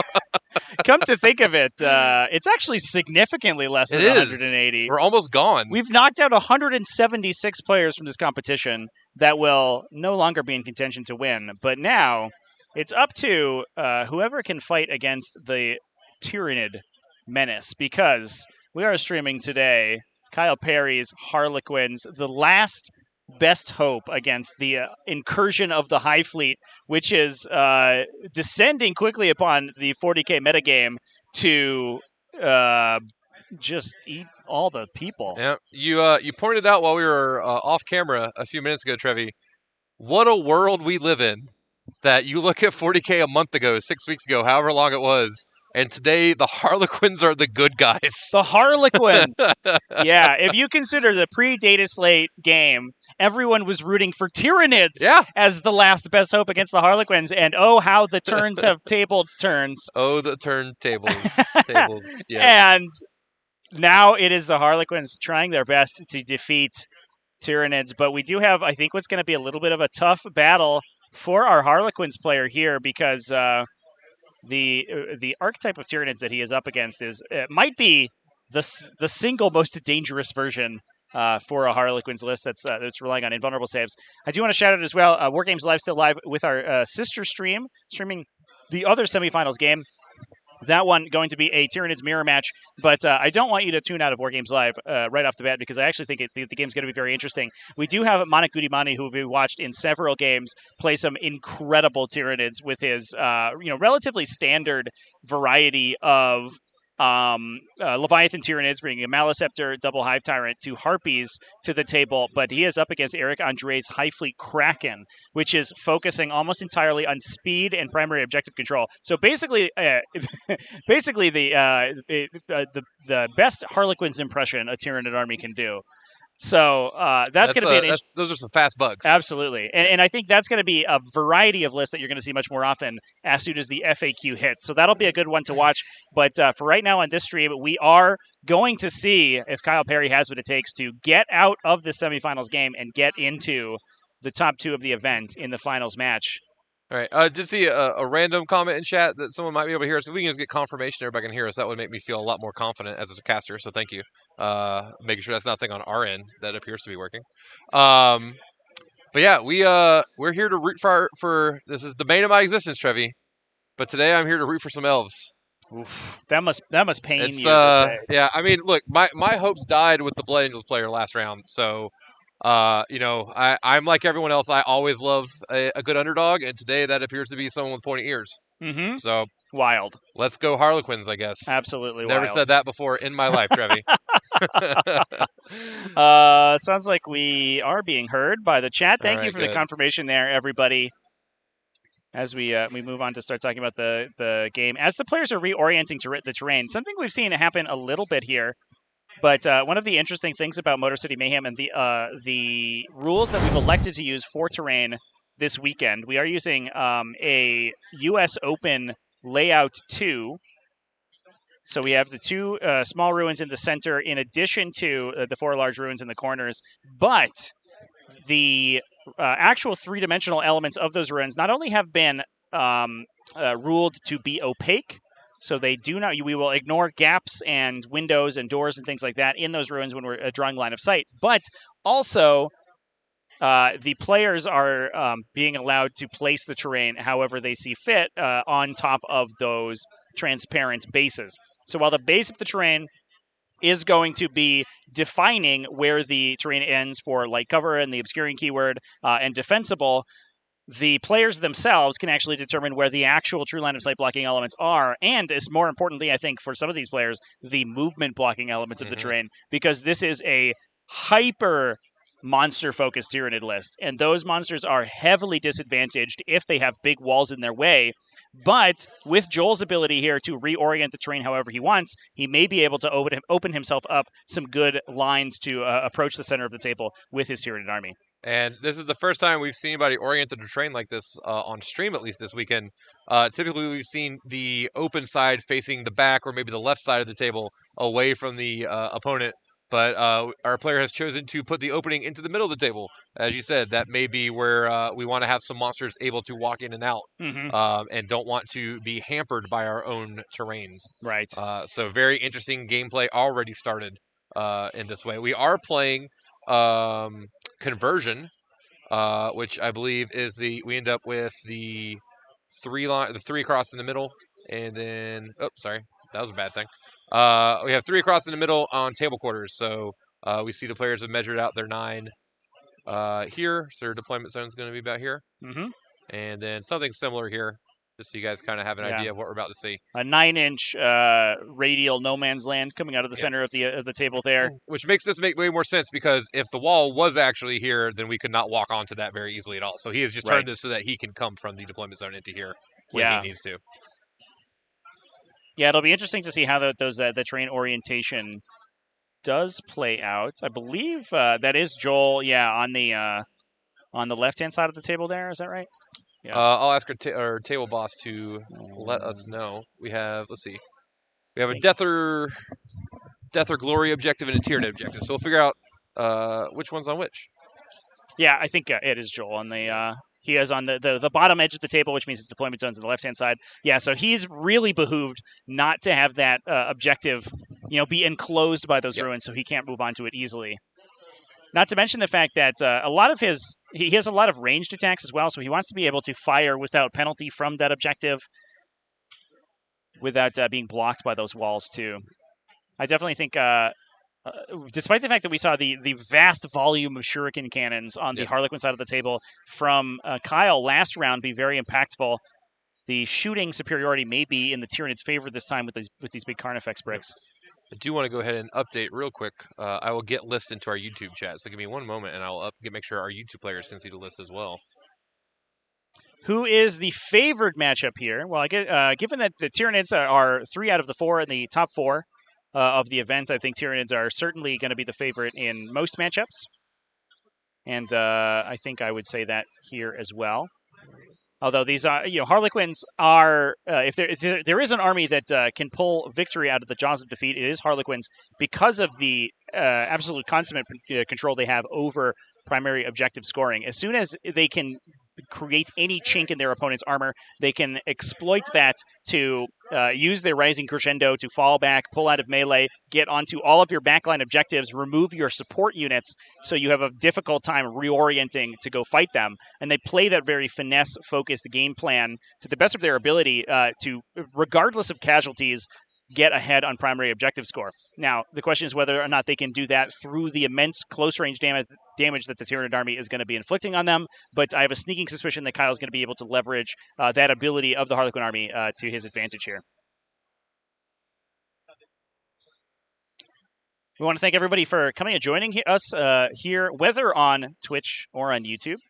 Really appreciate it, and especially on YouTube, I know Death or Glory is trying to push their YouTube presence a little bit, so if you want to drop a subscribe there, would really help the absolutely. Help the currently, cause quite a bit. The algorithm bots don't think that we're worthy of your attention, and you can't despicable. We're having trouble even letting people find us when they want to watch that awesome MCM content. So the more people we can get to follow, more people we can get to interact with us on chat and on comments and things like that, it's just going to be easier for us to get that high quality tournament content out to you guys in the future. Yep. Should we talk about some lists? Absolutely. I have just now made sure that our YouTube viewers can see the list as well. So if you are watching on YouTube, you may need to refresh your page, but you'll be able to find a list in the details of the video. We did just have Joel on screen, or not Joel, Kyle on screen last round, so let's quickly revisit his list. So Kyle is playing Light Harlequins. He has 2 Shadow Seers, which we talked about, not completely typical to see. Usually you see maybe one of each character. He's got 2 Shadow Seers. One of them has the Twilight Pathways and Webway Dance with the Shadow Stone. and the other one has Twilight Pathways and Shards of Light with the Laughing God's Eye. Now, Trevor, can you remember what each of those remind us what each of those relics do? Yep. So the Shadow Seer with Webway Dance, that's going to give an aura of ignore rolls against conventional damage to the Shadow Seer, and the Shadow Stone extends the range not only of the Shadow Seer's psychic powers, but also her aura abilities. So that's going to be a 9-inch bubble from that Shadow Seer. They also have not upgraded their pivotal roll, so I believe they're both equipped with Shield from Harm, which is also going to be bestowing a -1 to wound effect on core units within that aura as well. So one of them being oriented to be very defensive, the other one bringing Laughing God's Eye is a piece of technology that I imagine that Kyle has included specifically for this matchup, and that gives a 5+ ignore roll for against mortal wounds. Now, I think as some people in the chat here are going to have been pointing out, that's super useful, especially against incidental mortal wounds, but against the volume of psychic damage that a Tyranid army can put out, it may not be enough to protect them, given that we are playing pre-FAQ Tyranids today. They have not been impacted by Friday's FAQ because that did drop literally minutes before the first round went down. That wouldn't have been fair to the players. And these Maleceptors are going to be able to be to put out potentially up to 4 psychic tests in the psychic phase, each one of them dealing 3 mortal wounds in addition to the damage they normally do. So you can imagine if we have a smite plus a psychic stream, that's 2d3 plus 12 mortal wounds, and that's a lot for a 5+ invulnerable save to protect, or 5+ damage ignore to protect you from. But before we even finish going over the list, I just wanted to give. I don't know if you had a chance to talk to Brad Chester. That was who our Tyranids player played in the last round in the top 8. Just Brad gave me a quick rundown of how that game played out against this triple Maleceptor list. He went after some Maleceptors, didn't do quite as much damage as he intended to, and then immediately took 30 mortal wounds to the face. Yep. He said that it was after. I mean, what do you do in the face of 30 mortal wounds? And that's not even the absolute high roll that a Maleceptors could dish out. You just roll 35 ups. Well, unfortunately, I don't think the Eldar had the 5-ups. Maybe the Harlequins will have a slightly better chance. Well, we did see Ben Sherwin play against this exact army on stream yesterday as well. That game ended up being very close. Unfortunately, some dice rolls not going Ben's way, but a similar thing happened to him. He tried to kill the Maleceptors. Their defensive profile for cost is one of the best in the game, and they're very difficult to take out, especially with big anti-tank weapons, which is what Ben was trying to leverage against them. He wasn't able to kill them quickly enough, and the mortal wounds, well, I don't think we didn't quite see 30 mortal wounds. Not yesterday, no. They were able to attrition through eventually because of that underperformance from the Eldar army. But to be fair, Ben did play Ulthwé in that game to not only leverage the power of D cannons, which ended up doing over the course of the game immense damage to these big heavy Tyranid monsters, but also to give that universal 5-up against mortal wounds. Because while a 5-up in an aura is pretty useful, especially if you're trying to protect particular army, portions of your army, a 5-up full stop protects you regardless of where your characters are positioned. Yeah, you don't no longer have to castle in a place that the Tyranid player knows exactly where it's going to be going where. You're not as predictable necessarily. So finishing up, we do have a 10-man unit of troops, followed by 1, 2, 3, 4, 5 5-man troop units. We have the most interesting man in the world, Trevi, the melee Death Jester. We have a Death Jester with favor of Sigarark, the Fractal Storm, and the favored of the Lightning God with the Suit of Hidden Knives. So what this ended up, the short version here, we end up with an incredibly durable melee Death Jester that when you punch him, he just opens his coat and stabs you with a bunch of knives. Yeah, he goes to flash you, and then I think one of those spring-loaded boxing gloves comes out. Yeah, the old Acme. Right in the face. Yeah, just like that. So you our understanding from some of the chat who are familiar with Kyle said that Kyle sees that model as the centerpiece of his army, that everything kind of swirls around that. And I would imagine that a lot of people don't have particular experience playing against that exact loadout of Death Jester. Yeah, an absolutely bizarre combination of effects. The Fractal Storm, in addition to the Harlequin's Panoply ability to give -1 to hit, means that he's most likely being hit on 4s. You cannot reroll against him because of the Fractal Storm Warlord trait, and he has an automatic 6 in the bank for one of his saving throws, which means you have to get X number +1 plus a potential 4 plus a vulnerable save into Luck of the Laughing God rerolls to kill this 55-point character. You Yeah. just can't get rid of him. He's obnoxious to kill. He's going to come in. He's going to engage your stuff, and it's going to be very annoying. And then every fight phase, that Suit of Hidden Knives is potentially doing another 3 mortal wounds to you. So over the course of several turns, he's going to start killing your characters, clearing out your objective secured units, and just be an absolute nightmare to deal with. Absolutely. Then we have the fast vehicle portion of the list. We have 3 units of 5 Skyweavers, all with 4 Zephyr Glaives and a Star Bolus. And then we have the typical Star Weaver contingent. We have 5 dedicated transports to tote these mighty annoying clowns around the battlefield. Mm-hmm. Yeah. We have 5 units with 2 fusion pistols, each of those to go into those Star Weavers, and then that big 10-man equipped with 1 Kiss, 1 Embrace to get access to the Mortal Wound stratagems for that unit, so we can deal additional damage with them once they get stuck in. And we did talk about it a little bit at the end of the last round. The Harlequin melee profile doesn't seem like it's ideal to fight a bunch of Tyranid monsters, but all these extra opportunities to just like start spamming some additional mortal wounds on top, definitely going to go a long way to making it a faster job of taking out some of these larger models. Yeah, absolutely, that's correct. All right, let's go over our. We had this list on stream yesterday, Trevi, but why don't you take us through Triple Malceptor? Yeah. We'll talk about Joe Wilson's Leviathan Tyranids here. A really interesting, a little bit of an off-the-wall build, but just trying to leverage the efficiency of Tyranid monster profiles and how much damage these Maleceptors can deal. We have a single battalion detachment coming out of Hive Fleet Leviathan, so not trying to do a multiple Hive Tyrant build this time around. That's bringing a Hive Tyrant, no Tyrant Guard to protect him. He's all on his lonesome, but he is a foot Hive Tyrant, so he does get that +1 save, +1 toughness over the winged variety. He is bringing a heavy Venom Cannon, so we have some shooting output from that guy, as well as the Reaper of Obliterax. So a Monster's Bone Sword and Lash Whip gives you reroll 1s to hit in the fight phase. On top of that, Leviathan reroll that everything's going to get, I imagine, and is going to ignore damage, ignore rolls, which is pretty effective against that Webway Dance, but also deal mortal wounds on top, which can be saved by the resulting Laughing God's Eye if it is in range, but that's not something that that Harlequins particularly want to be seeing. Did want to point out, Harlequins have gotten the first turn. We do have the Synaptic Imperative. I assume it's a Synaptic Imperative, but the Biovore can Heroic on the first turn. That's what our table boss has told us. Bio can Heroic. Is that a thing? Or has he misunderstood something? I don't know what that means. Okay, we'll clarify. Yeah, so we'll clarify. You keep talking about Malceptors. All right. Yeah, table boss sending us a message here.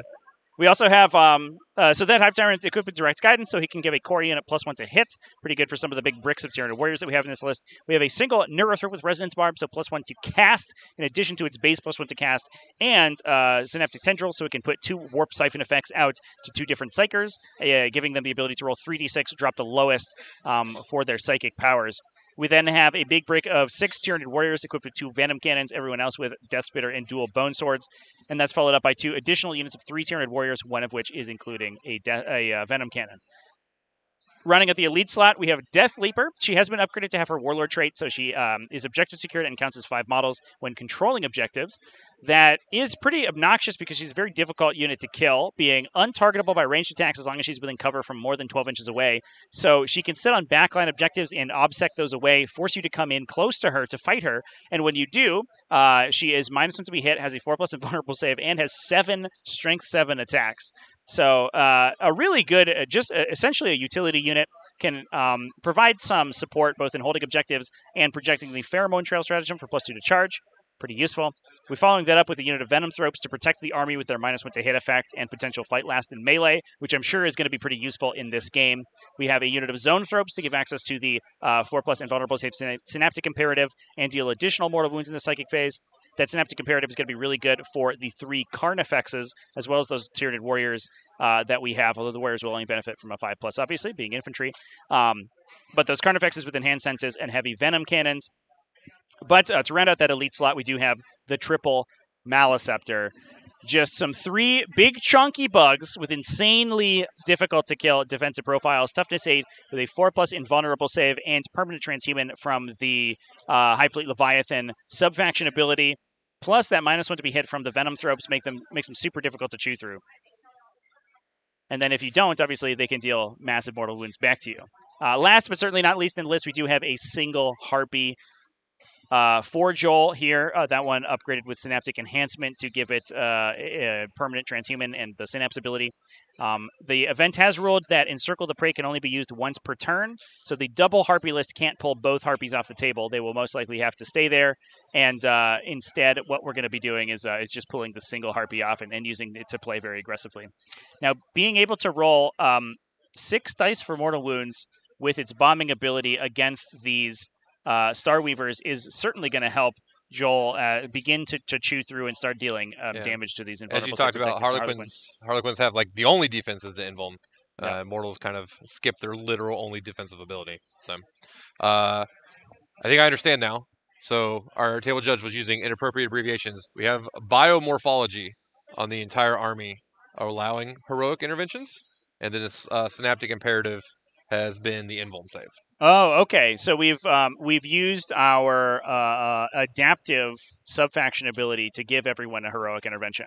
That's really smart, and I think that's one thing that we haven't quite unlocked yet from Tyranid players is the optimal use of those adaptive subfaction abilities. Now, for those who don't know, that's something unique to the Tyranid Codex. It allows them, after the roll, to go first, to take one of the traits, specific one of the traits in their subfaction ability. In this case, they will lose their floating reroll to hit. So normally, High Fleet Leviathan gets access to a Master Artisan style reroll, where you reroll 1 hit roll every time you shoot or fight. And we have traded that for the ability for the army to perform heroic interventions. That is called... Just grab the name of that here. Ambush Predators. Every unit can perform a heroic intervention as if they were a character. So that means that if we are in situations where the Harlequins are trying to dig into this Tyranid army or move block the Tyranid army, they have to be really careful of those heroic interventions. And as we've seen multiple times in the tournament today, heroic interventions can absolutely and often do absolutely change the outcome of games wholeheartedly. Absolutely. I think most famously we saw in Sam Procopio's game against TJ Lanigan yesterday, a single heroic intervention actually literally just changed the outcome of the game. Literally won the game on the spot. Yeah, towards the end of that game. And we saw some insane heroic interventions from Sam Procopio in our last round as well. Absolutely phenomenal game against Kyle. He absolutely had heroic interventions that had the potential to win the game. It didn't quite shake out that way, but he was using them in a way. Using them in such a way that he was giving himself opportunities to win the game when he may not otherwise have had them. Yeah.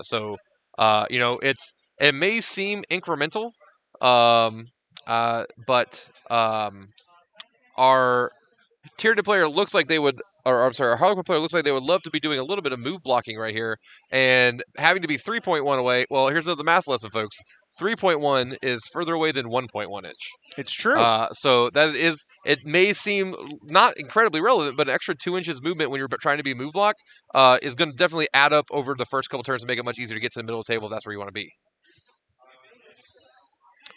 All right, so we see it looks like some of our transports have come down here, started doing some kind of move blocking. Now, we do want to remember that these are light Harlequins, so even if the Tyranids do want to charge these, they do have the potential to skitter a little bit further away before that charge may happen. Same thing with any troops that may get out of them afterwards.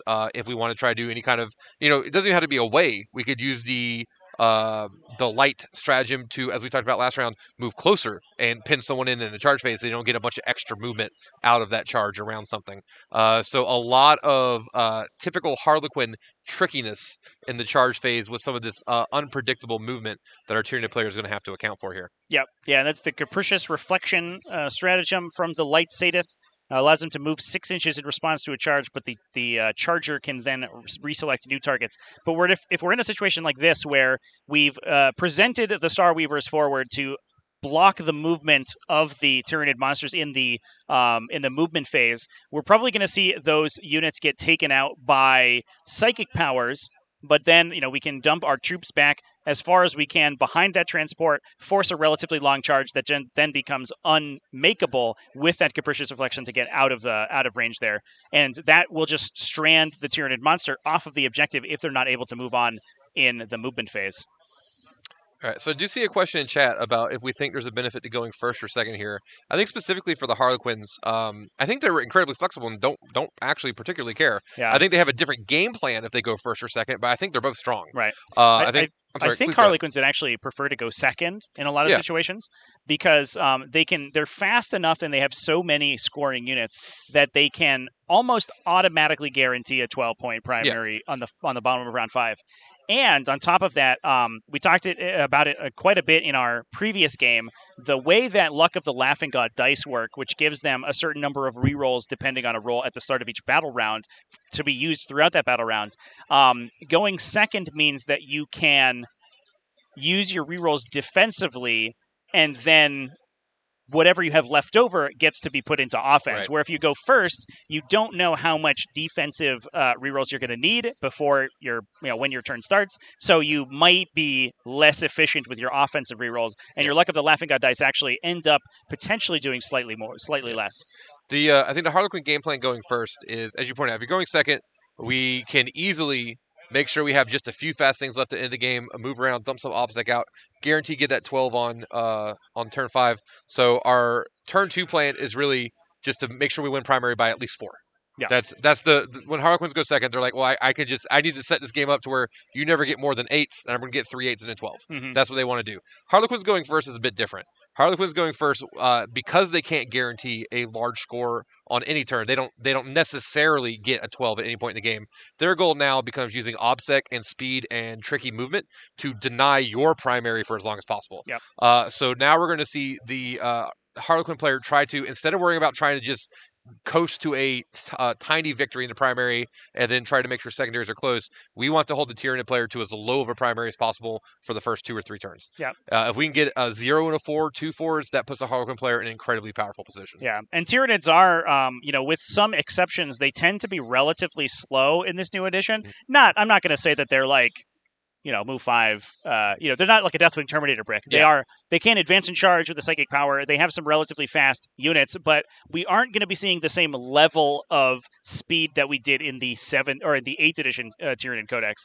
So, and especially we are on conversion today. So we have 5 objectives on the map, 1 in each player's deployment zone, 1 in the center, and those objectives are sticky with or locking with objective secured units. So we already see Kyle here in the bottom left-hand side of the table threatening to lock into that back objective, and he no longer needs to hold it anymore. Yeah. Tyranids don't really have the ability to do that on turn 1 because, at least in this situation, they can't make it to that top left objective.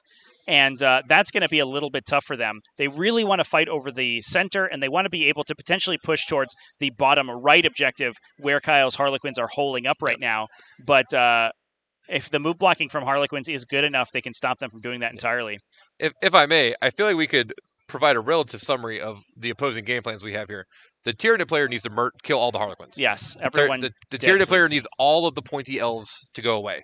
The Harlequin player actually doesn't care if they get tabled, as long as we can use enough movement at the beginning of the game to lock up those primaries, deny OBSEC getting the places, and just this is one of the oldest.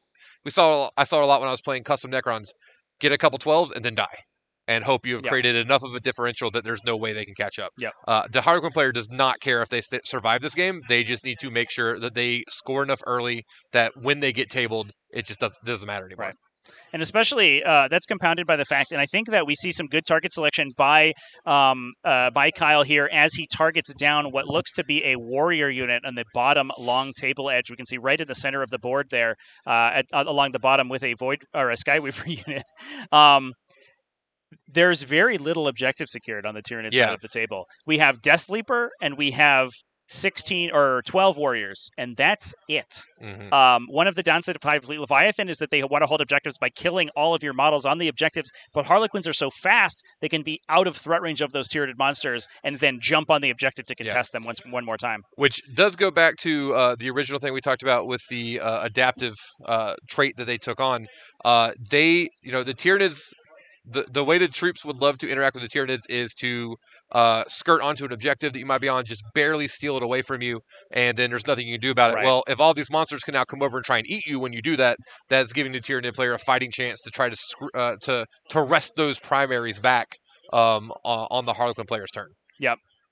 Yeah, and that's a really good point, Lyle, especially since we are giving heroic intervention to a lot of big monsters as well. So their ability to subsume the entire objective and force you to walk into their 3-inch heroic intervention bubble is going to be pretty superlative.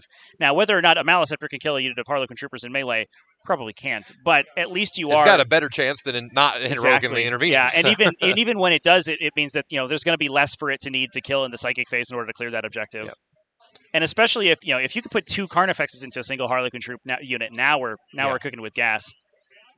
I also appreciate the fact that there's less of an impetus to keep that Leviathan subfaction ability to reroll hit roll, because so much of the Harlequin army is built out of units with Mirage launchers. So we have 5 Starweavers and 15 Skyweavers, all of which cannot be rerolled against when you perform attacks against them, which means that the Leviathan subfaction ability is only going to be effective versus the Harlequin troopers that are going to pile out of those transports, and those are not going to be involved in the fight early game. So I also want to point out as well, I think a couple people in chat pointed it out as on top, that there is a big benefit to the Harlequin player going first here, and that is the ability to interact with the Harpy. Currently, the Harpy can use Encircle the Prey at the end of the turn, so and to return it to reserve and Deep Strike next turn, meaning that going first, or as soon as it activates, it will get a full turn to move aggressively, bomb someone, shoot someone, and then remove itself from the table, which means that it will not be in danger as soon as that cycle begins to happen. But going first with the Harlequin player, and we did see Kyle set up a lot of these Starweavers with their 6 Shuriken cannon shots, line up on that Harpy and deal as much damage as possible. Can we get a count of how much damage is dealt to that guy right now? Yes. I'll get Artero Bus is keeping track of it for us, and I'll make sure he sends us. Perfect. Did want to update one of the warrior units is down. Yep. So it looks like that one in the bottom center. And one of the Shadow Seers did do Webway Dance and didn't use Twilight Pathways to get in position with that aura over as much of the Harlequin castle as possible. Yeah, it looks like we did see that Shadow Seer, I think, bounce up into that ruin on the bottom right-hand side to project that aura onto everything in there. Interestingly, that Webway Dance is going to affect all those Harlequin units. Not the vehicles, unfortunately, but it will affect the infantry and the bikers. And the other Shadow Seer can then be free to use its Eye of the Laughing God to protect the other bevy of Harlequins. Not against ranged attacks, obviously, but it will still make them more difficult for the Maliceptors to peel through. So our Harpy is down to 6 wounds remaining. Ooh, that is bracketed, and that means it's going to a 4+ ballistic skill, which means it hits most of this army on 5s with their built-in -1 to hit. Is this weird interaction almost, or this weird fight specifically over the airways, it almost feels like that the Harpy is the one really great tool the Tyranids have to fight over angles and try to get weird angles on the Harlequin so that they don't get to control where all these engagements are coming from. If obviously the Harpy is terrifying, but it's the fact that it could just be anywhere on the table that the Harlequin player just doesn't want to deal with. He wants to have complete control of where this Tyranid army can move. Yeah. One of the big strength of the Harpy is that it is at least in the current iteration of the rules before the FAQ comes into play, it is probably the game's premier attrition piece. Mm-hmm. It cannot be attacked back. It has no control over primary objectives. It maybe scores engaged on all fronts behind sometimes, but it does not score strangleholds. It does not score primary objective points whatsoever. All it does is it keeps itself safe and it deals passive damage to your army every turn. And as soon as we impose, an additional hit penalty on it, all of its output is going to be cut almost in half. Yeah. And so its ability to actually impact the game with its damage, which is the only thing that it does, is dramatically reduced. And that means that this really important, really powerful piece on Joel's side of the table is going to be significantly less exciting. Yeah. Big update here. We did have 5 bikes that hit a charge on Death Leaper. So again, specifically going after that OBSEC right away. I'm so shocked at the aggressive positioning of these objective secured units because Joel doesn't have that many of them. Like we said, he only has 4 units with objective secured. And if these guys can kill Death Leaper, and it looks like, oh my god, that roll was insane. They were hitting on 4s there, and they only missed 2 times. Yeah, Kyle here. Oh, 6 wounds going through on Death Leaper. Can she save those on the 4+? Kyle remarking here that he'll take whatever he can get at this point. So we are going to need to use the CP reroll to try to keep. Yeah, try to keep Death Leaper alive. She did take 3 converted attacks from the Zephyr Glaives, so down to a single wound. And only 1 attack in from the Starbola armed model. And I think she survives on the invulnerable save. Oh, that's close. Oh, it's so close. No way. That's true, chat. We do have access to rapid regeneration for the Tyranids to heal that heartbeat back. Yep. Oof. But, you know, in a game like this, 2 very skilled players, we expect a close game. Even just forcing your opponent to use command points, definitely like draining that resource early, very impactful. Because when the game is tight in the late innings, as it were, as we get into crunch time, as few resources for your opponent to still use, the better for you to actually have a chance to win the game. So if you can drain out some of those resources now, I'm sure that our Harlequin player will be glad to take that. And Death Leaper here, praying Mantising one down, one of those bikes for its trouble. Now, we didn't talk about secondaries for these players. Should we give that a quick look as we wrap up the Harlequin turn? Kyle just scoring out his points for this turn.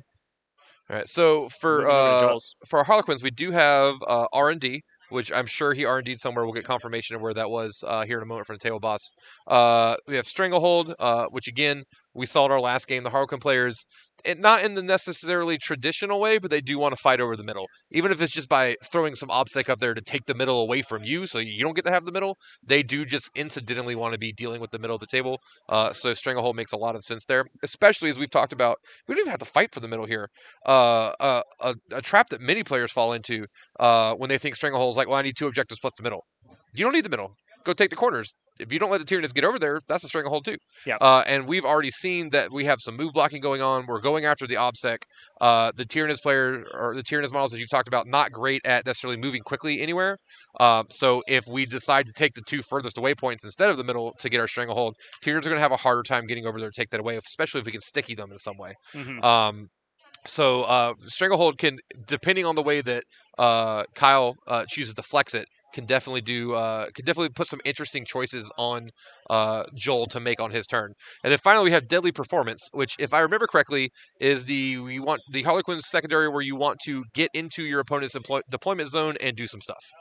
Yeah, so it gives you 4 sub-objectives to score. If you can get 2 of them, you get 3 victory points at the end of your turn. One of them is to take a new objective marker that you did not hold at the start of your turn. That should be relatively easy, since mostly the Harlequin game plan is to run troops onto an objective and take it, have them all get killed, and then do it again the next turn. So that's mostly going to be happening almost every turn here. Another one is to have a Harlequin's unit wholly within your opponent's deployment zone. Then we have kill 2 units with ranged attacks or 3 units with melee attacks. Those ones a little bit tougher because we're talking about big bugs, but given how fast this Harlequin's army is, especially with that Twilight pathway that we saw used by Joel, we should be able to score those first 2 conditions flawlessly, and I imagine that's going to be at the very least a 12 for Joel, if not a 15.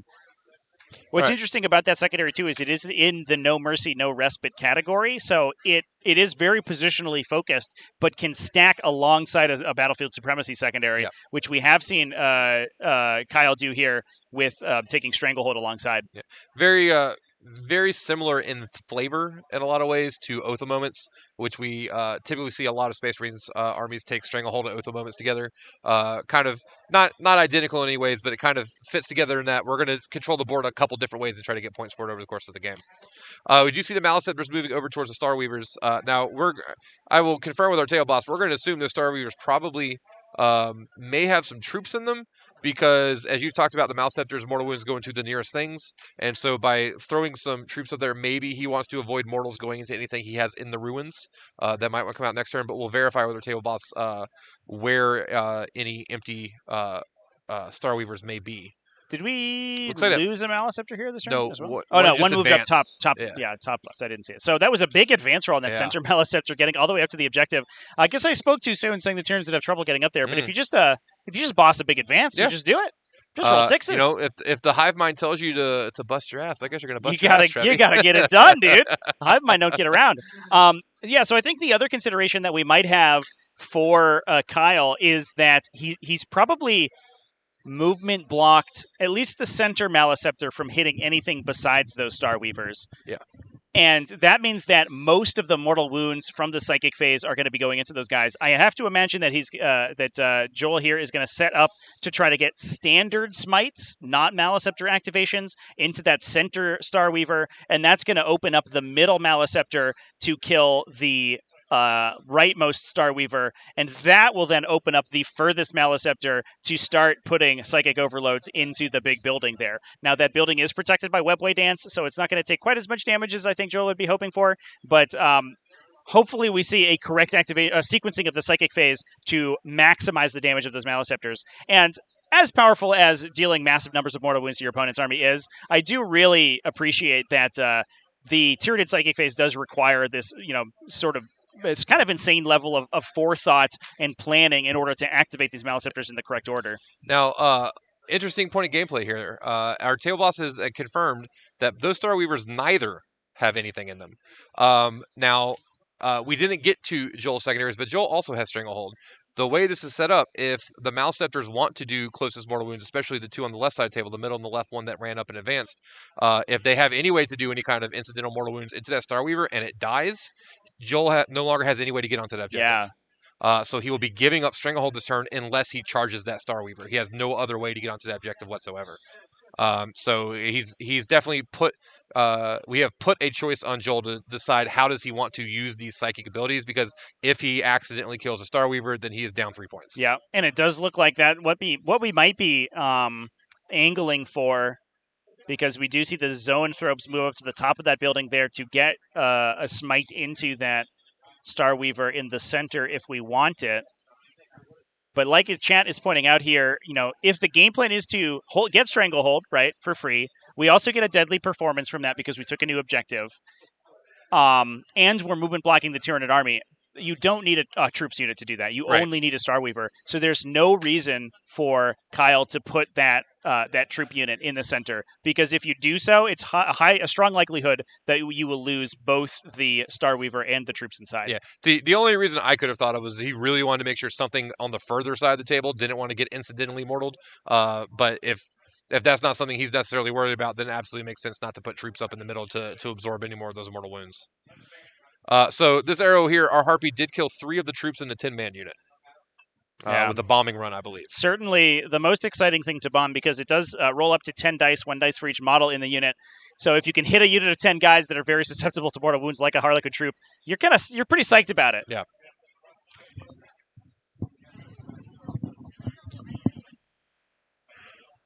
So I'm looking at, if this Star Weaver in the middle dies, I don't see that there's any way that Joel could get a third for Stranglehold. Like the Maliceptor could get over to the objective, but we have to assume there's literally no way he's stealing it. There has to be Obsec touching that objective somewhere on the other side of the wall.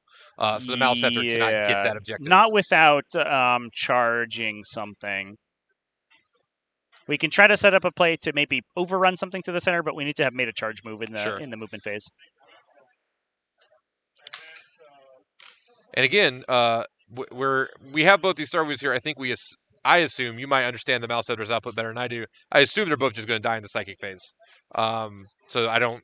If we need to make sure we can charge one of the two of them, that may just simply mitigate the number of spells we can put out this turn. Oh, I guess it's important not to forget the Skyweaver unit that is right off of the camera there. Oh, yeah, Skyweaver. You can see the edge of one of them because they are literally lining the long table edge inside Joel's deployment zone. And those, I think, potentially could eat some mortal wounds to remove. And that is, to be honest, and we talked about this in Joel's previous game, that is one of the downsides of the Maliceptor focused list. Because it does so much damage, but that damage only hits whatever's in front of it. Yeah. You don't have the same level of manipulation that you do if you're attacking with traditional, conventional attacks like guns or melee weapons.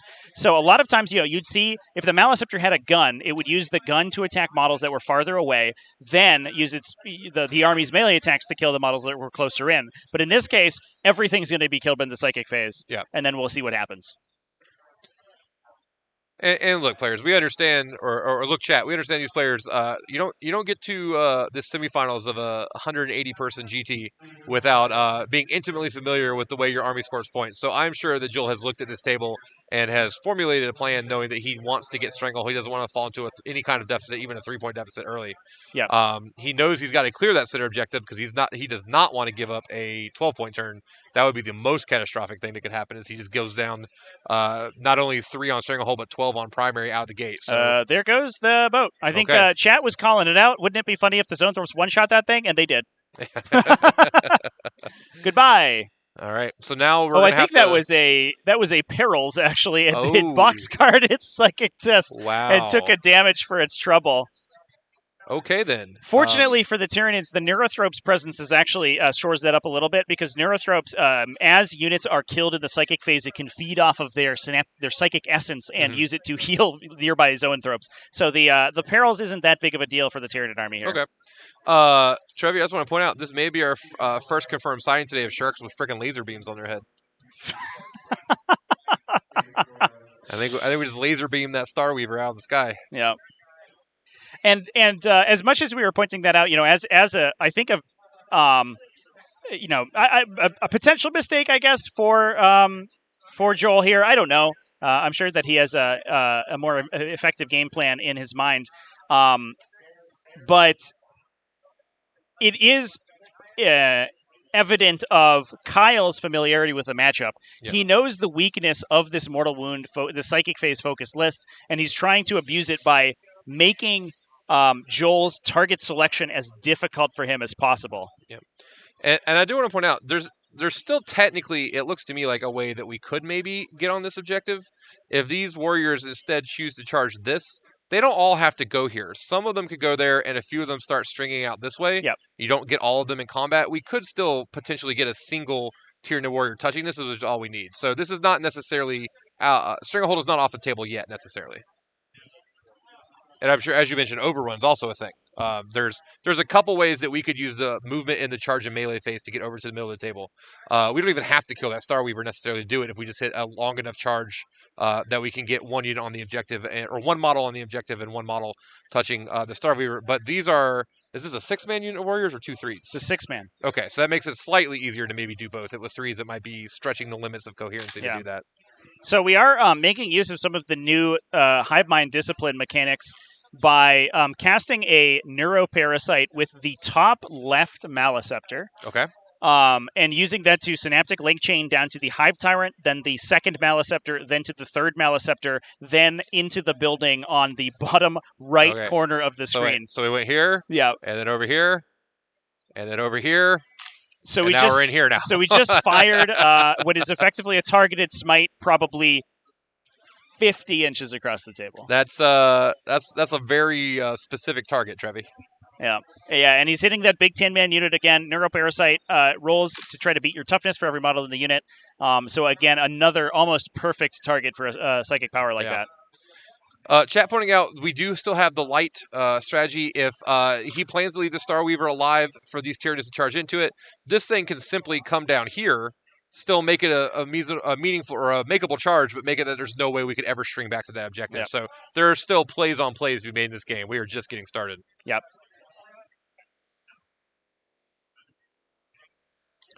All right, so we're just resolving some additional Maleceptor powers here. It is an open question whether or not we just elect to kill that Starweaver. Removing assets from the Harlequin army is certainly pretty strong, but the loss of Stranglehold this turn is going to come back to bite Joel in the late game, I have to imagine. Yeah.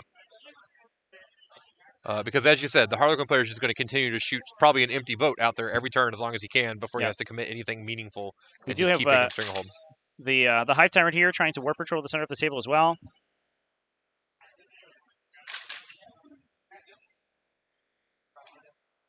And I don't know if we ever finished going over the new secondaries, but we have Warp Ritual as they are just now casting, and then no prisoners. So just trying to kill as many troops as possible to pick up some of those points. Yeah. Troops and bikes. And yeah, it is important that those will trigger off of the Skyweavers, each one of those units being a total of 15 wounds, so giving up a 1.5 on no prisoners by themselves. Yep. Certainly not the most exciting secondary to pick. No, elves of all varieties typically don't give up a lot of obvious secondaries, so this is a common problem many people face when fighting a variety of elves, is that there's just not a lot of great options against them. So some mind games being played here by the players, I think, right now. Okay. Joel is being very vocal about his game plan. He wants to charge the Tyranid warriors at the Starweaver, Right. and use either the charge roll or overrun to get them onto the objective. I think he might have forgotten about that light sub-faction reposition. Says he's just casting Onslaught on that unit of warriors, so they did advance this turn, so now they can charge, but I'm not sure he has any other things that can charge that unit, because I believe that Maleceptor also advanced. Now, have we heard, I know you're listening to the players right now in your headset. Unfortunately, chat at home, our player mics did not work out the way we hoped for this event, so the only person who can hear players right now is Trevi. Have we heard any mention of the Light Sada strat in the discussion between the players? Not that I've heard. Okay. So we will see how this goes. You know, round 8 of a GT, there's a reasonable expectation that your each player should either, if you don't know what your opponent's army does, you should be asking very specific questions. So yeah, we'll see if that ends up being the interaction that happens here. But regardless, matchup knowledge is an important skill in 40K, and when you get to the semifinals of a 180-person event, that is a skill that is being tested. Yeah. You don't. I've found over the course of my foray into competitive 40K, you really don't need to learn what everybody's army does. You just really need to know what questions to ask. Asking about, can you move at a time? I don't expect you to. That's pretty high on the list. If I'm declaring a charge on you, is there anything you can do about it? So I'm sure that Joel is very familiar with those types of questions. It sounds like, according to our table boss here, Joel actually killing that boat might have been a mistake. He realized halfway through his psychic phase. You know, the reflection only moves the unit 6 inches. So if you get up just outside of an inch of it, you only need a 7-inch charge to make it back in. And if you have several tries at that, it's not that big of a deal. Yeah. And I do want to point out for chat, one of our Twitch chatters pointed this out, and I did confirm. I had to go look at the scoreboard. Both of these players are on Team Xenos Petting Zoo, so they're clearly very familiar and most likely very friendly with each other. I have to imagine we're not expecting to see any kind of gotcha hammer here. That's not something we're particularly concerned about. It's as simple as Joel saying, well, I have to charge this to have any chance to get on the center. Whether you use your shred or not doesn't really matter. That's the only way I can do it now. It did look like he might have had to.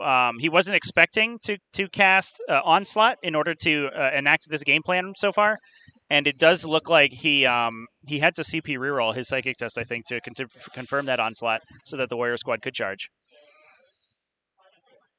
I mean, I think the Warriors are only probably 3 or 4 inches away from that Starweaver, regardless. Yeah. So there is a not insignificant chance they just make the charge anyway. Right.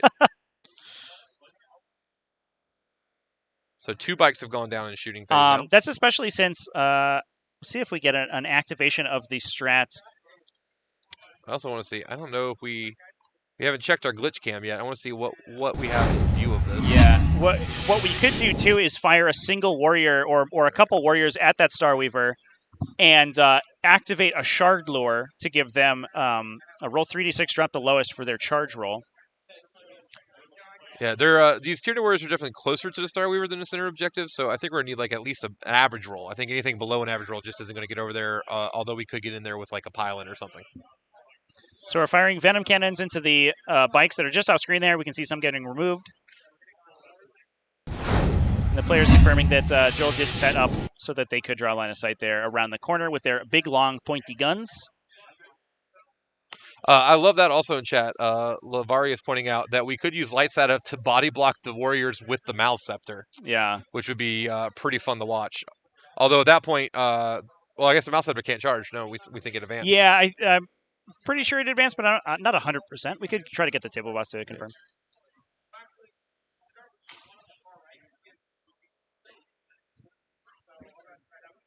So we're firing some additional Venom cannons into the other bikes in the top right-hand side of the screen.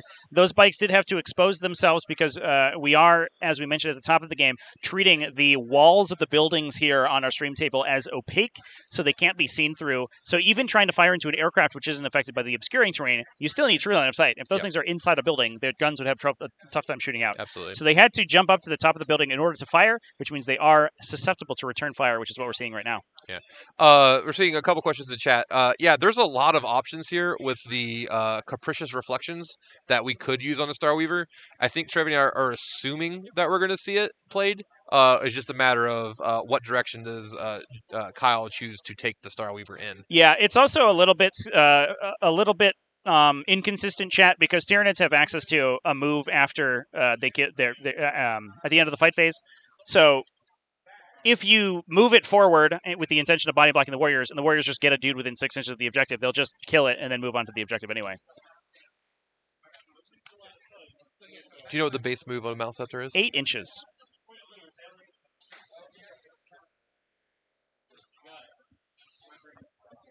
Table Boss trying to confirm without interrupting the players while they Joel play. almost forgot to fire his Harpy. Would have been awkward. That's when you bring something to its job is to kill things, you don't want to forget to kill things. Yeah, you want it to be able to kill people for sure. All right. Okay, we're still figuring out what we can shoot. I appreciate here. Joel actually, he's actually very clearly enunciating his tactical decisions as well.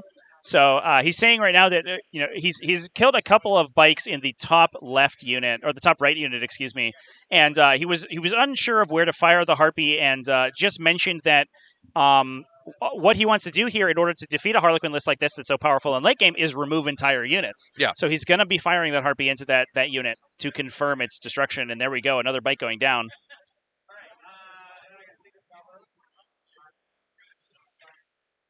Now we're just under the assumption that this Harpy is going to encircle the prey and run away. Yeah, 100%. Because these bikes, I think, can finish it off if they chose to. They are going to give that Harpy a hard time for sure. Yeah.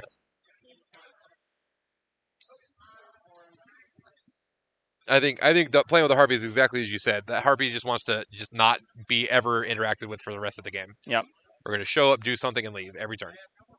Yeah. Fortunately, it can't leave the turn that it comes in, Right, but it's gonna place itself in as difficult a place to reach as possible to limit the amount that can attack it. I'm sorry. It does fire 36 inches, so it Yeah. it has a lot of target selection by itself. And I was also going to say the longer this game goes, as we saw in a previous game with this list, the Harpy becomes a luxury that you can't afford to target because this mass of monsters shambles towards you, they become an incredible priority that you can't just let them do what they want right in your face, and you may just have to let the Harpy continue to fly around as you'll need to be dealing with a more immediate threat. Yep. All right, Table Boss believes that the Mouse Scepter advanced and does not have Onslaught. We thought, no. Onslaught was on the Tyranid Warriors, we believe? Yep. Yeah, absolutely. You don't want to let even a single clown run. One clown at the end of the game is just as obnoxious for scoring points as anything else, especially in a list with as little OBSEC as this Tyranid list, and especially the way that Kyle has started the game by targeting the OBSEC models specifically.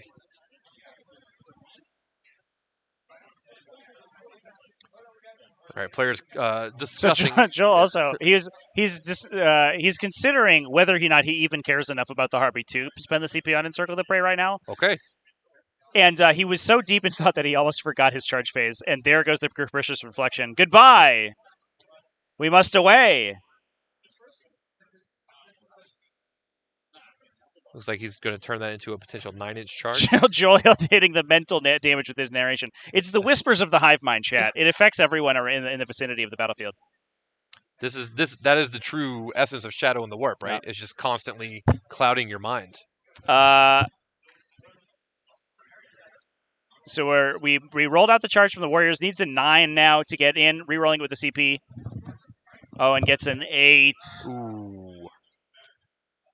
That's as we've done a few math lessons. And Joel confirming that the Malice Scepter did advance, so it cannot charge. And I think we have just lost ourselves a stranglehold here. Yep. Which is that's That's not the plan Yeah. that you drew up when you take Stranglehold. And losing Joel on turn one.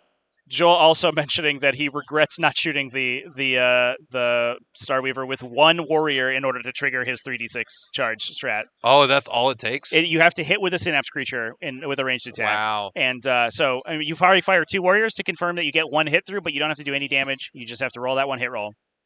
That is unfortunate. Did see in chat someone trying to get lists. If you're on YouTube, if you've been here all day, you may need to refresh, but lists are now currently in the video description. So you can check those out. If you're on Twitch, please feel free to use !lists to check out both lists in this match. Yep. So that is a big sad time for Mr. Joel there. Definitely. I mean, it is a game state that's understandable. I think, as much as we can be sad for Joel that he wasn't able to confirm his stranglehold, I think that was really good positioning on Kyle's part. Absolutely. He knew what he needed to do to make that psychic phase as painful as possible for the Tyranids. The Tyranids know that they can pull so much damage out, but if they do so, they lose out on so much movement that they need to score their objectives. And now that Starweaver's still alive. Yeah, it's it just can going to just run go over. back to the objective again. It is absolutely going to go back in the middle of the objective and get Stranglehold. Yeah, it's gonna get its Stranglehold. It's gonna score that 1 for deadly performance, and it's going to potentially be movement blocking that center brick of Tyranids for another turn as they struggle to get around these ruins in the middle. It looks like no Encircle the Prey used on the Harpy either. I guess that is really interesting because, like you said before, it is painful to direct attacks into the Harpy because it's -1 to be hit. It's a relatively difficult profile to kill, and it steals attacks away from hitting the Maleceptors. And Joel recognizes that what the units he's going to use, the units that he needs to use to kill the models in the middle of the table are the Maleceptors. The Harpy will kill some models slowly, but if the Harpy can peel an entire unit of shooting away from dealing damage to Maleceptors, that's going to be better for him in the long run. Oh, but we killed 9 troops after the morale check in the big unit. So 3 died earlier, man. and I think more died in the shooting phase or psychic phase or something. We lost 3 from the bombing run, but we did fail enough morale that there was a single troop left. Yeah, so the bombing run hit them, the Neuroparasite hit them hard, and then I believe the Stinger Salvo off the Harpy shot them as well. And now we're down to 1. That's big. That unit is such an offensive powerhouse with the mortal wounds that it can deal. I mean, it could theoretically, it could put significant amount of damage onto a Maleceptor by itself. We were talking about 1 troop at the end of the game, still perfectly good. That's not the unit you wanted to have the 1 troop come from. Right. You would rather the 1 troop be coming from the 5-man units.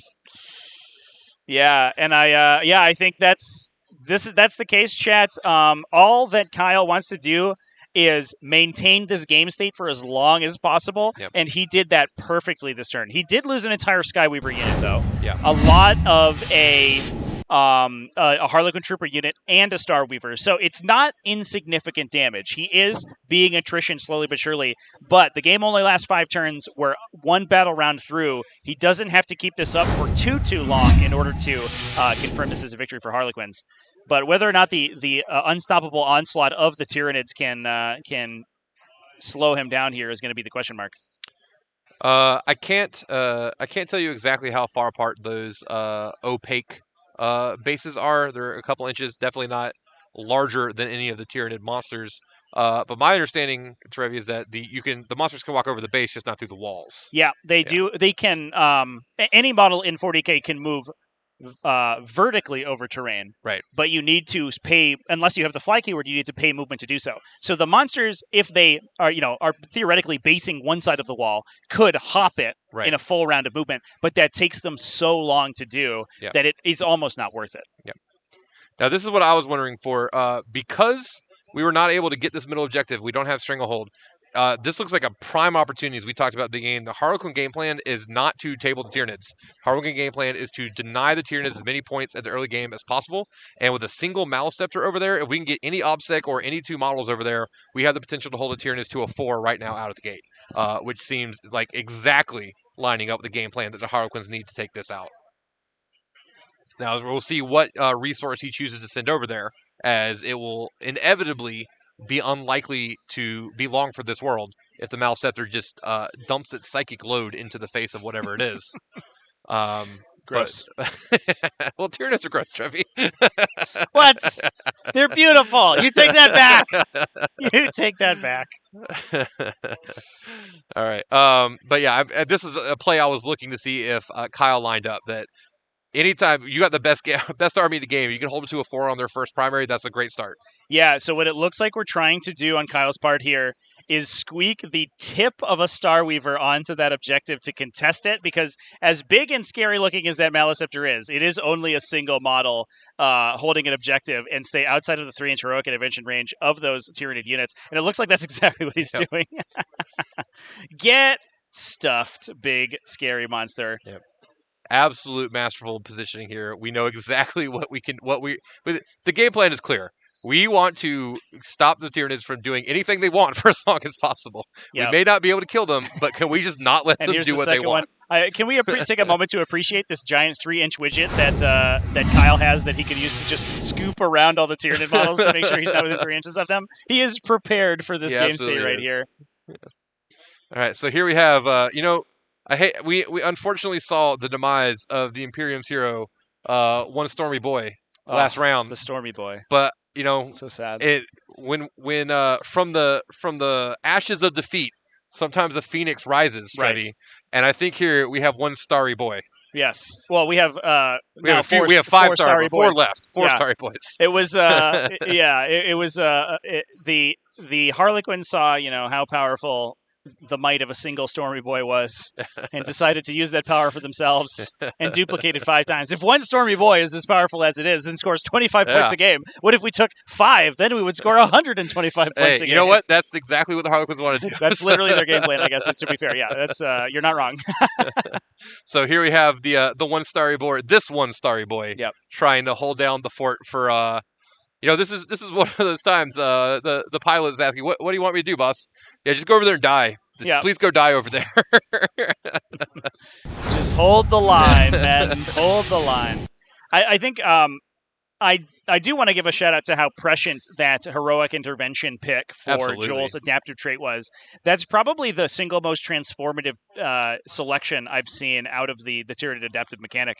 And it harkens back to, you could do a similar thing in 8th edition, because an adaptive physiology used to give you a heroic intervention. And that was something that you always took against Harlequins, so that you could intersperse your units and make it difficult for them to come in and engage you in melee. And this is doing the exact same thing. Now we can no longer body block those monsters off of the objective wholesale, because they will just kill you on your own turn. Yeah.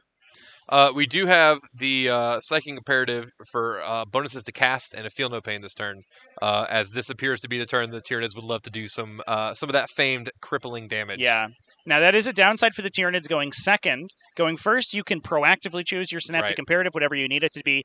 The Neurothrope Imperative here, the +1 to cast, the +1 to deny, and you get a damage ignore against mortal wounds, is very strong, but that +1 to cast is really where the power is, because it makes the likelihood of getting those 7 pluses to trigger Psychic Overload on your Maliceptor so much more reliable. That said, now that the Harlequin player is aware of that, he's probably going to do the best he can to prevent these Maliceptors from triggering those massive Psychic Overloads.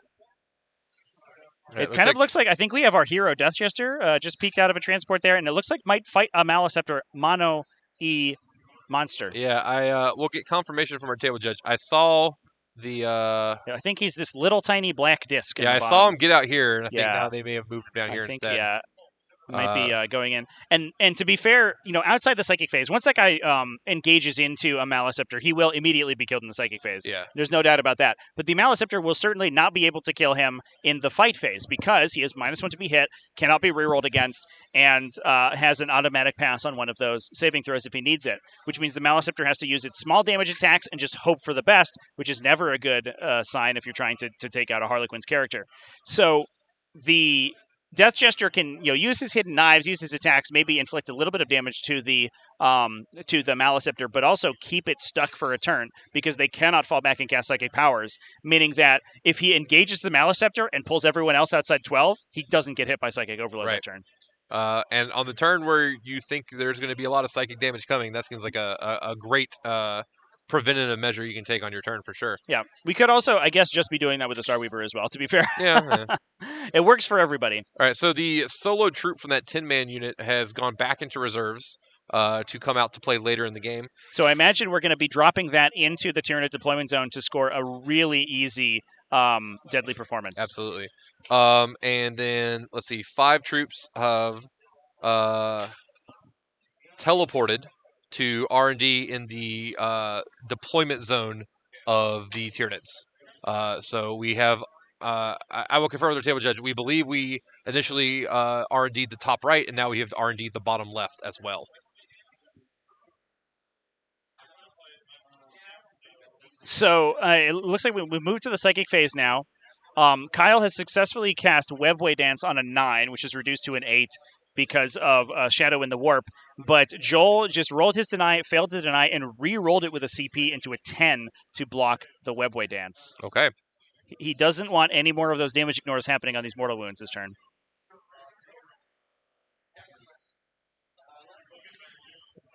It does look like, I don't know if we mentioned it, does look like we have the bikes in the bottom right that have lined up to potentially just go ahead and deal this Harpy so we don't have to worry about that anymore. Yeah, the bikes are probably going to use that charge movement to get farther away out of the Maliceptor's range so they don't get picked up by that Psychic Overload, and that Harpy is not long for this world. And yes, we have confirmed that the turn 1 R&D was in the top right. So we've got the 2 deployment zones have been R&D'd thus far by our Harlequins player.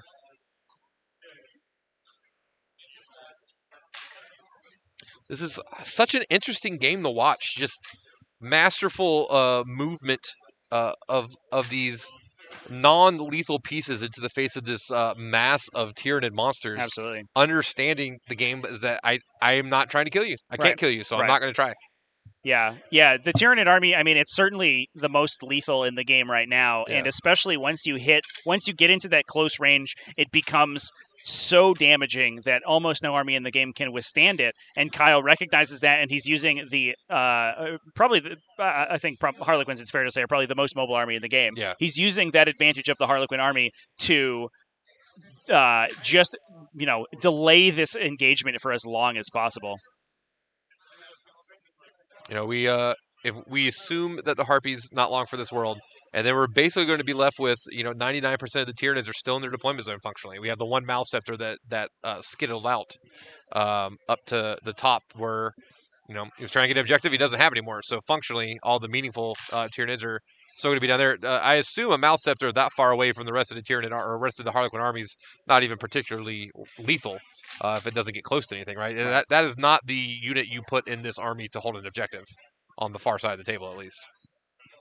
I think that Maliceptor would love to be holding the middle of the table, if anything. Absolutely, yeah. Yeah, really, sort of the end game state that you want to be creating here is the situation where you have a Maliceptor that is, holding that middle of the table and just pulsing death to everything that comes in to engage with it. And that's the situation that a list like this with Triple Maliceptor wants to set up. You want to get your opponent to a point where they can't deal with you at this long range, and they're forced to come in and engage with that Psychic Overload. So I think we're just flinging shots into the Harpy right now from all of the random Harlequin units that are hiding in the back corner there. Does the Harpy have death throws? It does. It hits you for D3 maybe. Okay. On a 6+. So there is a potential we could lose a bike if this Harpy goes down. Yeah. But that would probably be the worst of it, is a single bike. Yeah, fortunately, I like the new death throws mechanic because not only does it not impact your own units, but it also only impacts a single enemy unit. So you don't get these situations as you did previously where you would roll the death throws out and suddenly you pulsed 20 mortal wounds onto your opponent's army if you had a centrally located monster. Now the effect is more targeted, but it's also less powerful. Yeah, that seems like a fair trade-off. Yeah.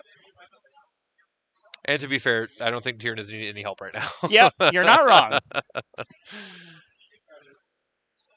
All right, so talking about the middle of the table, talking about the Star Weaver, it looks like.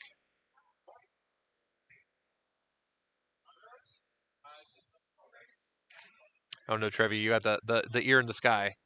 Do you have any idea what's going on over there? Yeah, so he's asking about the Zoanthropes right now. He's targeting his Starweaver over on the top left-hand side and just determining what the best target is. The Carnifexes are probably one of the worst units to shoot at with Shuriken Cannons because they reduce damage by 1 and have a very high base save. So unless you're rolling 6s, you're probably not doing anything to them, and they're in a Venomthrop aura.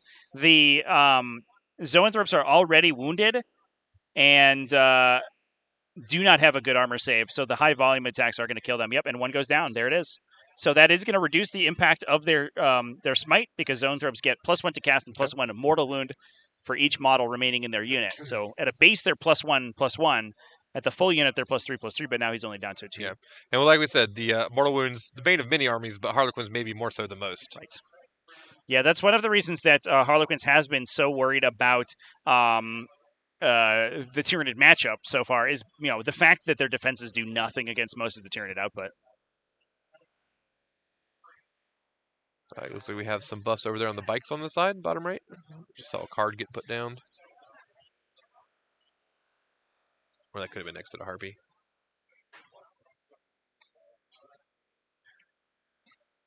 CP being spent. We're doing something. I think we might be fusion pistoling. Okay.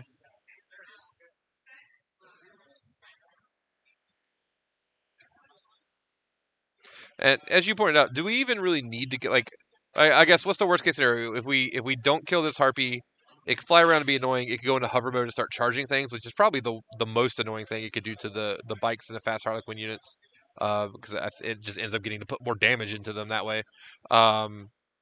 But if we get it down to even bottom bracket, we're not particularly worried about it outside of his bombing run. Yeah, it's only going to hit on 5s with that -1 to hit. A lot of the time, it's going to be hitting on 6s. Not, I mean, it's still annoying. You have to get rid of it at some point, but not the biggest of deals.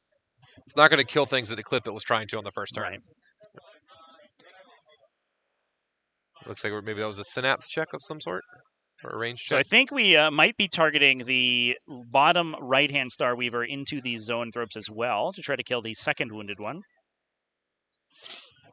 All right, so we had get a telestrate. So we're shooting here now. Right, into that. Yep. That's exactly the arc that the shots will take too. Oh, these Harlequins can curve bullets. Right? Yes, So, like wanted over here.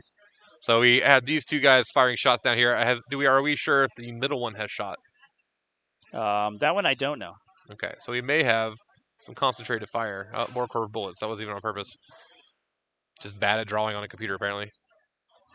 So Joel or Kyle here, excuse me, actually.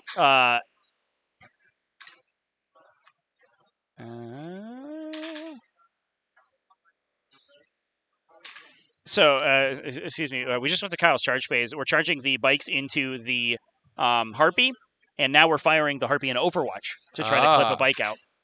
Well, as far as the Nid player goes, every dead Harlequin's a good Harlequin. Yeah. So That's true. His goal is, as we said earlier, his goal is functionally he just needs to table the Harlequins as quickly as possible. Right. To be able to walk around the table and score points. Yep. So we were experiencing some tension here from Kyle because he went first, and like we said at the top of the game, that makes it a little bit more difficult to assign your Luck of the Laughing God dice. Kyle has been using a couple of them to reroll important hit rolls in order to try to convert more damage in, but he rolled a 111 to wound that Zone Thrope unit on the top of the building with one of the Starweavers. He really wanted to kill that second wounded Zone Thrope, so he picked up his Luck of the Laughing God dice and he looked at them lovingly, wanting to reroll some of those dice to get those wound rolls through, but he knows he has to save them for saving throws to make the Tyranid turn a little bit tougher. Yep. And in doing so, he's doing just that much less damage in his shooting phase. Sorry, Chad. I thought that we saw players reach in there and start picking up two bikes at the same time, and I thought they were dead. I think they just made a charge. Yeah, probably just moving. Yeah. I was like, oh god, we killed two bikes at Overwatch. Yeah. It also looks like nothing is engaging this Maleceptor in the center or in the bottom. Now there is the melee side. Death Jester down here, but it lined up some shots that it took. I don't know if we're going to see it he's, charging. what I he's think he's doing. right here. That's what it looks like. All right. Bikes are wounding on 6s because of paroxysm into the Harpy. Yeah, it doesn't look like it mattered that much. Yeah, it does look like it mattered. Goodbye, Harpy. So yeah, it doesn't look like anything engaging that Maleceptor. So the Maleceptor is going to have free reign into the Harlequin army. I think we're going to see a full power Maleceptor combo go off right here. Yep. That is an undamaged Maleceptor, bottom right hand corner of the screen. We're going to see Warp Siphon get Synaptic Link chained over to it. It is already +1 to hit, and we'll use Hive Nexus to give it its own Synaptic Imperative so it can perform its psychic action in addition to casting its spells. And we're just going to start pulsing Mortal Wounds into that ruin to try to kill as many Harlequins models as possible. I don't think I don't think Joel is that worried about exactly which models he kills. He just wants to do as much raw damage as he can right now.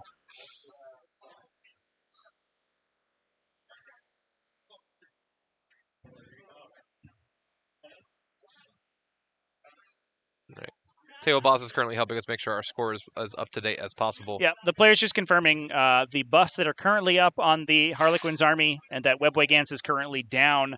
And I believe, if I remember correctly, the Shadow Seer with the Eye of the Laughing God is in the top right corner, so it is not protecting against any Maliceptors currently. We were really hoping for that Webway Dance to go off to keep those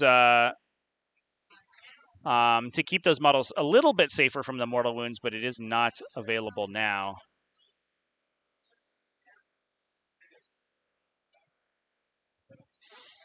All right, so that first Maliceptor, that little tiny black circle that I thought was a Death Jester, is the Death Jester. So the Maliceptor is now standing 1.1 inches away from him, apparently. Oh, no, it looks like we might have forgotten to charge into that Maliceptor. Oh, no. I think, so we're on game 7 of this event. Game 8. Yeah. Game 8, excuse me. Yeah, we are, over the course of the last 3 days, these players have played almost 24 straight hours of 40K. Yep. And I think we're getting a little tired here. It sounds like Joel, in the discussion, Joel also remarked that he had forgotten to perform a heroic intervention. I think that Maliceptor might actually have been in range there to heroically intervene. Oh. So both these players making some minor mistakes here. I mean, I have to say, I think the Death Jester for getting charged might be slightly more important than yeah. for Although to be fair, the Harlequins in the building didn't move away from the Maliceptor. Yeah, so it wouldn't really prevented that much anyway. So it would have meant that the Maliceptor's first damages have to go into the Death Jester and then the Starweaver, which is less efficient than hitting 3 wound models with 3 mortal wounds apiece, which would be pretty brutal. But still, it's a lot of damage. So I think what Joel's going to try to set up here is maybe a situation where one Maliceptor can peel the Starweaver away so that the other one can start hitting the building with impunity. Yep. All right, and we are seeing the Tyranid Warriors with their OBSEC have come out. We finally made it to the middle objective. We've done it. But Joel down to a 4-point primary turn thanks to the heroic sacrifice of that Starweaver in the top corner.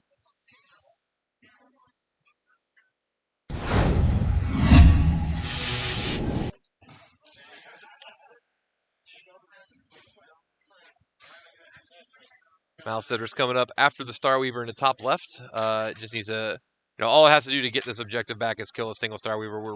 I think we're 100% sure there's nothing inside of that one at the moment. Yep. Yeah, that Starweaver is, I don't think, long for this world. Can we confirm whether or not there are troops inside that Starweaver? That would be that could be the place where things get a little bit awkward for the Tyranids here. It looks like we may be having to advance those Carnifexes onto that objective. I hope that was an advance. That was a really long move. All right, so confirming from the table that the plan had originally been to charge a Death Jester and then curtain fall back into the transport, which is why he got out in the first place. So did not do any of that. I guess we do 3 damage, but it does have a 5-up against mortal wounds this turn, so it seems like a lot of work to do maybe 2 damage to a Maliceptor. I guess every bit counts. When you don't have any obvious way to pick up a model, I guess you gotta, as we talked about yesterday, nickel and dime a little bit. This is not the same Eldar list, but that's a go-to strategy of many people with pointy ears. Nickel and dime a little bit at a time, added up over the course of 5 So turns. it sounds like both boats in the top left and bottom right, according to our table boss, do have troops in it. Now we did see advances from the Carnifex in the top left-hand corner there, which means those Carnifexes are not going to be able to fire since the heavy venom cannons are a heavy weapon. We could see an onslaught get chained out through the Zoanthropes there onto that one of those units to allow it to charge, but it means that it might be a little difficult to kill both the transport itself and the models inside. Yep. Which really, I mean, if the focus is doing the extra damage down to the bottom right, that looks like we've given Kyle a pretty strong opportunity to get another 12 or get a 12 next turn. If we don't think we can follow up into the troops on that transport in the top left, we know there's going to be or we're expecting at least an immense amount of damage into the bottom right, but I don't think either of us expect it to be an amount of damage that would completely obliterate every single model in the bottom right. So we'll still be able to hold that objective as well. Yeah, there's going to be something there at the end. Only one of the Maliceptors can combo off to the full extent. Only one of them can perform the psychic action, and only one of them can cast an additional time. So, it looks like that boat did get killed by psychic overloads. So I guess there was no Killed it troop with in there. Yep, killed it with a smite. Oh, okay. We were misled, Lyle. Apparently. Oh no, betrayal. So, killed did a smite, the psychic overload damage, and then got a neuroparasite off. The boat died, and now we are resolving the neuroparasite into the bikes. Looks like we did 2 damage with the neuroparasite. Warp Ritual completed a second time as well.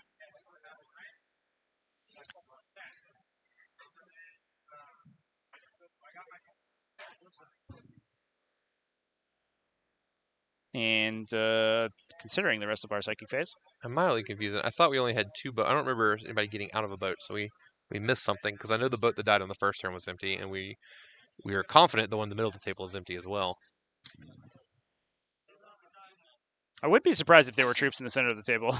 They would not be long for this world. Yeah. Oh, God. I almost just destroyed the entire stream chat. I'm sorry. The Zoanthropes one-shot their second Star Weaver of the game. Okay. The D3 plus 3 damage bursts another transport. Which one was this? I believe that was the center one. Oh, okay, just haven't picked it up yet.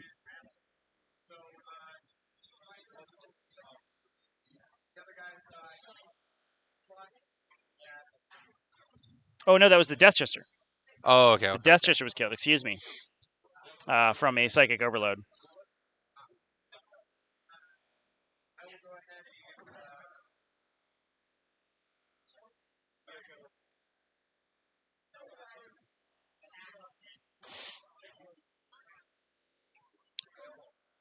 Our Tyrannus player talking out his plan. Yeah, again. he's trying to work his way through the combo. How much damage can he do?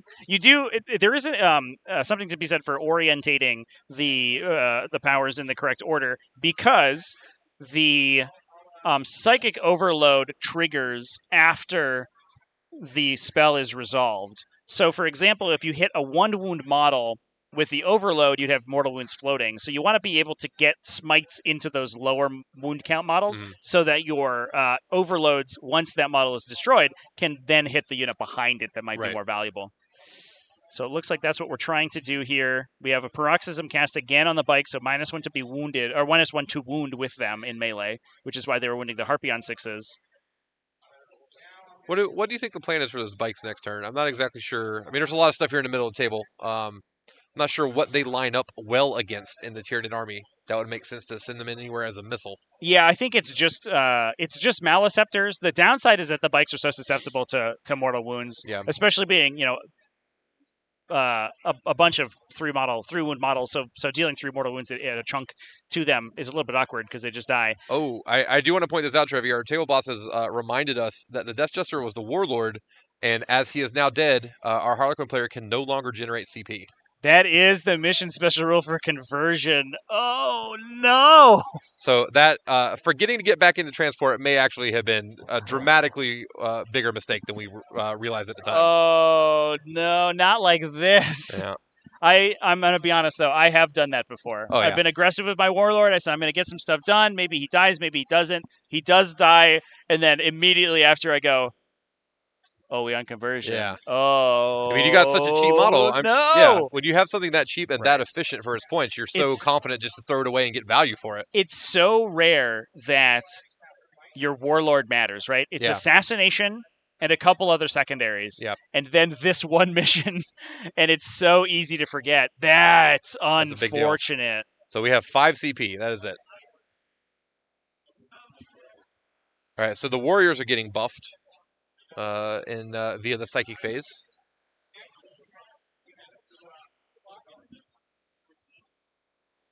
Yeah, Alex from YouTube, I think we can agree that is the definition of absolutely brutal. Absolutely brutal. Yeah, especially how well Harlequins use their CP to be able to manipulate the fight phase and move themselves around out of sequence.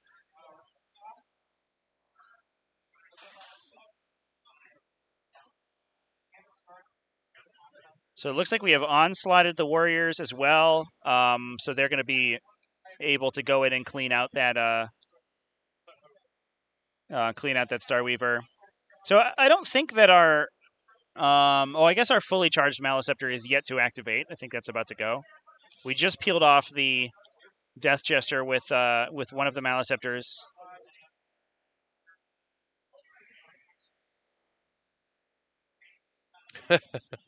That's rough, buddy. Joel 2022.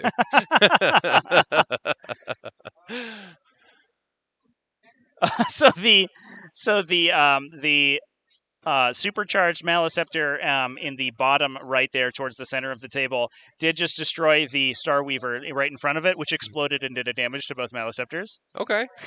We're Nickel and dime, Trevi. starting to reflect a little bit of damage here. Nickel and dime. Yeah, Nick, pointing out in chat, Harlequin's not a forgiving army. You make Harlequins maybe the most extreme of Eldar, who are known for not being forgiving of mistakes. Harlequins maybe even less so. Their overlapping synergies make every single individual model and character so important that making any kind of mistake where you start picking anything up, you start losing layers upon layers of utility in your army. Yep. So the Starweaver is dead. We're now disembarking the units here, the unit inside, so that they will be the next target of the mortal wounds. So we're not hitting these Skyweavers with the mortal wounds quite yet. You're trying to protect those bikes for as long as possible. Yeah.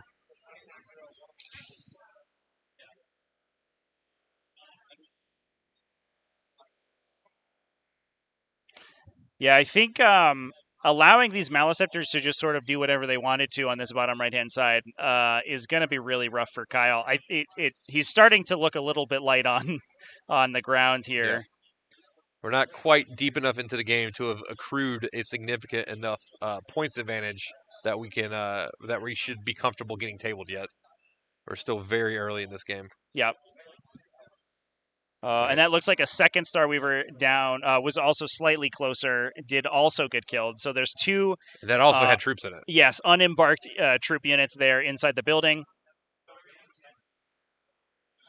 I'm curious, Trevi, do you think there was any reason to, instead of sending the bikes into the Harpy last turn, that we wanted to send them into a Maliceptor to try to mitigate some of this damage?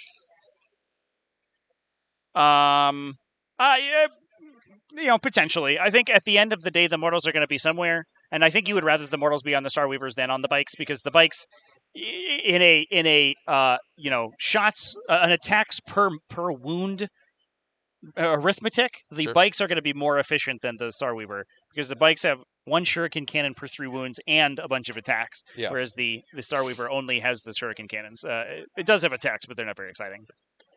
Now, do these troops, as we talked about, they don't seem to have profiles that line up dramatically well into killing any kind of monsters. What kind of output can we expect from these troops if they want to go into a Carnifex or a Maliceptor? So the scariest part about the troops is going to be their fusion pistols. Each of those units has 2 fusion pistols inside them, and Kyle is going first, so he is going to receive a boatload of Luck of the Laughing God dice as soon as his turn comes around. So he can use those dice to try to convert his fusion pistol attacks there and hope for some big damage spikes into these Maliceptors to get rid of them. Although I do think, to be fair, and if the combo is off here, the Maliceptors are going to be protected by their psychic action, which is reducing the fusion pistols to strength 7, so they wound on 5s. Not as easy to hit or wound them as if they were wounding on 4s, Trevi. Makes it a little bit harder. Another math lesson for you, those of you at home. There you go. I feel like my job in this event at this point, while you spew volumes of Tyranid knowledge and expertise, I am that dude from the Ocho and Dodgeball who's just, the bold strategy, Cotton. Let's see if it pays off. Yeah. That's all I'm bringing to the table. Yeah, you can just continue just commenting how broken everything is. Wow, another cool roll that Tyranids have. Incredible. What, another one? Oh, 12 mortal wounds. Wow. Hey, 12's more than 0, Trevi. Let me tell you. We should have a mortal wound ticker every psychic phase for the Tyranid army. I think we've done 6, 12, 18, 23, and killed 4 troops. So 27 plus 3 to the center. So we've done 30 mortal wounds. I think it sounds like, according to, I know you just talked to Brett Chester, it sounds like that's going to be basically the average for this psychic phase.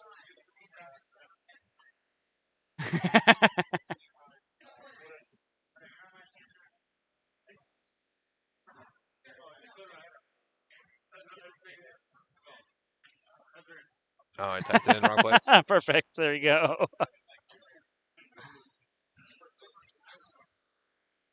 Need to see you in there. Oh. Thank you, Lyle. You are welcome. This is what I'm here for, Trevi. Right here in the middle. Maybe just top left-hand corner there. Perfect. There we go. Okay, there we go. Chat, we got a mortal wound counter for you. So that was a very impressive psychic phase. We're not done. Now we move to the shooting phase. And that's sort of the flabbergasting part of this Tyranid army. Well, to be fair, the multi-Maleceptor armies definitely front-load all of their damage into the psychic phase. They do still have, a ton of venom cannons to fire in the shooting phase. See if this changes on the next turn. We need an R. Oh my God! Sorry, I missed it. I'm a terrible stenographer over here. The problem is specifically just my keyboard is at an angle. My arms are never trying to type on it. I just keep missing buttons. Sure.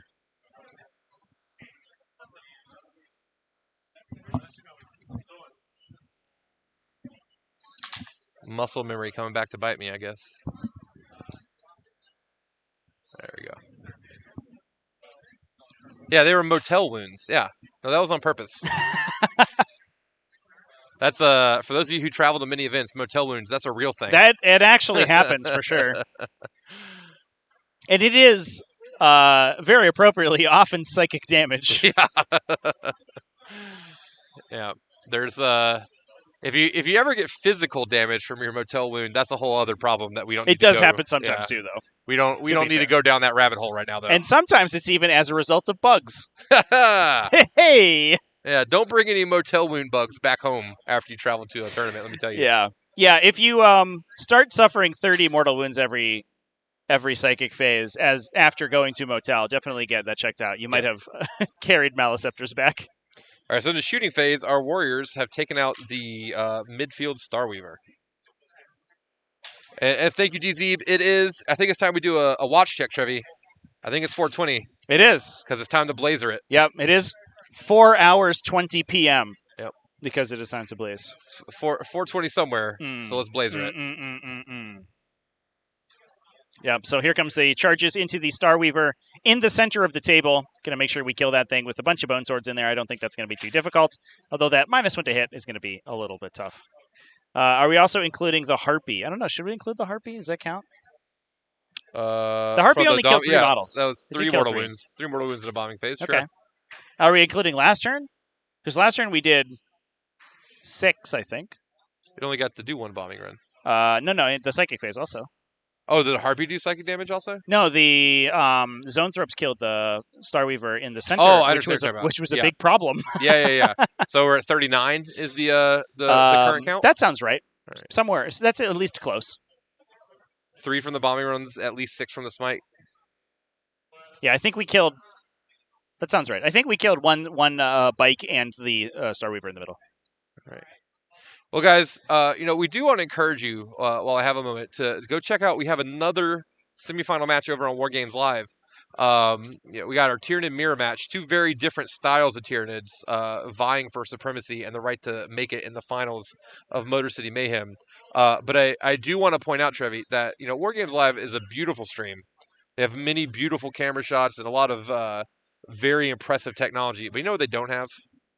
Blazers? Well, they don't have blazers, and they don't have a mortal wound counter. They don't. That's true. So if you would like to just keep track of mortal wounds that happen in this game, hold on to your seats. Absolutely.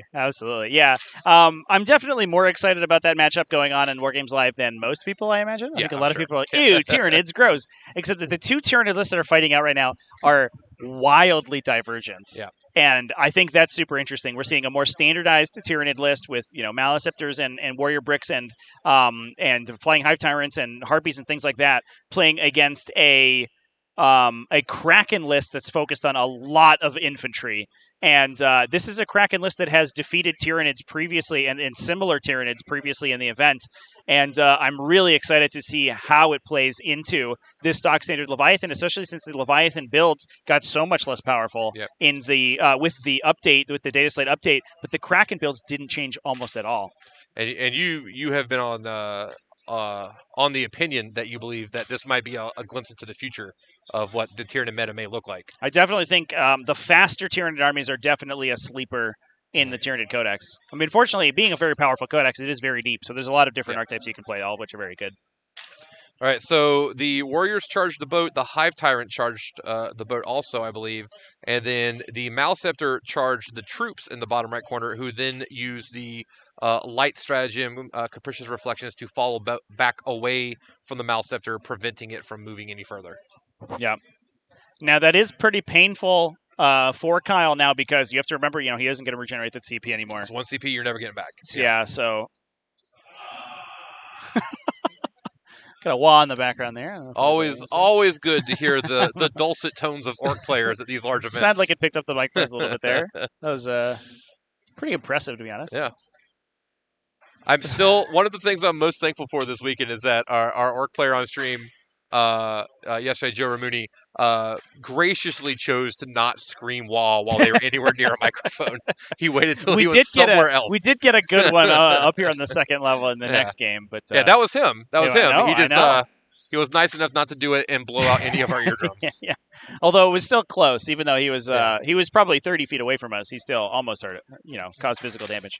So it looks like we do have the Tyranid Warriors now consolidating after destroying the Starweaver, creating the spread formation in the center of the table, and screening out a lot of the potential space that the Harlequins could use to get up and engage into that middle this coming turn. Again, those Tyranid Warriors are also going to benefit from the Heroic Intervention. Yeah, that's what I was about to say. We could try to use our flip belts to get past them if we want to, but basically that entire objective is now protected by Heroic Intervention monsters. Yep. We have the Hive Tyrant standing directly dead in the center, and that's always something that you should be concerned about when you are placing your heroic interveners, because the size of the Hive Tyrant's base is larger than the size of an objective marker. So in order to contest that objective marker by getting within 3 inches of it, you are automatically going to be within 3 inches of the Hive Tyrant if he's in the middle of the table or of the objective.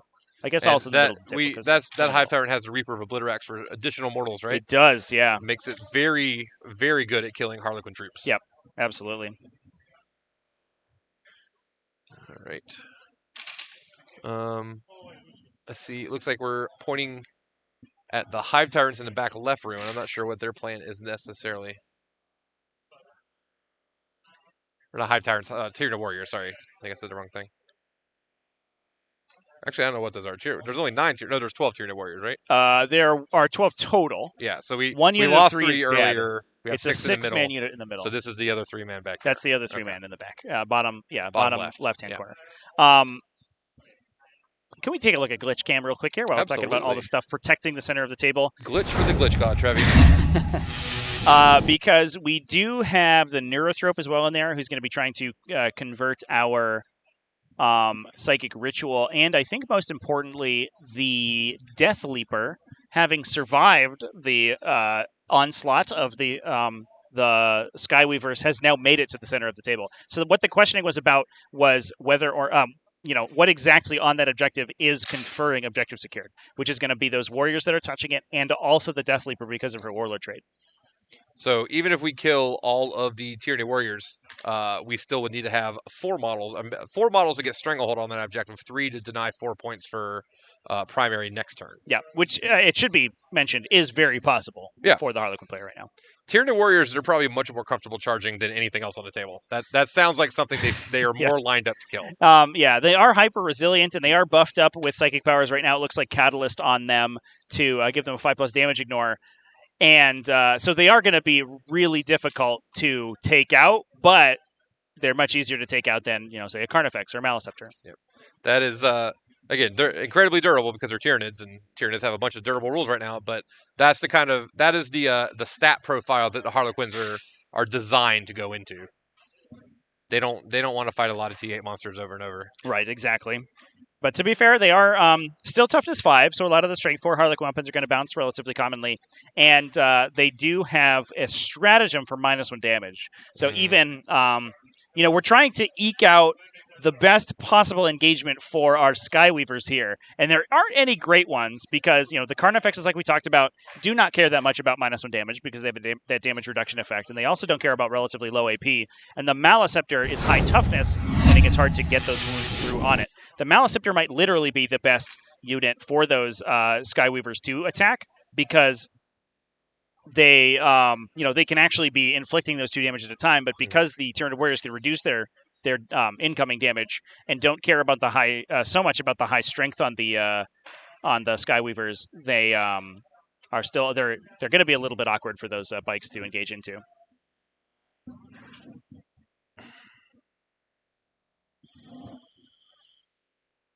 I think a Harlequin player really taking stock of things. This is an important turn. This is a I don't want to say a make or break turn, but this turn goes, if we do anything wildly incorrect here, we may just run out of models too quickly to eke out a victory. So players are using a time clock you guys see in the middle of the table.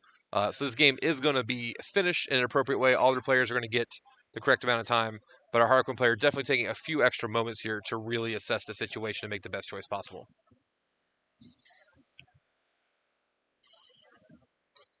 Looks like the players are discussing the layers of durability that have been placed upon the Tyranid Warriors.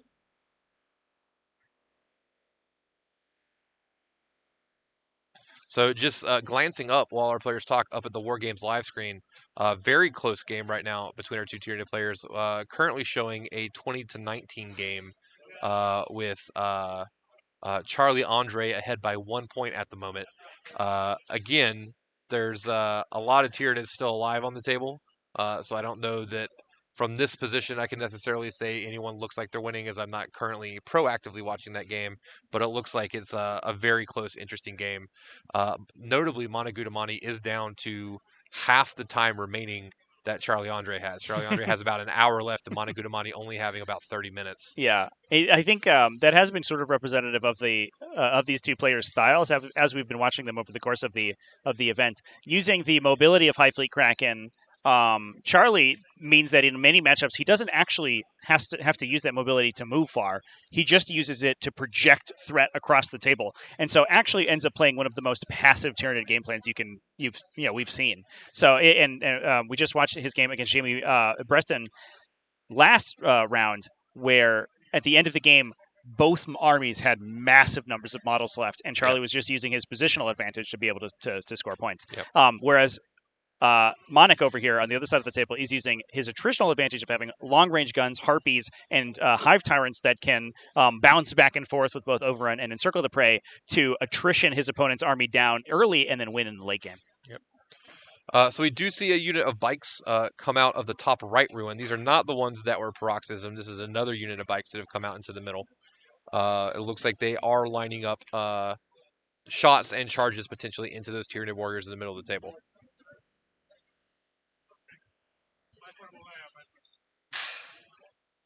Yeah, I know the players are discussing the defensive profile of those Tyranid warriors beforehand, and I think Kyle might be identifying them as the target of the turn. Looks like we do have a Harlequin troop unit going in there. So between the troop and the Skyweavers and all of the ranged attacks thereof, because we are in light, the light Sadith, so those Harlequin troopers can advance and shoot. Oh, everybody going in. All right. All right. Just send it. Full send. Here we go. middle of the table meat chips. Yeah. Which is a little bit dangerous because that is the Tyranid game plan, is just to kill Yeah. everybody in the middle of the table every turn. And I think they certainly have the output to do it currently. But the hope here, I imagine, is that maybe we can pick a Maliceptor or two up in the shooting phase with the fusion pistols and shuriken cannons that we have. Because we have been talking about a lot of bad damage matchups over the course of this game. You know, there's a lot of -1 damage, things that biff shuriken cannons, but one thing that doesn't is Maliceptors. And shuriken cannons are almost literally the perfect profile to attack a Maliceptor, because even at AP1, they put them on their invulnerable save. They have no way to reduce damage, so they're going to take every failed invulnerable save is going to be 2 damage to them. And while they reduce the strength of weapons and have a transhuman effect, strength 6 specifically is not affected by either of those. So there's no loss in effectiveness shooting into those defensive effects, and you have the best AP value you can ask for to be able to convert those those attacks. Not that it's great. You need a lot of shuriken cannons to kill a Maliceptor. And we've lost some over the course of the game thus far. Yeah. We are down a lot of shuriken cannons. I know this army, we counted up 26 to begin with, but now we're down to just a few. Oh, bots. Bots in YouTube. It's the hedonism of the Eldari is summoning This them. is Korn's table, not Slanesh's table. What is going on? If people want to, come in here and start advertising their, vials of blood or something, that would be more appropriate for what we've seen this weekend. We don't need any adult bots, Trevi. I know. We want adult skulls. Yeah. Where's my Blood and Skull website? That's what I need to see being botted in. Subscribe to see the only the hottest naked skulls, bereft of flesh, Hey, of course. You know what? You can't get more naked than a skeleton, Trevi. Let me tell you. That is the ultimate nudity available.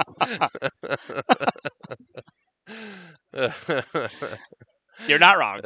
You're not wrong. Oh my God. All right. So let's start for kicking for a minute. You talked about if we could pick up, 1 or 2 Maliceptors, that would be great. I don't know the math on this. This is not a game I have encountered frequently in my personal playtime. But if our Harlequin player can pick up, most of those Tyranid warriors and 2 Maliceptors, and be able to take that middle objective back, get Stranglehold up. It doesn't look like we're gonna be able to hold. I really wish he could hold Joel to a 4 again by shooting something over there near the Carnifexes. I just don't think he has anything in position to do it. Yep. So we are firing fusion into the warriors. The warriors have activated their -1 damage, and it looks like the fusion pistols shooting into a unit with no invulnerable save does feel pretty good because they just die. And the catalyst saving a couple wounds there, but not enough to save those 2 warriors that did go down. The shuriken also going to be pretty brutal, especially once they rend. They're going to entirely bypass the warrior's armor save.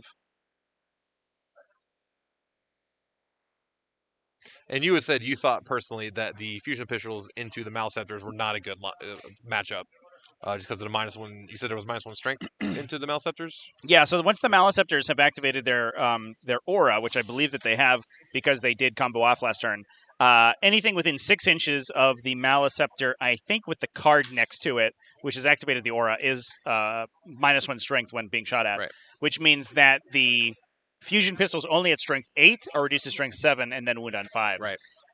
Otherwise, I would love to shoot fusion pistols at Maliceptors all day. But wounding on 5s, even with Luck of the Laughing God, is a little bit awkward. And I kind of imagine that we may be pushing our Luck of the Laughing God dice offensively here, because I think Kyle's in a position where he needs to kill this board presence in the middle of the table. I don't think he needs to kill all of it, but he needs to make sure that, a Maliceptor activation this coming turn doesn't just end his army. Yeah, that if we get in a position where we just get to go to a psychic phase and do another 30 mortals, and the game's just over. We don't have 30 wounds left on the table. Right. That's the game we pointed out. That was kind of the stressing polar game plans here. That the Tyranid or the Harlequins are fine getting tabled as long as they can get enough points in the first 2 or 3 turns. The Tyranid's goal in this game is to table the Harlequins as quickly as possible and max primary on the back end to make sure they recover any kind of deficit that they've been put into. Yep. It looks like we do have a troop unit coming out of reserve there. We did miss in the movement phase, right underneath our mortal wound counter that have completed to retrieve knock wound data in that corner. They So pulled we are a up single guy to- pulled it. Oh no, that's No, it's a five-man. five-man. Yeah, Okay. that Webway danced over I thought there. that was the one. Or Webway virtuosoed over there. I thought you were saying the one troop somehow pulled this off back here. I was like, what?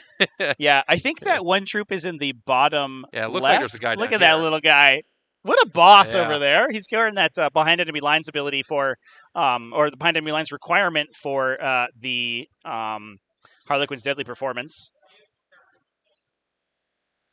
So again, Harlequin's player they need to build as many points as quickly as possible. There's no way this Harlequin player thinks that he's getting through turn 5 with all of his models intact. So we are just, where are the points in the first couple turns? Let me just pile them on top as fast as I possibly can. I need to build a lead. There's also something else to be said here for pushing really hard through the center of the table, because we have only completed 2 turns of War Patrol on the Tyranid side, That's true. which means we're down 5 potential points and 8 total points, because you can only score up to 12 on that secondary. If the Harlequins can push hard enough to kill the Hive Tyrant and the Neurothrope this turn, which is a difficult ask. The Hive Tyrant is T8 with a 2+ save, and the Neurothrope is a 3+ multiple save. If they can kill both of those, however, that actually removes all of the characters that can perform. Well, the Warp Malceptors Ritual. aren't characters. They are not characters. They're Okay. just monsters. And so the Tyranids would not be able to complete that secondary. And that would actually be a big deal, since we do have Kyle looking to get up on secondaries here. If he's able to take that middle objective, he's going to get another 6 points between Stranglehold and Deadly Performance. And pull right ahead on secondaries, since, like we talked about on turn 1, Joel is down a turn on Stranglehold, and that could come back to bite him in a big way. Now the problem is, I'm not seeing a evolution of the board state play out that we should expect necessarily Kyle to get a 15 on his Stranglehold. It seems hard to believe that there might be enough units to hold 3 objectives on turn 5. At the speed at which the mortals are plowing through some of these. So any number of turns we can deny Stranglehold is important here, because it is far Strangleholding every turn far favors our Tyranid player at the end of the game than our Harlequin player, just based sheerly on model count that we expect. Yep. Yeah, I wonder if the game plan maybe becomes, we shift focus from protecting the more expensive bikes with the ablative wounds on things like troops and Starweavers to the more valuable troopers, because the troopers do have objective secured built in. So even if we can bubble wrap one troop unit with the Skyweavers and protect it from the mortal wounds, if that one model survives, he's going to hold that middle objective regardless of the number of Tyranids that are there. And it does look like we're down to 1 warrior now We're after down the to shooting 1 phase. in the shooting phase. Whoa, that is a hefty sum of damage. Now, And it looks like we're charging here, maybe?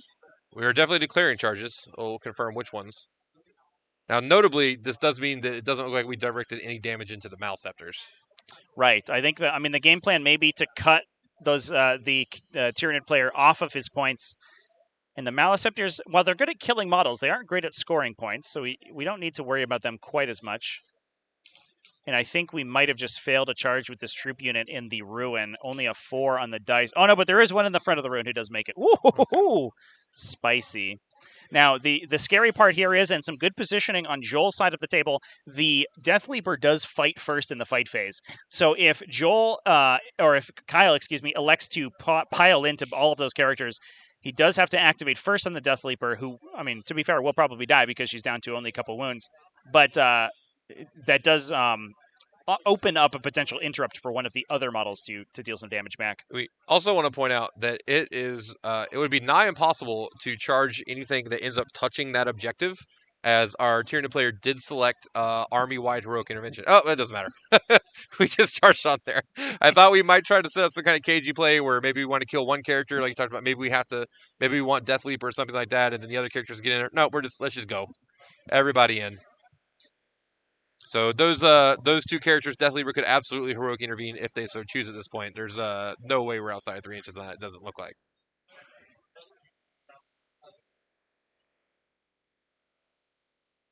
So I think we have, as I may have alluded to earlier, we may be in a chips meet table situation. Harlequin player has identified this is a turn I need to go.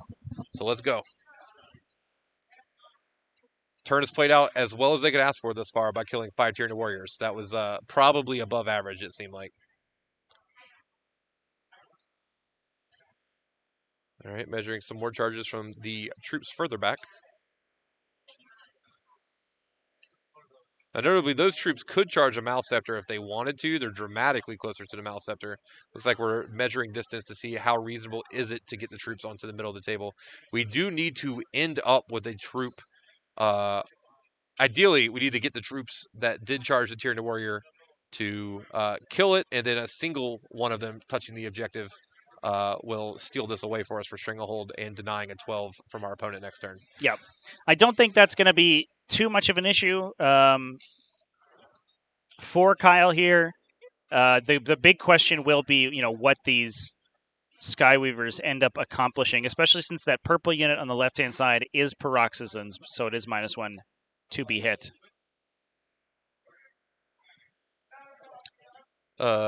Feedback in chat about the YouTube stream being better than Twitch.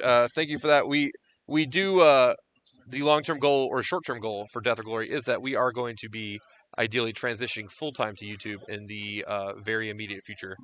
So hopefully, especially Trevi has led me to believe that once we do that, we could even increase the quality of our video if we're no longer streaming to 2 places. So that's an exciting change that we're looking forward to.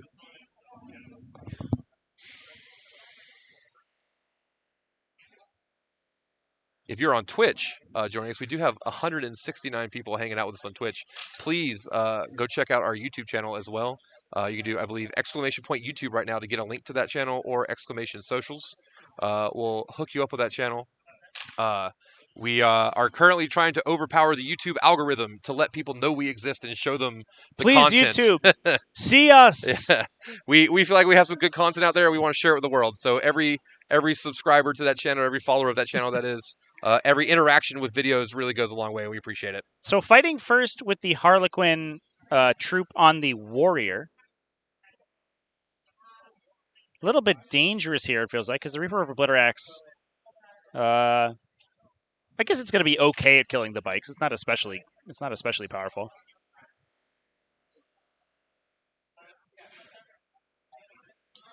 Yeah, absolutely, Alex. Using charge to get in there on things that you know are going to end up heroically intervening, controlling what they get to fight, absolutely a powerful tool.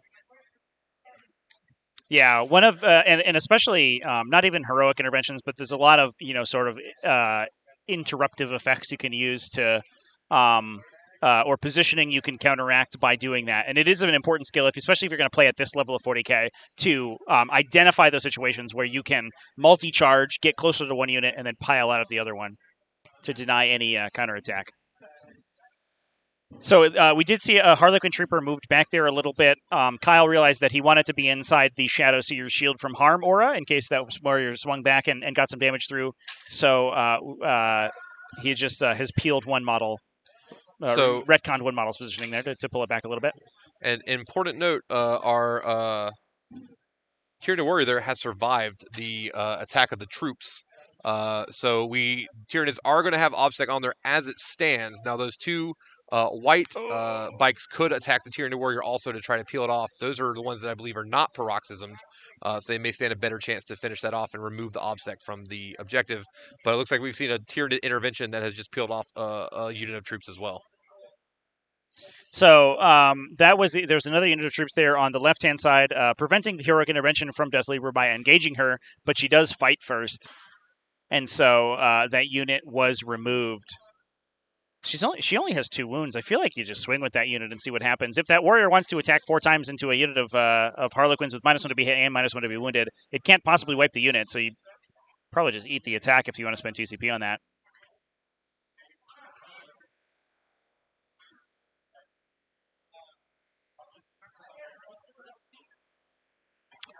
And that was the Paroxysm Skyweaver unit going, but that Paroxysm not quite getting it done and not killing the Death Leaper.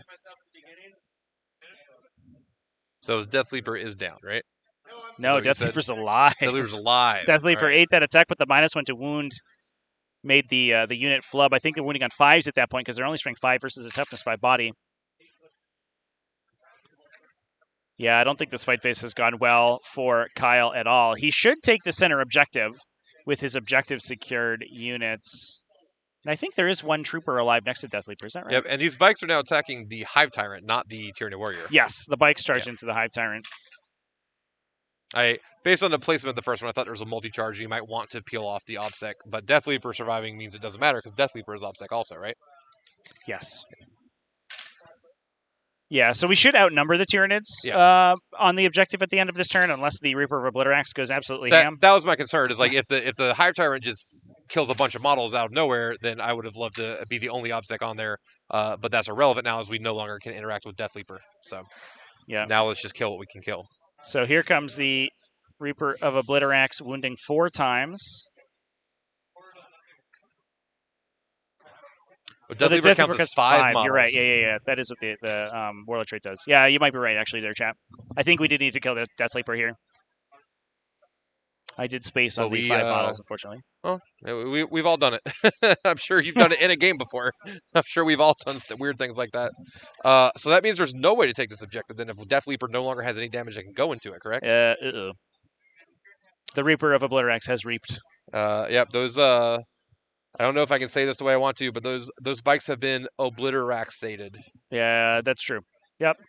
Yeah, I don't dislike Kyle's move here of just going face, because I think you have to. You're at a stage of the game where the previous Tyranid turn was so brutal that you need to make something happen. And I think if he had just gone into the center, clipped this out, and hoped for a bad psychic phase, he does have 2 denies in the chamber. You can just cross your fingers. The Neurothrope augmented or Synaptic Imperative is over, so they no longer get their +1 to cast.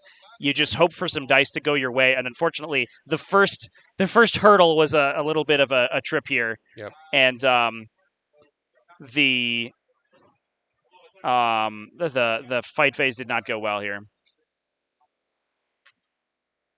Well, as we said at the beginning of the game, this is not the situation that the Harlequins player wanted to say, I need to be successful at this to win the game. They did not want to engage the Tyranids head on if they could avoid it. Yeah. And it may, as you said, we may have just simply gotten to a state of the game where I can no longer avoid it, and I just need to hope it works. And it appears that it may not have worked the way we needed it to. Yeah.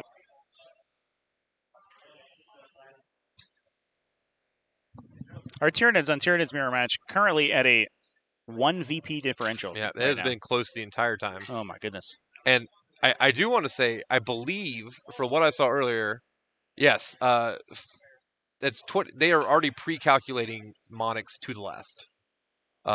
So that 25, or not Monix, the other player, the 2 to last has already been counted. That's the main thing. So our person who's in lead over there could very easily actually have their score go down at the end of the game. So that is still a precarious game for sure. If you guys have not yet set up your second monitors, we do have War Games Live streaming the other semifinal match right now, as we have 2, as Trevi has put it, wildly different Tyranid lists vying for the right to play in the finals against the winner of our stream.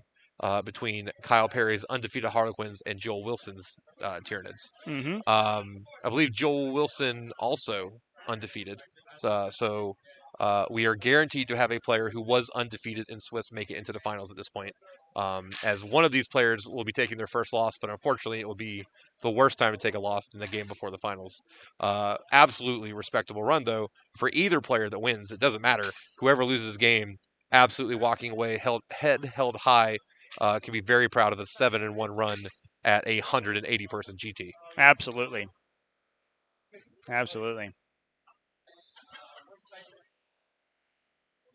So we are back to Tyranids. This should be bottom of round 3. Is that right? Let's go back to our overhead where we have our total. And we are, just scoring out bottom round 3. Tyranids held the center objectives, so scoring their 12-point primary and really reducing the Harlequins to a shadow of their former glory. Importantly, no stranglehold scored for Kyle.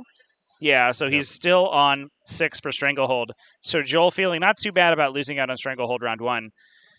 I think Kyle hoping for that the 6 VP sweep there. to grab Deadly Performance and Stranglehold, but didn't ended up missing it.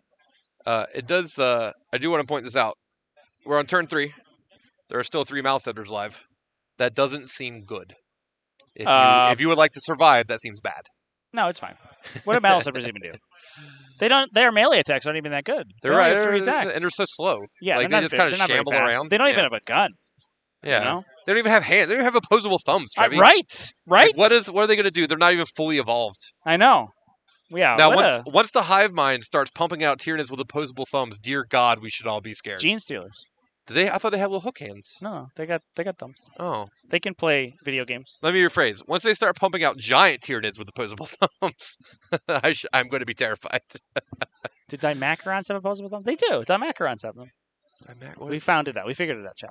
Tyranids are unstoppable killing machines. You know what? And As a Tyranid master, I defer to your expertise about Tyranid anatomy. Only because of Dimacrons. They're the only reason. Because they can type on a keyboard. You know, this is the perfect setup. I'm glad that we have you here to go over this. We have a Team Xenos Petting Zoo finals, as both of these zoo aficionados are bringing their Xenos to bear. I'm glad we have a official xenobiologist that can explain this Tyranid life form biology to me as someone who's never picked up a Tyranid model in my life. Are the Harlequins from the Xenos Petting Zoo? I mean, we've all seen, or most of us have seen Guardians of the Galaxies. At a certain point when you start collecting alien life forms, it doesn't matter if they're bipedal or not. Right. Yeah, I guess we'll take the humanoids too. Yeah. Yikes. Yeah. This took a dark turn pretty quickly. It did. we were just a moment ago, we were happy-go-lucky talking about fleshless skulls and how exciting those were. Now we have glass. Now we're putting Eldar elves glass in tubes. cages, Yeah. I guess. Welcome to 40K, everybody. In the grim darkness of the far future, there is only grim and darkness. And that's all we have. And petting zoos. And petting zoos. So we do have now Joel just looking for ways that he could potentially lose this game at this stage right now. He has literally circled the wagons on the top left-hand objective with a Maleceptor combo going off, all the troops in the middle getting blown up. Wait. I got to start updating this. I'm going to move this out of the way so you can still see. And it looks like I think we have killed a Shadow Seer in the bottom right objective as well. All right, so we have psychicked away the troops that are in the top left, so we're now up to 45 mortal wounds done this game.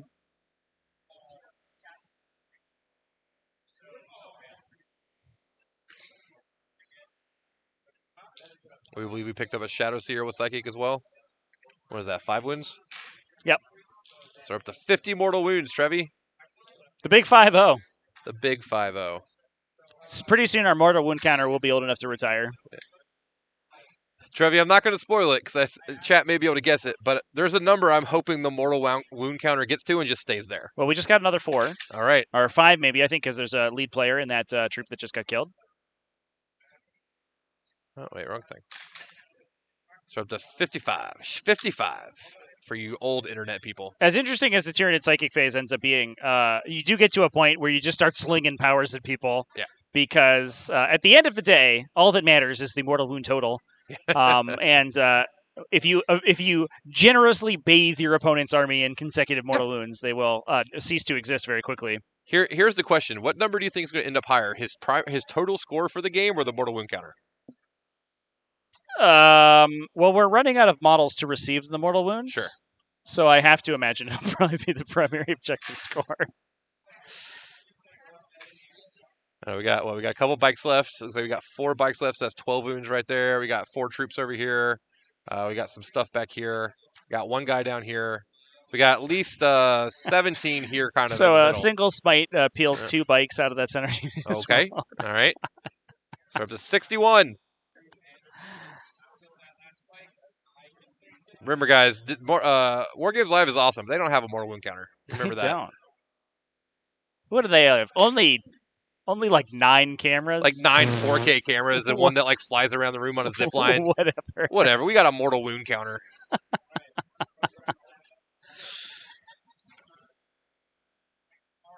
But for real, you should go over to War Games Live and subscribe because their videos are awesome. And subscribe to Death or Glory And subscribe over to on Death or Glory. YouTube. So let's share the 40K content love. Get You it. know what? While we're at it, everywhere. Trevi, they should go subscribe to your channel. Absolutely. There's so much good stuff. Tatch-tortoise.com. Come Yeah. subscribe to me too. I'm streaming at GT next weekend, actually. Oh, really? Yeah. Where's that one going to be? That one's going to be in Massachusetts. Okay. It's being held at. This is very cool. You ready for this? It's being All right. held at a summer camp. Okay. So we get real summer camp vibes. We're all in bunk beds.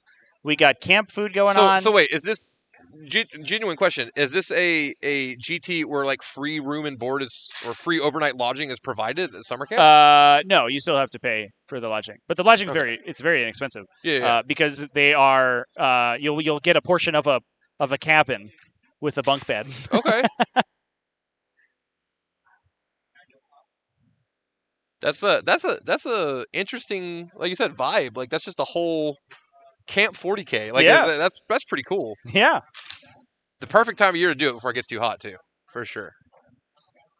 All right, so we did pick up another bike. So we're up to 64. Trevi, we're close. We're almost there. We're almost there. We're almost there. We got two more battle rounds to get to the magic number. We are charging it with some Carnifexes here, which should do some regular wounds, which I do believe will probably still end up being mortal to the models receiving them.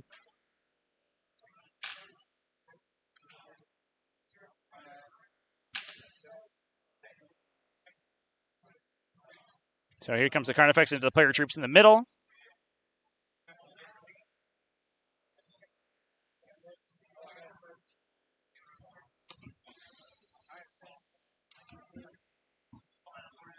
And Joel realizing here that he has moved directly to his charge phase and didn't make any ranged attacks.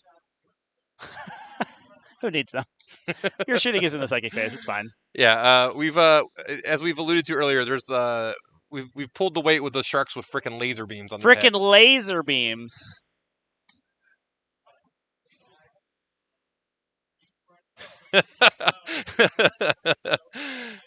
I've I've asked our table boss to explain our mortal wound counter to our Tyranid player, and he is finding it hilarious. He says he's going to try to do 5 more mortal wounds for us. Yeah, so you can see Joel gesticulating there. He is pointing to the models he's going to try to kill with conventional attacks, so he can deal exactly 5 mortal wounds in the next turn. This is teamwork 40K right here, guys. Semifinals of 180-person super major, and we are forging a narrative here. Very sexy narrative. You know what? If any of you ever said narrative 40K is not fun, let me tell you about narrative 40K. Yeah, Kyle here finding the situation hilarious as well. Got a big grin on his face. That's fun. Sometimes there is a lot of clinching. That is true, chat. Good stuff. What has happened to this game? Oh man, I'm so glad that this is still, even after 8 rounds, everyone's having such a good time. I know. Yeah, we were talking about it off camera a little bit, but that's just generally been the vibe of the whole event. People are just having fun playing 40K. Especially in the metagame that we're currently in. As much as there have been some upsets that we've been excited about, I think the final 2 pairing has not been too much in contention, at least the faction that will be represented there. And so people are taking the opportunity, to do their personal best, score as high as they can, and just really have a good time playing a massive number of 40K games. I took the opportunity to walk through the doubles hall, which is, just some manic energy. Oh, yeah. Doubles events, if you've never been in one, they're insane. It's the craziest 40K. And looks like people are having an absolute blast. We also have the RTT going on right now, too, which has a bunch of people playing some very taciturn traditional games down there. 40K. Yeah. And, it's just been an awesome weekend of gaming so far. And even if you don't like 40K, if you're checking out 40K, you're like, I'm a miniatures player, but I've never picked up 40K. We've got Age of Sigmar GT finishing up today. We have a Bolt Action GT finishing up today. We have a Kill Team GT. I always forget the Age of Sigmar Kill Team version. Warcry GT. We have a Historical Minis GT today. Just everyone's here having a good time, playing minis, hanging out with friends, meeting new people. If you did not have the fortune of joining us this year, we would love to have you next year. This is our second year. The event has literally tripled in size from what we saw last year, with our inaugural GT coming out of the kind of the back half of the pandemic last year. One of the first events to kind of open back up. I know that there's still plans to come next year, and I have to believe, knowing the guys who are in charge of this event, we are going to try to make it bigger and better than even this year, which would be an impressive feat for sure.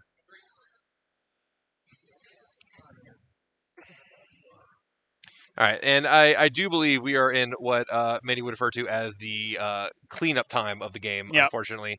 I do not believe, I think both players in the game understanding there's not much left that the Harlequins player is going to be able to do. Oh, no. I think we might have messed up. We messed up the mortal wounds counter? No, I think we messed up the number of wounds remaining. I think there are 6 wounds. Because there's a Shadow Seer and a Trooper in the middle.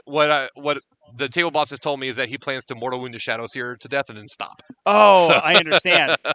Ooh, that might be tough though, because the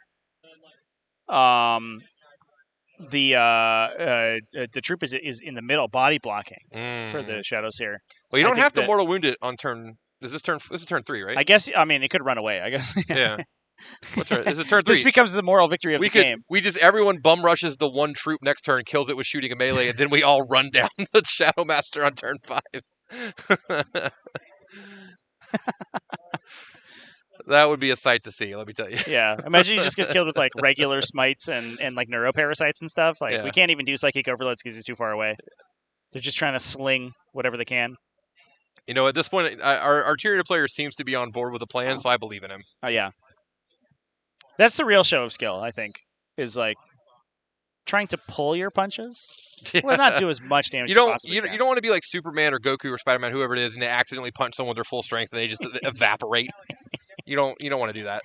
Yeah. All right, well, Trevi, I feel like we're both in agreement that the Tyranids here appear to be winning this game. I don't think we feel... it's pretty likely that yeah. Tyranids. I don't think we feel there's any avenue left for the Harlequins player, unfortunately.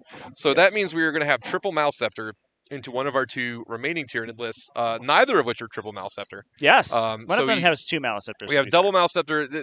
Monik Gutamani's list, what I imagine most people think of as like the stock Tyranid list that we've seen a little bit lately. Double Harpy, double Malceptor, a bunch of just good stuff, walking around doing obnoxious things.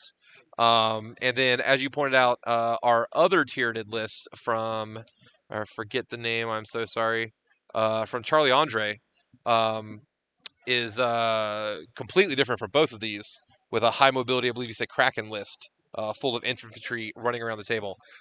Based on what we have seen from our triple Malceptor list, how do you feel that matches up into these other 2 Tyranid lists?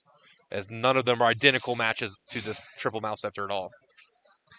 I think it's going to be interesting. As much as both Tyranid armies are going to want to do a similar thing, right? They're going to want to commit into the center and have a big old fight. And as much as the Malceptor is one of the premier pieces in the game at winning that fight in the middle, Tyranids also have a lot of good tools to deal with it. Mm-hmm. We have a lot of high-volume attack units, things like Raveners and Tyranid Warriors that have attacks both in the shooting and fight phases, all of which are high-volume, low AP, which is what you want to get through that invulnerable save that the Malceptors have. And especially... both of the lists as well have some ways to sort of outrange the Malceptor, either with Harpies or with Charlie Andre's list being focused on High Fleet Kraken and just being able to wheel out immense threat ranges when it needs to with opportunistic advance. I'm not sure that the triple Malceptor is going to necessarily be advantaged in the Tyranid mirror. Oh, okay. There's another change between the 2 editions that happens to Tyranids where they now affect each other with Shadow in the Warp. Mm-hmm. So if you are focusing on trying to, execute psychic combos in a Tyranid mirror match, you yourself are going to be, have a tougher time casting those spells. Yeah. So we're going to get to see how this shakes out. Chat saying that it looks like Monik on stream appears to be set up for a big win in the end. That's what we kind of saw in our Orc game. No, we didn't get to follow that. It was on the other stream. last round, but it was super close for a couple turns, and then the end of the game, Monarch just had a bunch of points left on the table.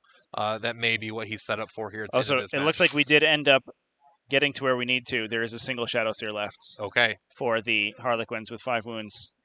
I think we can do it. Is it this one right here in the middle? I think it's directly in the middle of the Because table. part of me, I don't know, I can't confirm this, but part of me thinks our Harlequin player may be trying to help out. I appreciate the collaboration between the two players. yeah. They're having a laugh about it at the table over there. So the big upside of the talking back about our other Tyranid matchup, the big upside of Manik Udumani's list versus the particular matchup that he's fighting into is that those Harpies are extremely dangerous to the particular profiles that Charlie Andre's list is bringing. It has a lot of 4 wound sort of medium infantry and warriors, which can be 3 wounds, but can be -1 damage. And having those 12 4 damage shots every turn can just slide one of those Ravener units right off the table every single turn. And that's a level of attrition that's very difficult to deal with over the course of a whole game. Now, how do you feel that going first? How important is that in a Tyranid mirror like this, where you get to be the first person to encircle your Harpy? It's a pretty big deal. Okay. I don't believe Charlie Andre is playing Harpies though. Oh, he doesn't have any in his list at all. I know Monarch has 2. We know that Joel has 1. Yep. Yeah, I think the downside here for Charlie is that despite the fact that he does. He has an army that's very powerful on the table. It doesn't have a ton of long-ranged attacks. It mostly interacts very close to you, which means even if Charlie went first in this game, I don't know that he would have the beef to be able to kill the Harpies before they start going off. If Monarch plays very defensively with them and puts them in the back edge of his table, layers them with defensive abilities, it would be very difficult for the Death Spitters that Charlie has, because his list, if I remember correctly, just has a boatload of Death Spitters. They are only 24-inch range. They're probably not going to be arranged to hit them. Okay. So that's a interaction to keep an eye out for to see how that plays out if that is our final matchup. Or you're talking about the current game. I'm talking about with the Harp. I was referring to our 1 Harpy in this game versus the 2 Harpies of Monarch. I'm sorry. Well, I think the Harpies aren't actually, or the Harpies shooting at the Harpies aren't even going to be the most important part of that trade, because the Carnifexes are what's really going to be dangerous to the other Harpy. Okay. The Harpies are -1 to be hit because they have the Heart to hit keyword, and the Carnifexes each shoot 3 times, but because they're individual units, they all get a Leviathan reroll. Right. If Joel elects not to switch out his adaptive trait, which means that he's, almost getting full rerolls to hit against them. He has access to direct guidance for +1 to hit. He can reroll 1s with a Hive Tyrant. So his shooting, because it is, oh no, Joel just mentioning that.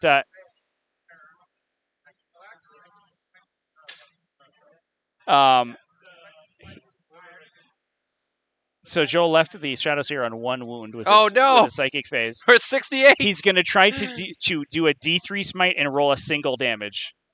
Well, he can't do mortals that don't exist, right? He can't do mortal wounds to things that don't exist, can he? Like, if there's only 1 wound left, he can only do 1 mortal wound, right? Yeah.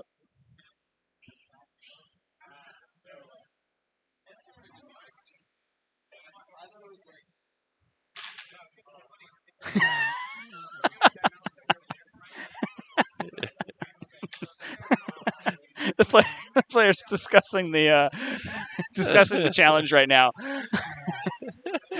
Did we do it? Hey, we got it. So, chat, we got there. Everybody wins. Everybody wins today, chat. So he needed to smite, I think, with his Neurothrope and then roll a 1 and have the 1 not get shrugged to get to exactly 69 mortal wounds inflicted. And Kyle was wondering if that was some sort of tournament record or something, and Joel informed him, no, it's just a funny number.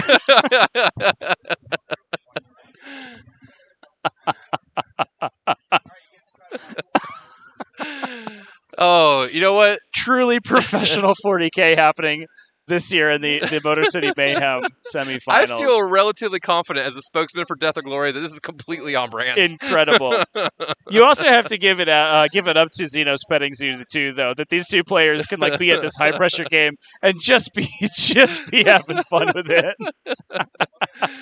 That's what you want to see at top tables after 3 days of 40K. Yeah. You don't want to see a game where anyone's freaking out, getting salty with each other, getting short. Nah, let's just have fun. Yeah, Tom Ogden, our official T over there, sitting down over there watching the game. I assure you that when he came over and asked me what I was so happy about, he would 100% be on board with us. Absolutely. Absolutely. Yeah, the true secondary do exactly this and win the game. Yeah, we often say on my streams that we're very similar this time around. That the secret secondary objective of 40K that immediately wins you the game is to score exactly 69 points. We got 69 mortal wounds this time, which is a little different, but you should get the win. You know what? There's an old line from Doctor Who. Yeah, that players just got the shake there. Looks like our final Yeah. score is going to be 89-60. In favor of Joel Wilson's Tyranids, and that is our first Tyranid All going right. into the finals game. You know, I was going to say, there's an old line from Doctor Who. Sometimes, most of the time, everybody dies. But sometimes, Trevi, everybody wins. Everybody wins. Everybody wins. Definitely the goal. All right. Incredible. Oh, my God. That was so much fun to watch. Yes. That was a great game, too. Like, I don't want to discount at all. I don't want to sound like we're discounting making fun or be too silly, not respecting, not appreciating the game that was just played on the table. That was an amazing game. There was a critical turn 3, a make or break turn for a Harlequins player. It didn't work out the way they needed it to, and unfortunately that was just it. But they had set up the game exactly the way they needed to give themselves a chance to win, and unfortunately it just didn't work out. Sometimes that happens. Yep. Both players played awesome. I think we identified it at the start. It is a rough matchup for Harlequins. Like we said, Harlequins have they've tried to build in some defenses against mortal wounds, but there's defenses against smites, and then there's trying to resist to 69 mortal wounds over the course of the game. And when 69 comes up, you just can't resist. No.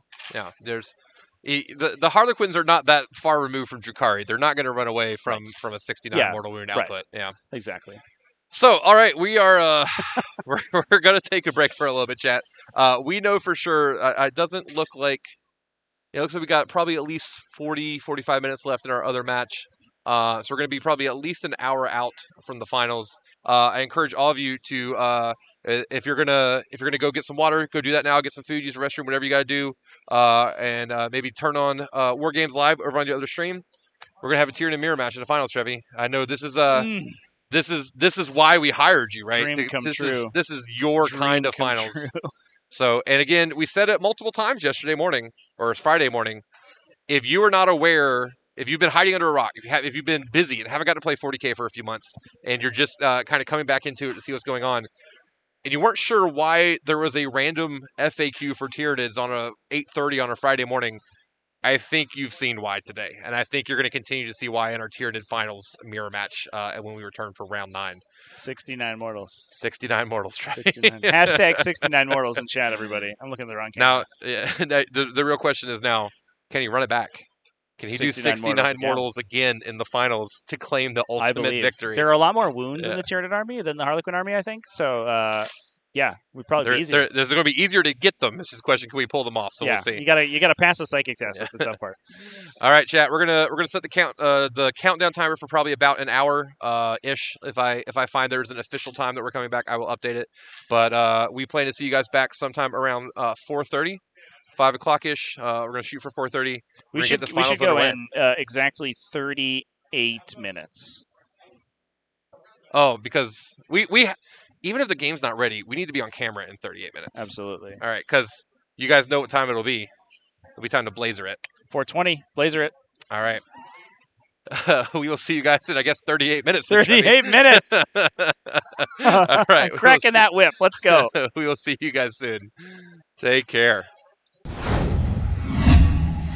don't need to end the stream. Let's not do that. You take that bat? Literally no one.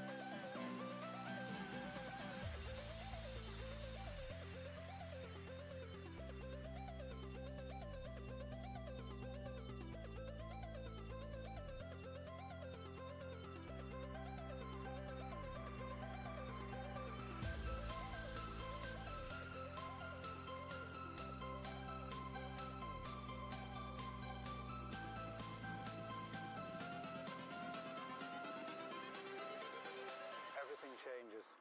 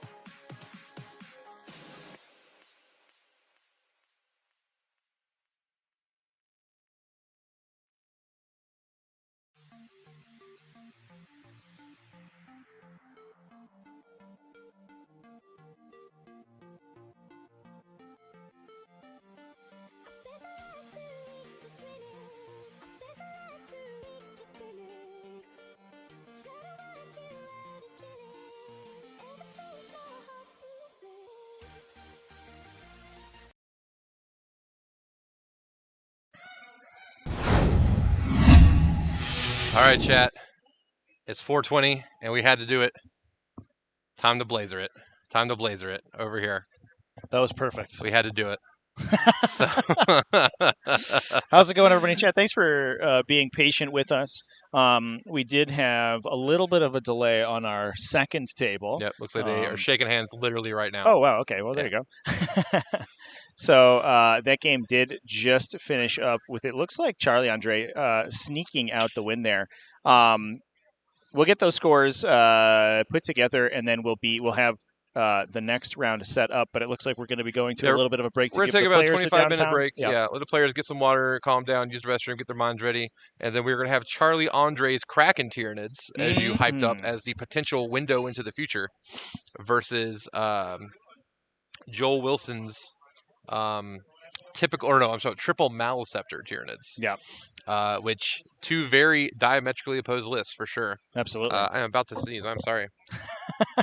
Yeah, so it's a very relatively slow and tepid, more close range oriented variety of Tyranids using those Maliceptors than fighting up against a faster, more agile list focused on the smaller models. Yeah. So we're gonna get all the lists ready, get everything set up. We're gonna be playing that on our stream. So we will have the finals on Corn's table, as befits a bloody weekend here in Detroit. Absolutely. I think Corn would not be happy with how some of the damage is about to be dealt, because I think we're going to have a grand total of 5 Maliceptors on the table between the two players this game. So a lot of psychic powers happening. But, at the end of the day, I think Corn will take what he get. He may not prefer it this way, but he'll take what he can get. I think. Right. Corn cares not from whence the blood flows, Yeah. or maybe why. But All right, so we're going to reset the timer. We're going to give everyone about a 25-minute break. We're going to be back at about 4:50, just under that. And we are going to be this is going to be the ultimate finals. We're going to have To over there, Judge over there, Table Boss. We got my daughter over there keeping score. It's going to be the it's real going to be a party. power I behind mean, the throne. I hate to tell you guys, but she's probably been in charge of that table all weekend. Yes. So. Yep. She has been Yeah. keeping the players in line, making sure that they there's nothing shady going on, because she will kick them. Yes, I think they the message that was given when we had our request for the mortal wound counter is I was informed that the players were questioning if that was possible, and my daughter put out there, if you don't do this, I will cry at this table, and they then caved and found a solution. So that just lets you know who's really in charge. Yeah. So- Absolutely. all right, so we're going to set down the 25-minute time. We're going to be back just before 5 o'clock, and we started with 180, and now we're here, Trevi, down to 2. Only 2, and at the end of this new game, we're going to be down to 1 to Yep. crown a winner this year at the Motor City Mayhem Our 2022. final grand champion. Absolutely. Tyranids And, on top. Just what flavor? This is game 9 of a 3-day weekend. It's been some absolutely incredible games at 40K, and I am psyched to see who wins this final round. Let's get to it. As a question, is it going to be old school or new school? Absolutely. The ultimate question that always seems to plague society: old school or new school is best. We have the old school Tyranids. They don't get to play anymore. Can they go out on top with quite literally from the Maliceptors a bang? Yep. So, all right, 25 minutes, guys, and we will see you back for the finals. Sounds good.